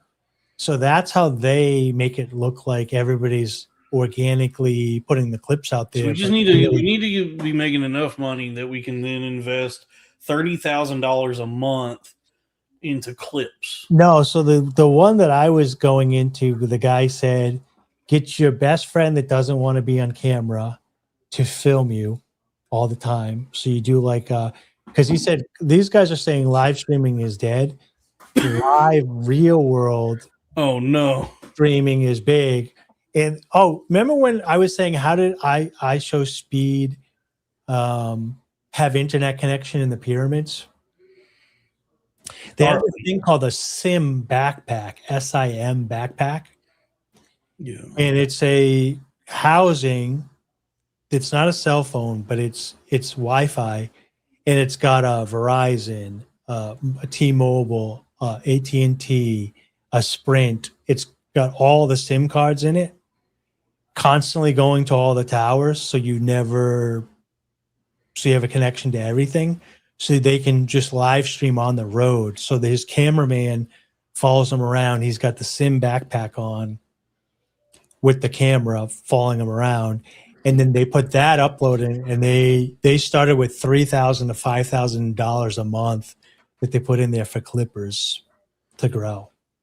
And I was like, yeah, so it's all, I'm not saying we should do this. What I'm saying is, it's all fake. Like, sure.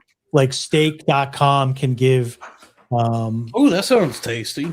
Can give what are we talking ribeye? Curricular $5,000, and he can put it into a Whoop account, and then those people make clips for him.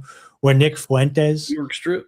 Yeah, the Nick Fuentes clips, maybe he's on Whoop, I don't know. Like, so these people that you think are like what Andrew Tate did, what the Tate brothers did, is one of the things that you could do in Tate University or whatever it was make clips of their show, and they taught you how to do that for pay.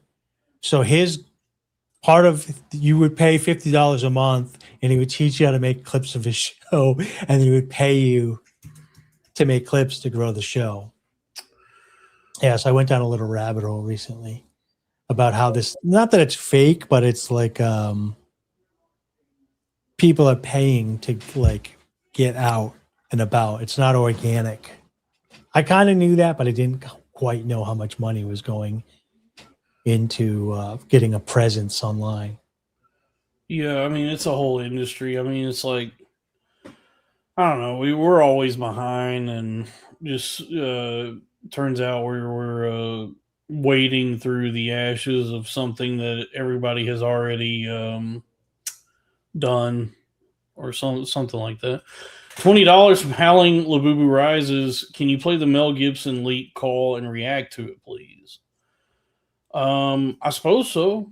We still got other things on the list, but this one won't get us kicked off.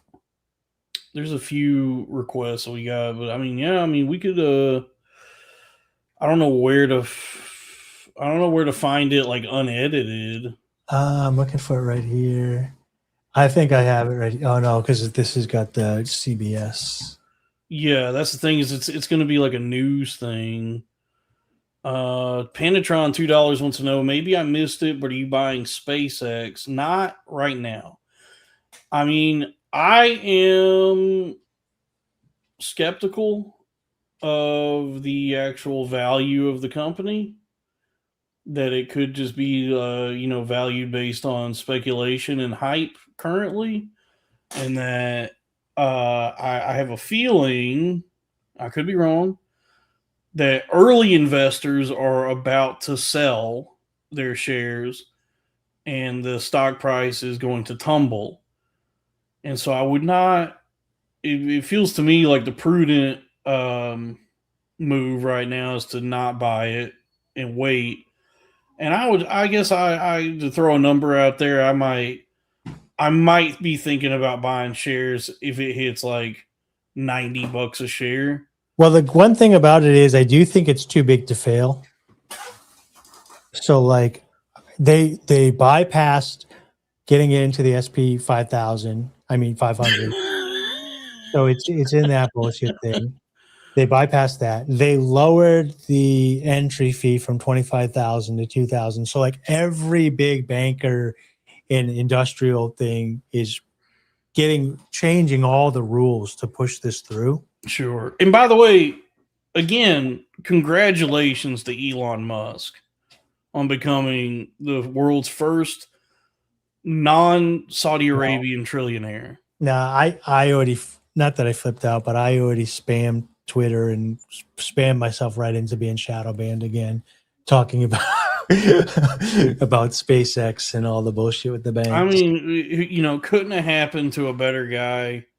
World's first trillionaire that we know about. I'm not mad at Elon. He played the game. He's playing the game very well. I'm more upset with the libertarians pretending like this is free market capitalism.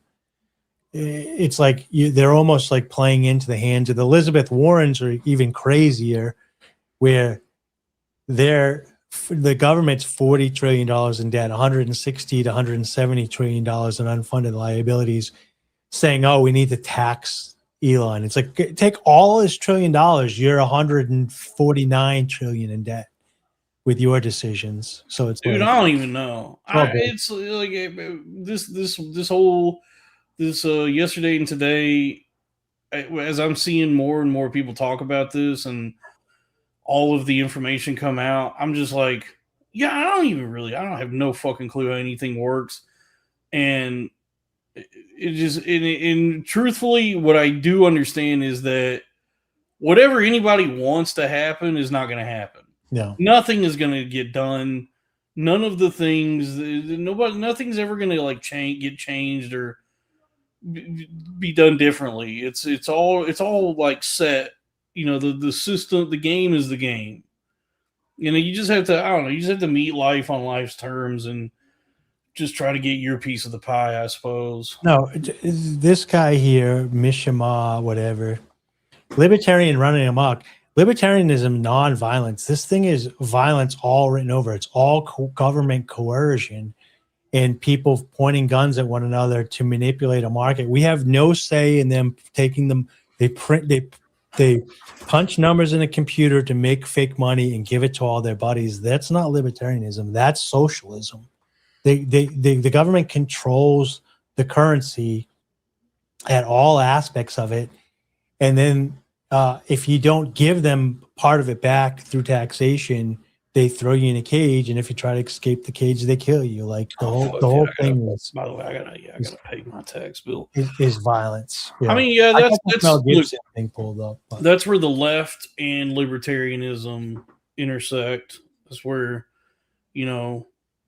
at least as far as I understand, money is like money. The actual like what gives money value is it's not gold. It's not any sort of like actual tangible thing. It's like money is a violence-backed currency. Money. I would say fiat is, but a true IOU is just like a placeholder, right? No, money in nature. Listen, in nature, without any of sort of the financial structures we have, if it's just pure straight nature, it's kill or be killed. It's just it's animals gnashing their teeth at each other, hunting each other down, and cutting each other's throats and eating their corpses. That's nature. Yeah. But then you put a layer on top of that that's like the financial system. And so now in place of all of us like killing each other for resources, we do money instead. But the implicit value of money, or like the implicit understanding, is like the money is what we're what we're doing instead of violence. But what gives the money its value is the constant looming threat of violence. No, that's skipping over a lot of stuff. That's fiat currency. You say you and me live near each other. We you're growing apples, right? And No, you're too hung up on this idea of fiat. it's all money for the No. history of money. If you give me 1 second, you say you have apples and you bring the apples over to me and you say, "Hey, Dave, I got apples. Can I have some chicken eggs?"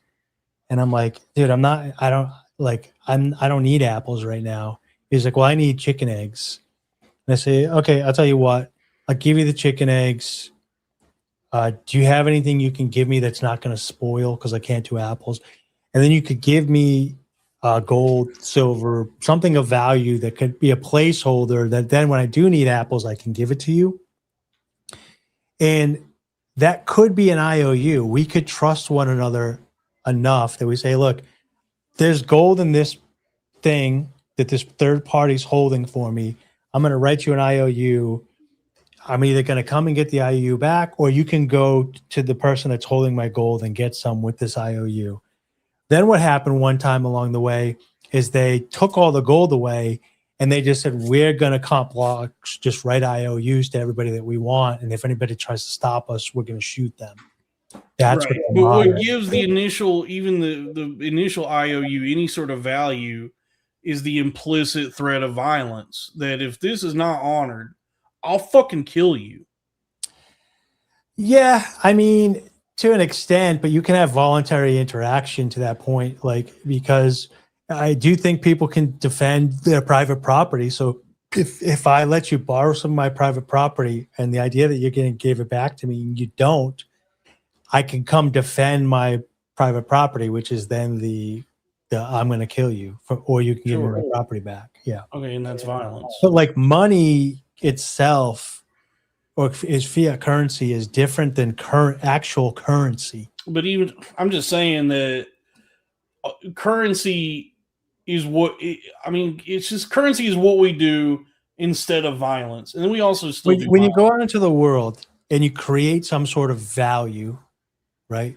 Whether it be you grow plants in your backyard or apples, or you go out and hunt something and you bring it back and you have this value, these calories that you need, right? If you can get more of them than you need right now, you could give some to other people. Now you can give them to them freely, or you can say, "Look, I actually need some stuff done over here. So if you could do this for me, I'm going to go back and do the thing that I'm good at, which is hunting. You're going to build this thing for me and I'll give you some of the calories that I find. And you're going to spend some of those calories to build this thing for me." And it gets, kind of confusing when everything can spoil. So you can do markers like gold, silver, IOUs or whatever. The true inherent violence is when one person steps in and says, "Only I can control this thing, and it's not even real anymore. I'm going to pretend that there's value being created and stored, and there's not. I'm just stealing all your value through punching numbers in a computer." I'm just saying the impetus for anybody even wanting to create value is that if you don't, you'll fucking die. Yeah, because calories in, calories out. No, it's not that. It's just a force of nature. At the end of the day, if you don't take in enough, like every day, if you spend more calories, right, than you take in on a long enough period of time, you die. Right? I guess, yeah, sure. Yeah, so like if you I don't want to hear this thermodynamics. Yeah, but everybody's thing is you're building off of this thing. This is where I think AOC is correct, but she's not explaining it. Maybe you're right. I don't know. Maybe you're right. Is that billionaires shouldn't exist? I don't know if they should or shouldn't, but I know that current billionaires only exist because of the fiat currency in the central banking system. They have not created $1 billion worth of value in the world. Elon has created a lot of value in the world. He did not create $1 trillion worth of value. No, it's all propped up by inflation and manipulation. Yeah, so I suppose in that way, it's like it's too many calories. It's overconsumption. Well, they don't even exist. Is the point? Like aspartame. He was supposed to have had these extra calories because he's creating all this stuff, but it's like they're just punching. Like he's been he never liquidated. I don't want to get into the chat doesn't want to hear this, but basically, like his company was going to fail. His loans were coming due in 2027. That he's borrowing against these companies that it's all about revenue. So they generate this revenue. It's not actual value. It's just revenue, and then they don't want to show a profit because if they show a profit, they have to pay taxes on it. Or if they show a profit and it's lower than what it is, then they can't borrow the loan that they need that's tax free. So they have to show this idea of this revenue to give an evaluation of, well, if you're bringing this much revenue, this is probably what it's worth. So they can borrow this fake money that gets printed to them. And what was happening is two major companies of his, these debts were coming due in 2027. And he had to pay them off. So similar to why Twitter is called X is because he had to create a shell company called X in order to sell those shares to it. Oh, yeah, isn't it? But it's also the X, the everything app, formerly Twitter. Isn't it like it's technically owned by SpaceX? Yeah, and now and XAI also owns the money that's due by November, I think, 2027. So they're like, put us on the stock market, the S&P 500. They said no. He said, okay. Elon's just doing like the highest level version of like those videos you see of a black guy being like, what you want to do is open a trust. And then in that trust, you get 2 LLCs. It's just like he is like, African-American, you know. That is true, but it's like all those ridiculous videos where when you listen to what they're saying, it's like, so you're describing fraud? Yeah, so he rolled those two companies and now paid off with the money that he generated from this IPO or the predictions of this, right?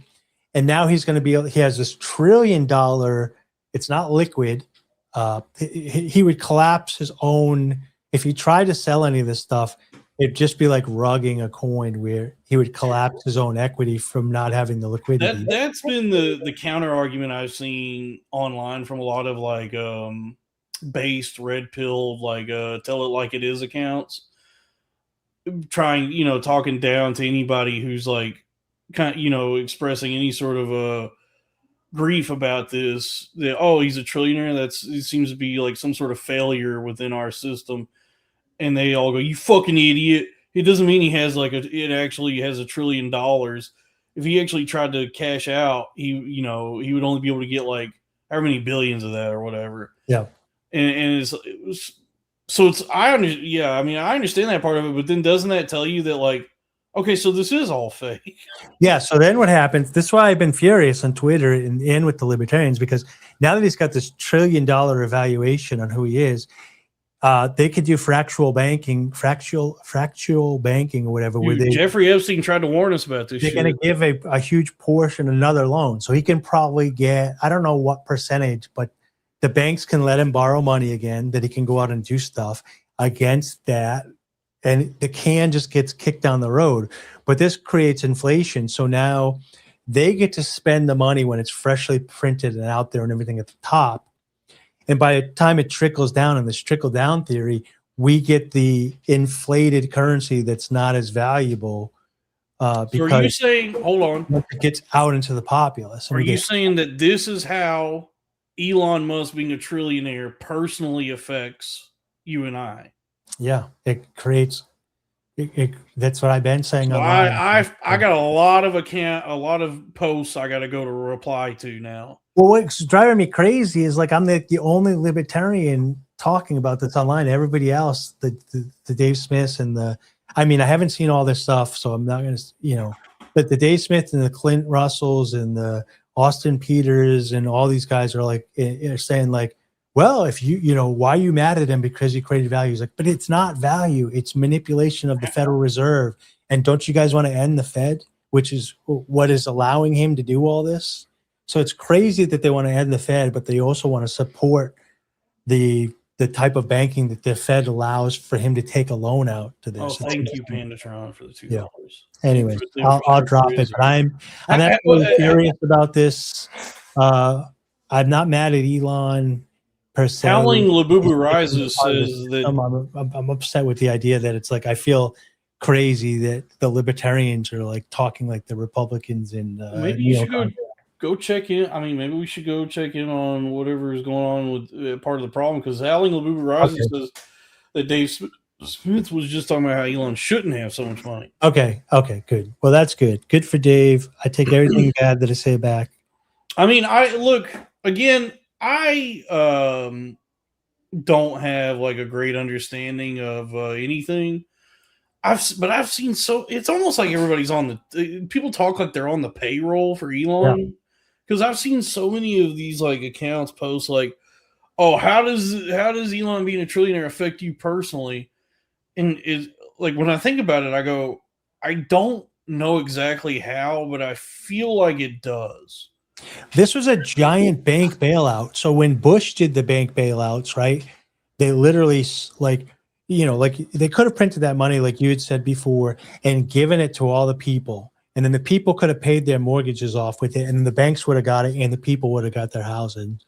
But instead, they gave the money straight to the banks, and all the people with the houses got fucked. Right. Now what they did is the banks, they say when you owe the bank $1,000, you have a problem. But when you owe the bank $1 million, well, Elon owes the banks billions of dollars. So they had to work together to figure out how they were going to get this money. And when the cap was at $25,000, there wasn't enough institutional money to pay the banks out for the bailout that they needed with the SpaceX project and to pay his loans, and they were coming due. So they lowered the rate to get retail people the ability to take money from the middle class and put it into it. They didn't do this out of the kind of fucking shit. You're telling me that FINRA regulation, like them getting rid of that, do you think that's just for this SpaceX IPO? That's why they started it. I don't know if that's what they did. They also lowered the standards because Elon said, hey, I want to put this on the S&P 500. They said, you can't. You need X amount of months. That would have put him past the November date, which the loans came due. So he said, okay, I'll go elsewhere. And then they changed their mind. They let him into the S&P. And then they lowered the 25,000 down to 2,000 so people could buy in for the IPO, because they needed retail people to be able to go to get enough money to give to Elon and the people of SpaceX in order to get this done. So it was a bank bailout in real time in broad daylight, which is the best place to do the heist, right in front of everybody. And no one's like, I feel crazy. Like, am I a retard? And everybody else is intelligent because I go online and everybody's gaslighting me like Elon created all this value and I'm supposed to be cheering him. And it's like, he didn't do anything. They moved numbers around a computer from the centralized banking system that just it's like, even because I mean the thing is like, even if you don't understand all this, or you have like no real knowledge or a basis for how any of this stuff works, all of it just seems suspicious. Like people is even I feel like people have intuition. Like people can feel when they're getting fucked in their asses, And so, like, this whole SpaceX thing, because the whole time I'm like, just feeling like, in what way am I getting fucked? I don't know exactly how, but it feels like this is somehow this is fucking me. And I've seen so much of that where it makes me wonder, like, or maybe I'm wrong. Maybe Elon's like the coolest guy ever. I actually don't hate Elon. I actually think he's like. I don't think he's this evil billionaire that everything. I do think he's trying his best, but he's very intelligent. He knows how to make the system work to his advantage. And he probably does have somewhat of a God complex at that point. If you study primates, right, within monkeys. He is African. You do get to a certain point where you get a dopamine hit of juice. So the higher you get up on the hill, and he's only human. So he's not,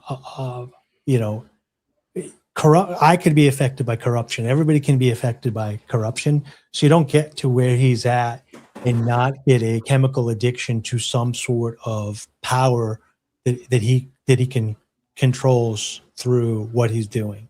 Sure. You know what I mean? I don't know. We can stop talking about it. I'm furious because it's like, I feel like I just watched Gen Alpha get fucked. After I watched the millennials get fucked, after I watched Gen Z get fucked, And I just feel like Chicken Little, like screaming into the woods, and everybody around me my entire life. Chicken Little It penis. just loves fucking the next generation over forever. And it's like, should I have just been fucking everybody over after me? Yes. This whole time? Well, I get. You have the Howling the Boo Boo Rises. I have the Mel Gibson Wants thing. to This check should out the cheer Mel me up. Gibson audio. This should cheer me up. I like Mel. Anytime I need a good movie, I just look up Brad Pitt, Mel Gibson, Vince Vaughn. Watch it. Yeah, you know what? Those are solid guys. So let's listen to this. I hope this is it. I don't work around in tight clothes. I stay at home for most of the time. Public, and it's a embarrassment to me. You look like a unheat, and if you get raped by a pack, it's your fault. Can I just say something? I know this is like everybody says this.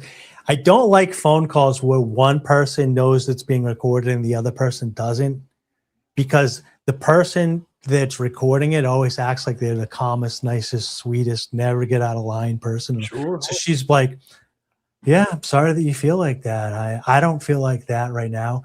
When they're not being recorded, you know that she's a crazy ass bitch. That, you know what I mean? Sure. Right? Because you provoked it. You are provocatively dressed all the time with your fake boobs. You feel you have to show off in tight outfits and tight pants and stuff. You see your from behind.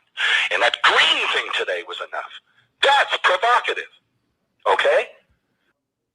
I get this. This is me walking through. Mel Gibson has been caught out. This is me walking through the grocery store today when I see these Tight pants where you can see your pussy from behind. women I like the way that looks. half naked, and I'm just like, hey, put some clothes on, lady. Yeah. I think it depends on the state that you're in, because it's like some states have a one-party consent, some have a I two-person. don't work around in. So, like, yeah, there's some states where you're allowed to just record something. I think New Hampshire you can. I'm not sure. Yeah, and well, you know, as long as one person knows it's being recorded, it's like if you're the one recording it, then yeah, I guess it's legal. But yeah, I mean, I learned at a very early age because my mom is a little Paranoid. She's a little off. She's an odd duck. Yeah. I remember being a kid and like we would get into these like arguments and I would get to where I lose my temper or something, and then she would reveal that she had been recording what was happening, and she would threaten to like release it to the public or something. She would tell me, she was like, all your friends, everybody, the family, the whole world, they're gonna know you have a tiny penis. They're gonna, yeah. But she would be like, they're gonna know like who you really are. They're gonna see like the real you, and they're not gonna want anything to do with you when they hear this. Well, Mom, I'll just tell them about the 3 types of Japanese masks. The person, the person society sees, the person we see. Yeah. So that was like a constant. That was a regular. I'm sorry you had to go through that. That's right. That was a regular occurrence in my house, and so I just kind of developed this attitude of like, you're just act like you're always being recorded. Then, so because your mommy's going to tell all your friends that you're a bad person, and then play them a clip of you being rude to her during an argument, and so, I guess maybe Mel Gibson wasn't raised like that, and he just had lost his temper in the moment. But I think it's good to just always remind yourself, especially when you're a high profile public figure like that, hey, this might be being recorded right now. I can say this, right? So I will talk to my buddies that are younger, and you guys call them, the showing the receipts. I am happy that I didn't grow up in a time where, I had women that I had broke up with manipulating the community around me. So like we would break up and they would like cheat or something. So we would break up, and then when I was like licking my wounds and trying to like mentally like get myself stable, they're at the bar telling everybody like all these fake stories or whatever. and all the guys that want to fuck her are believing her, and all the women have to be on team women. So if they do the same thing, that they can tell. So then you come back in and you're like, okay, this thing's gone. It's under the rug. We all healed. We took a couple months off, so we weren't around each other. And you go back, and there's this whole narrative that's created. So I can't. So part of me now is like, oh, it sucks that people can like show receipts and all this stuff, but also it kind of feels like I kind of like that you can have a camera on somebody or a phone, and now they can't lie about what really happened. No more Rashomon. Yeah, like the Johnny Depp stuff, right, with Amber Heard. Had that happened when I was growing up, she would have got a full cakewalk, and he would have looked like a crazy person. But because they had the video cameras and the recording and everything, they saw that she was this crazy bitch that was doing that to him and shitting on blankets, Amber Turd. I remember watching the trial, and I, at least with them, I feel like that may just be a case where there's no good guy.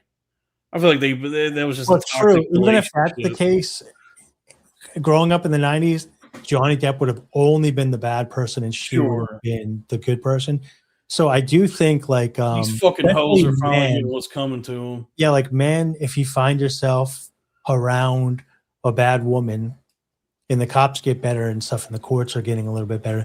But if she starts spazzing out or whatever, I don't think it's bad to take your phone out and start recording. Because worst case scenario, she stops doing whatever crazy thing she's doing. But if she also continues, you have evidence that you didn't do or you're not doing what she's claiming that you're doing. Because I think men especially have like a protection gene in them, and some women know to manipulate this. Oh, yeah. Where like when a woman comes to you and says, "Oh, this guy's doing this thing to me," we're kind of like designed to believe it, and so that guy's got to prove his innocence to you, and now you have the cameras and stuff. But anyways, I do kind of also hate the fact that you think I've had fights with a girlfriend via text, and it starts escalating. And then kind of like you were saying with the porn tunnel, once the argument's over, you're like, oh man, what was I even saying? That wasn't even me. And then they try to portray that as being you.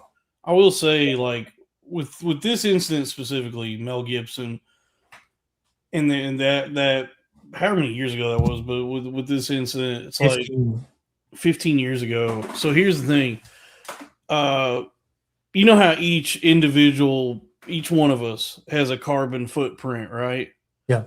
And this is something they talk about like mega wealthy people, like Taylor Swift, right? She flies on a private jet, and a private plane has leaves a large carbon footprint.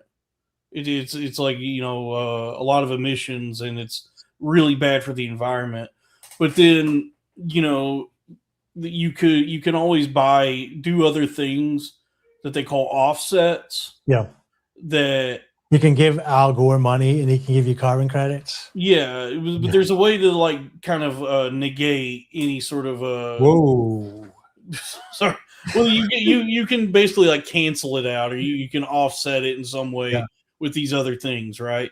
So like in this instance, Mel Gibson is saying all these really mean, nasty, rude things to, who was it? His wife, his girlfriend? Yeah. He's all that. And then even outside of that, he's going around saying, oh, the Jews are responsible for all the wars. Oh, so he redeemed himself. Yeah, that's the offset. Did I just step on your punchline? He calls well, I was gonna say and he calls that lady sugar tits. All these nasty, negative things he does. That's his like, I guess like social carbon footprint, right? Yeah. But then he made Apocalypto, dude. So and good. So I think that offsets anything bad he ever has done or will do. Even those just stupid movies like Paycheck, I like watching, dude. That's Ben Affleck. No, what's the one then? Payback? What's the one where he's the What Women Want? What? That's a good. But there's one with Mel Gibson where he plays like a vigilante that saves somebody. A vigilante? Yeah, vigilante. For me, I mean, he's done a lot of great work, but I think just Apocalypto on its own. Yeah, Payback with Mel Gibson, 1999. Okay. Yeah. Yeah, I think just Apocalypto on its own offsets. Dude, such a good movie. Everything else. And he's even done work. I mean, Passion of the Christ, and then soon to be Resurrection of the Christ, the sequel. But then even before all that, did he do Cell Block 9? Because I think he's in the next one. So that's a director by the name of S. Craig Zoller. Because I think Mel was supposed to be the Vince Vaughn character. Mel Gibson's in that guy's next movie, which is called Dragged Across Concrete, which is a great movie. But then even before all this, you got Mad Max, Road Warrior, Beyond Thunderdome,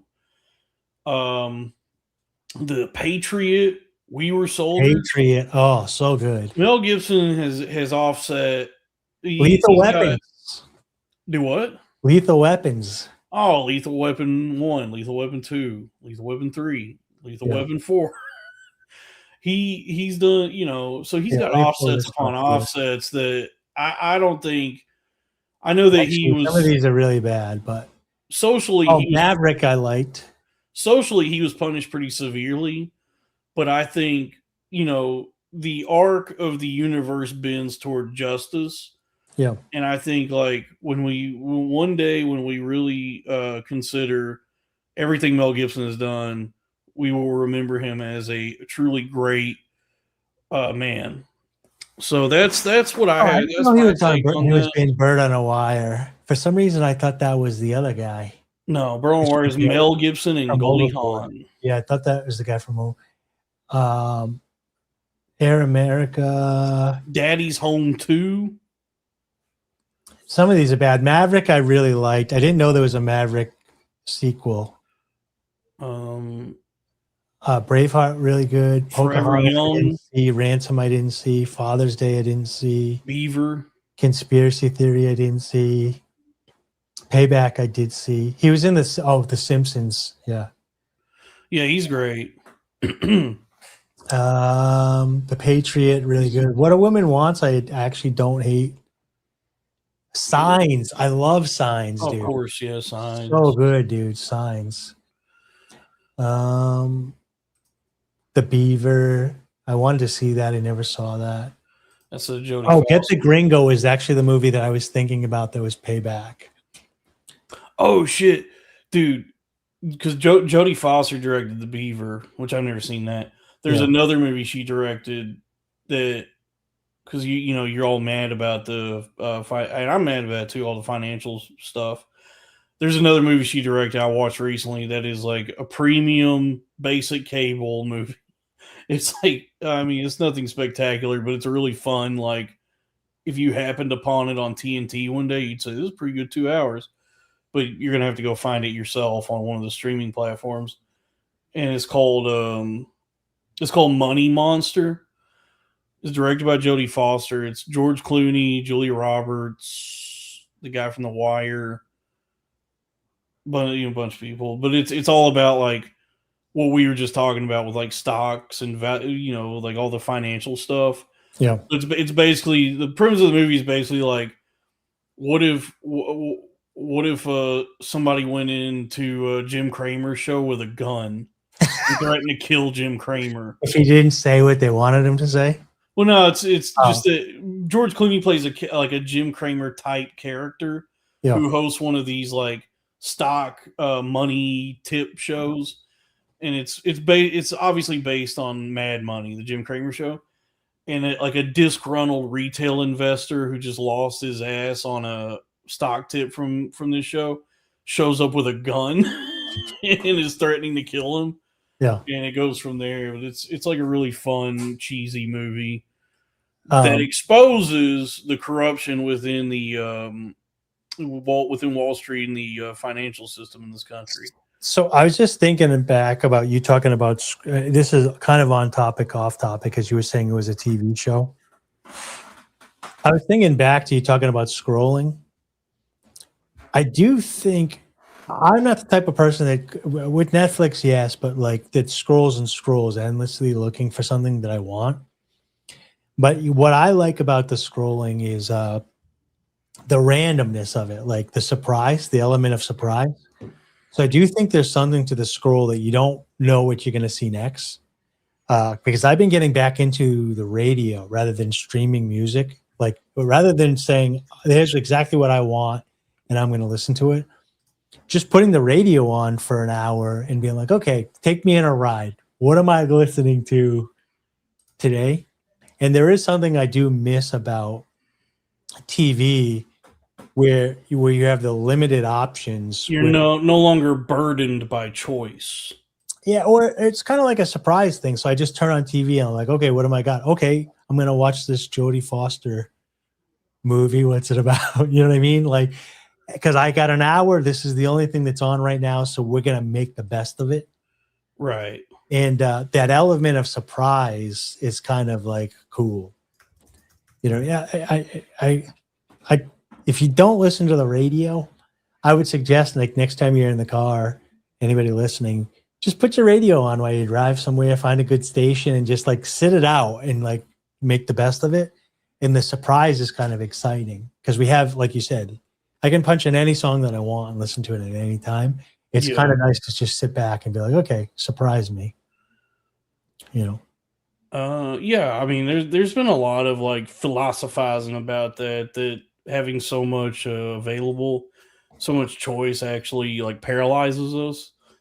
And that, you know, a lot of people are starting to have this thought that maybe the world was better when we were not inundated with so much freedom and burdened by choice. But let's something just came across my desk, and let's go ahead and we'll wrap up with this. And I know that there's other requests for stuff, but we're at like 4 hours and 35 minutes. I'll the next time I stream, I'll get around to them. I'm sorry, but I really got to pee, and I'm getting like kind of getting a UTI. I'm getting a UTI, and I'm also just like running out of steam. Yeah. But something just came across my desk. Donald Trump just turned 80 years old. Oh, wow. Happy birthday, Donald.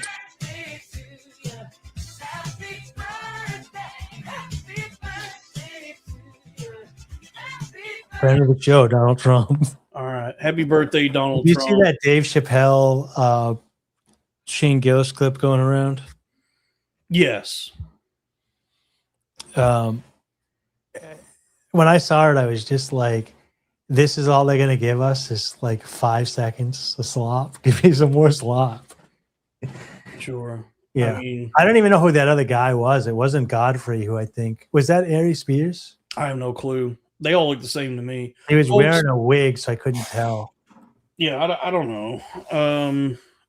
I didn't even really watch it. But he was just like, you do the best.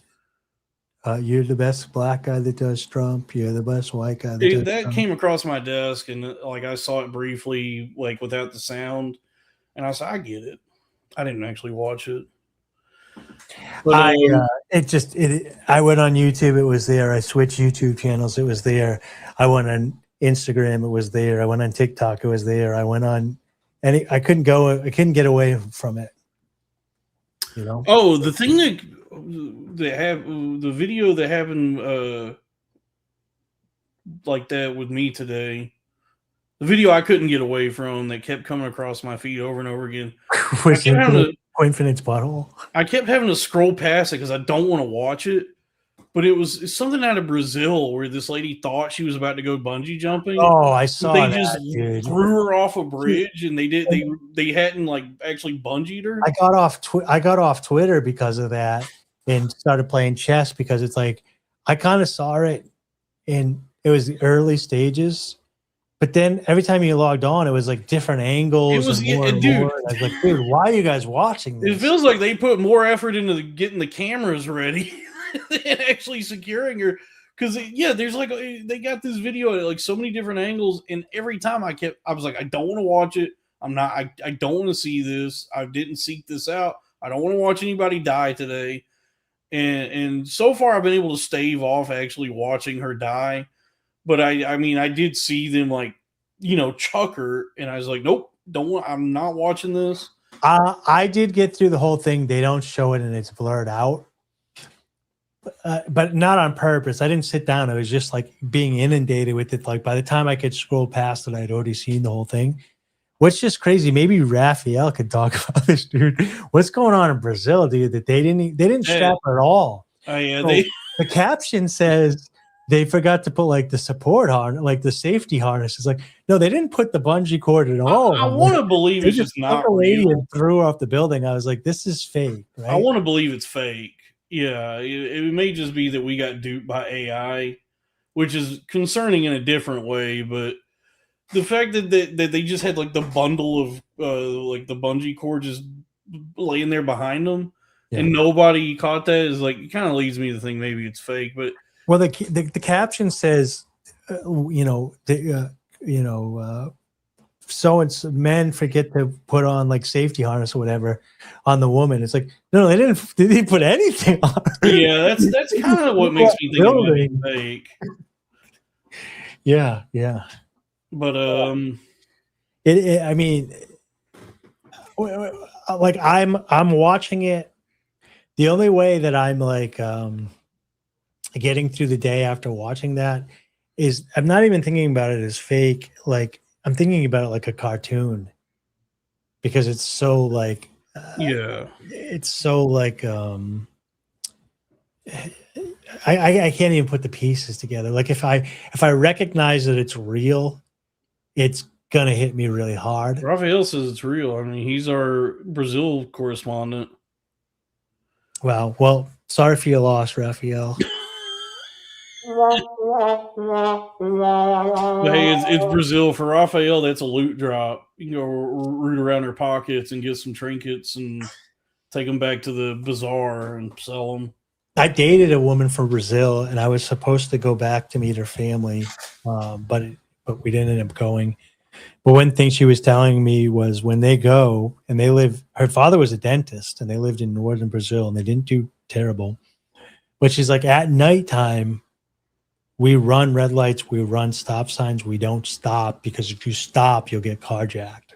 And I was like, is that everywhere or is that just in the bad areas? And they tried to convince me that it was everywhere. Yeah, because the bad area of Brazil is Brazil.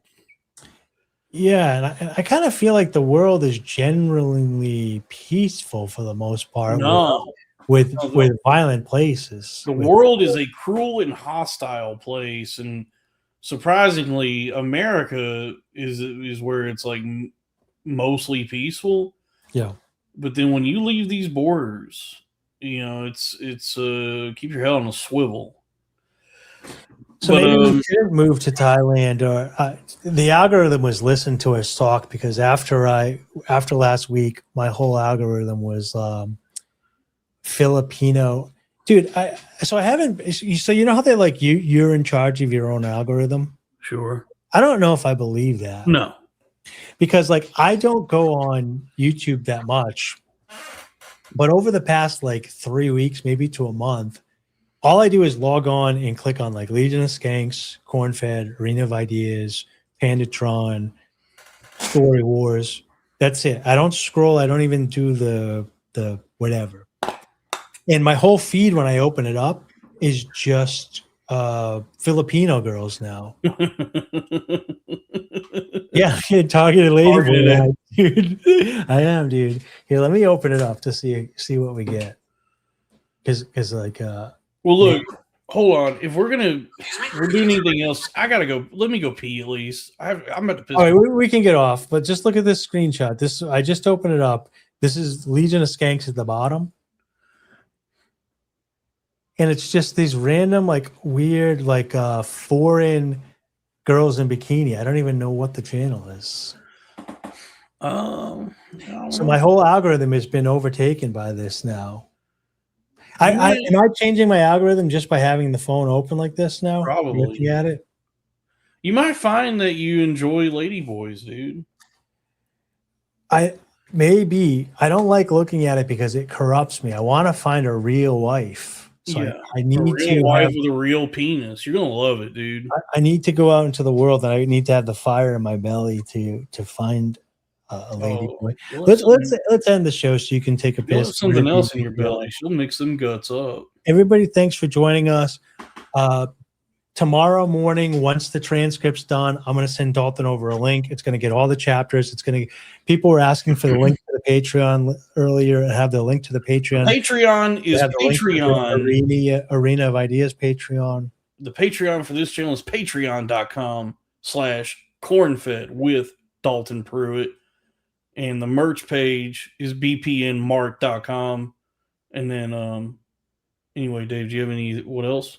Yeah, and just my links will be down below, but everybody's having trouble making money. Come join us on Wright Ideas, Broseph and me, basically showing you different side hustles and stuff that you can do and make some money. Like one of the ones that I'm doing now is an app called Curry, and they paid me like $100 to drive. I drove 23 miles out. Delivered some rocks for Home Depot. One of them bags was wrong, so I had to return it, and they paid me to come back. They paid me $48 to go out, and $48. I made $100 in like an hour and 15 minutes. So we got all different stuff like that going on. If you're in America and you're looking to make a little bit of extra cash, we talk about TikTok, YouTube, side hustles, gigs, eBay, whatever. So come join us. If you make the money, come over to Write Ideas and make some money, and then you come over to Cornfed and super chat it at us. Mm-hmm. Yeah. And again, I'm sorry I didn't get around to the different performance and multimedia requests. Put a pin in them. Remind me of them. I might stream tomorrow. I'm definitely going to be streaming again on this channel Monday with Pandatron, where we're going to start doing Bamboo Fed on Mondays. So I'm definitely going to be here Monday doing that with him. And so just come in and harangue me about that. Then I'll do it then. Sorry again. We got caught up in the flow of everything and just weren't able to get around to it. But I do love you, and I want to please all of you as much as I can. And anyway, again, I do appreciate all y'all. I thank you for the support. Be sure to smash that like button, leave a comment on the video, hype, tell your friends, go spread the tendrils of the Billionaire Podcast Network across the 4 corners of this earth. Make clips. Go clip our stuff. Make some clips. Post a clip. If you get 1 million views, mark my words right now. Mark my Norman. If you go out and you guys make clips and you get 1 million views, send me the link, and Dalton and I will give you a shout out on the show. Mm-hmm. Yeah. But again, thank you all, y'all. I'll see y'all the next time I see you. I love you so much, and good night. Good night.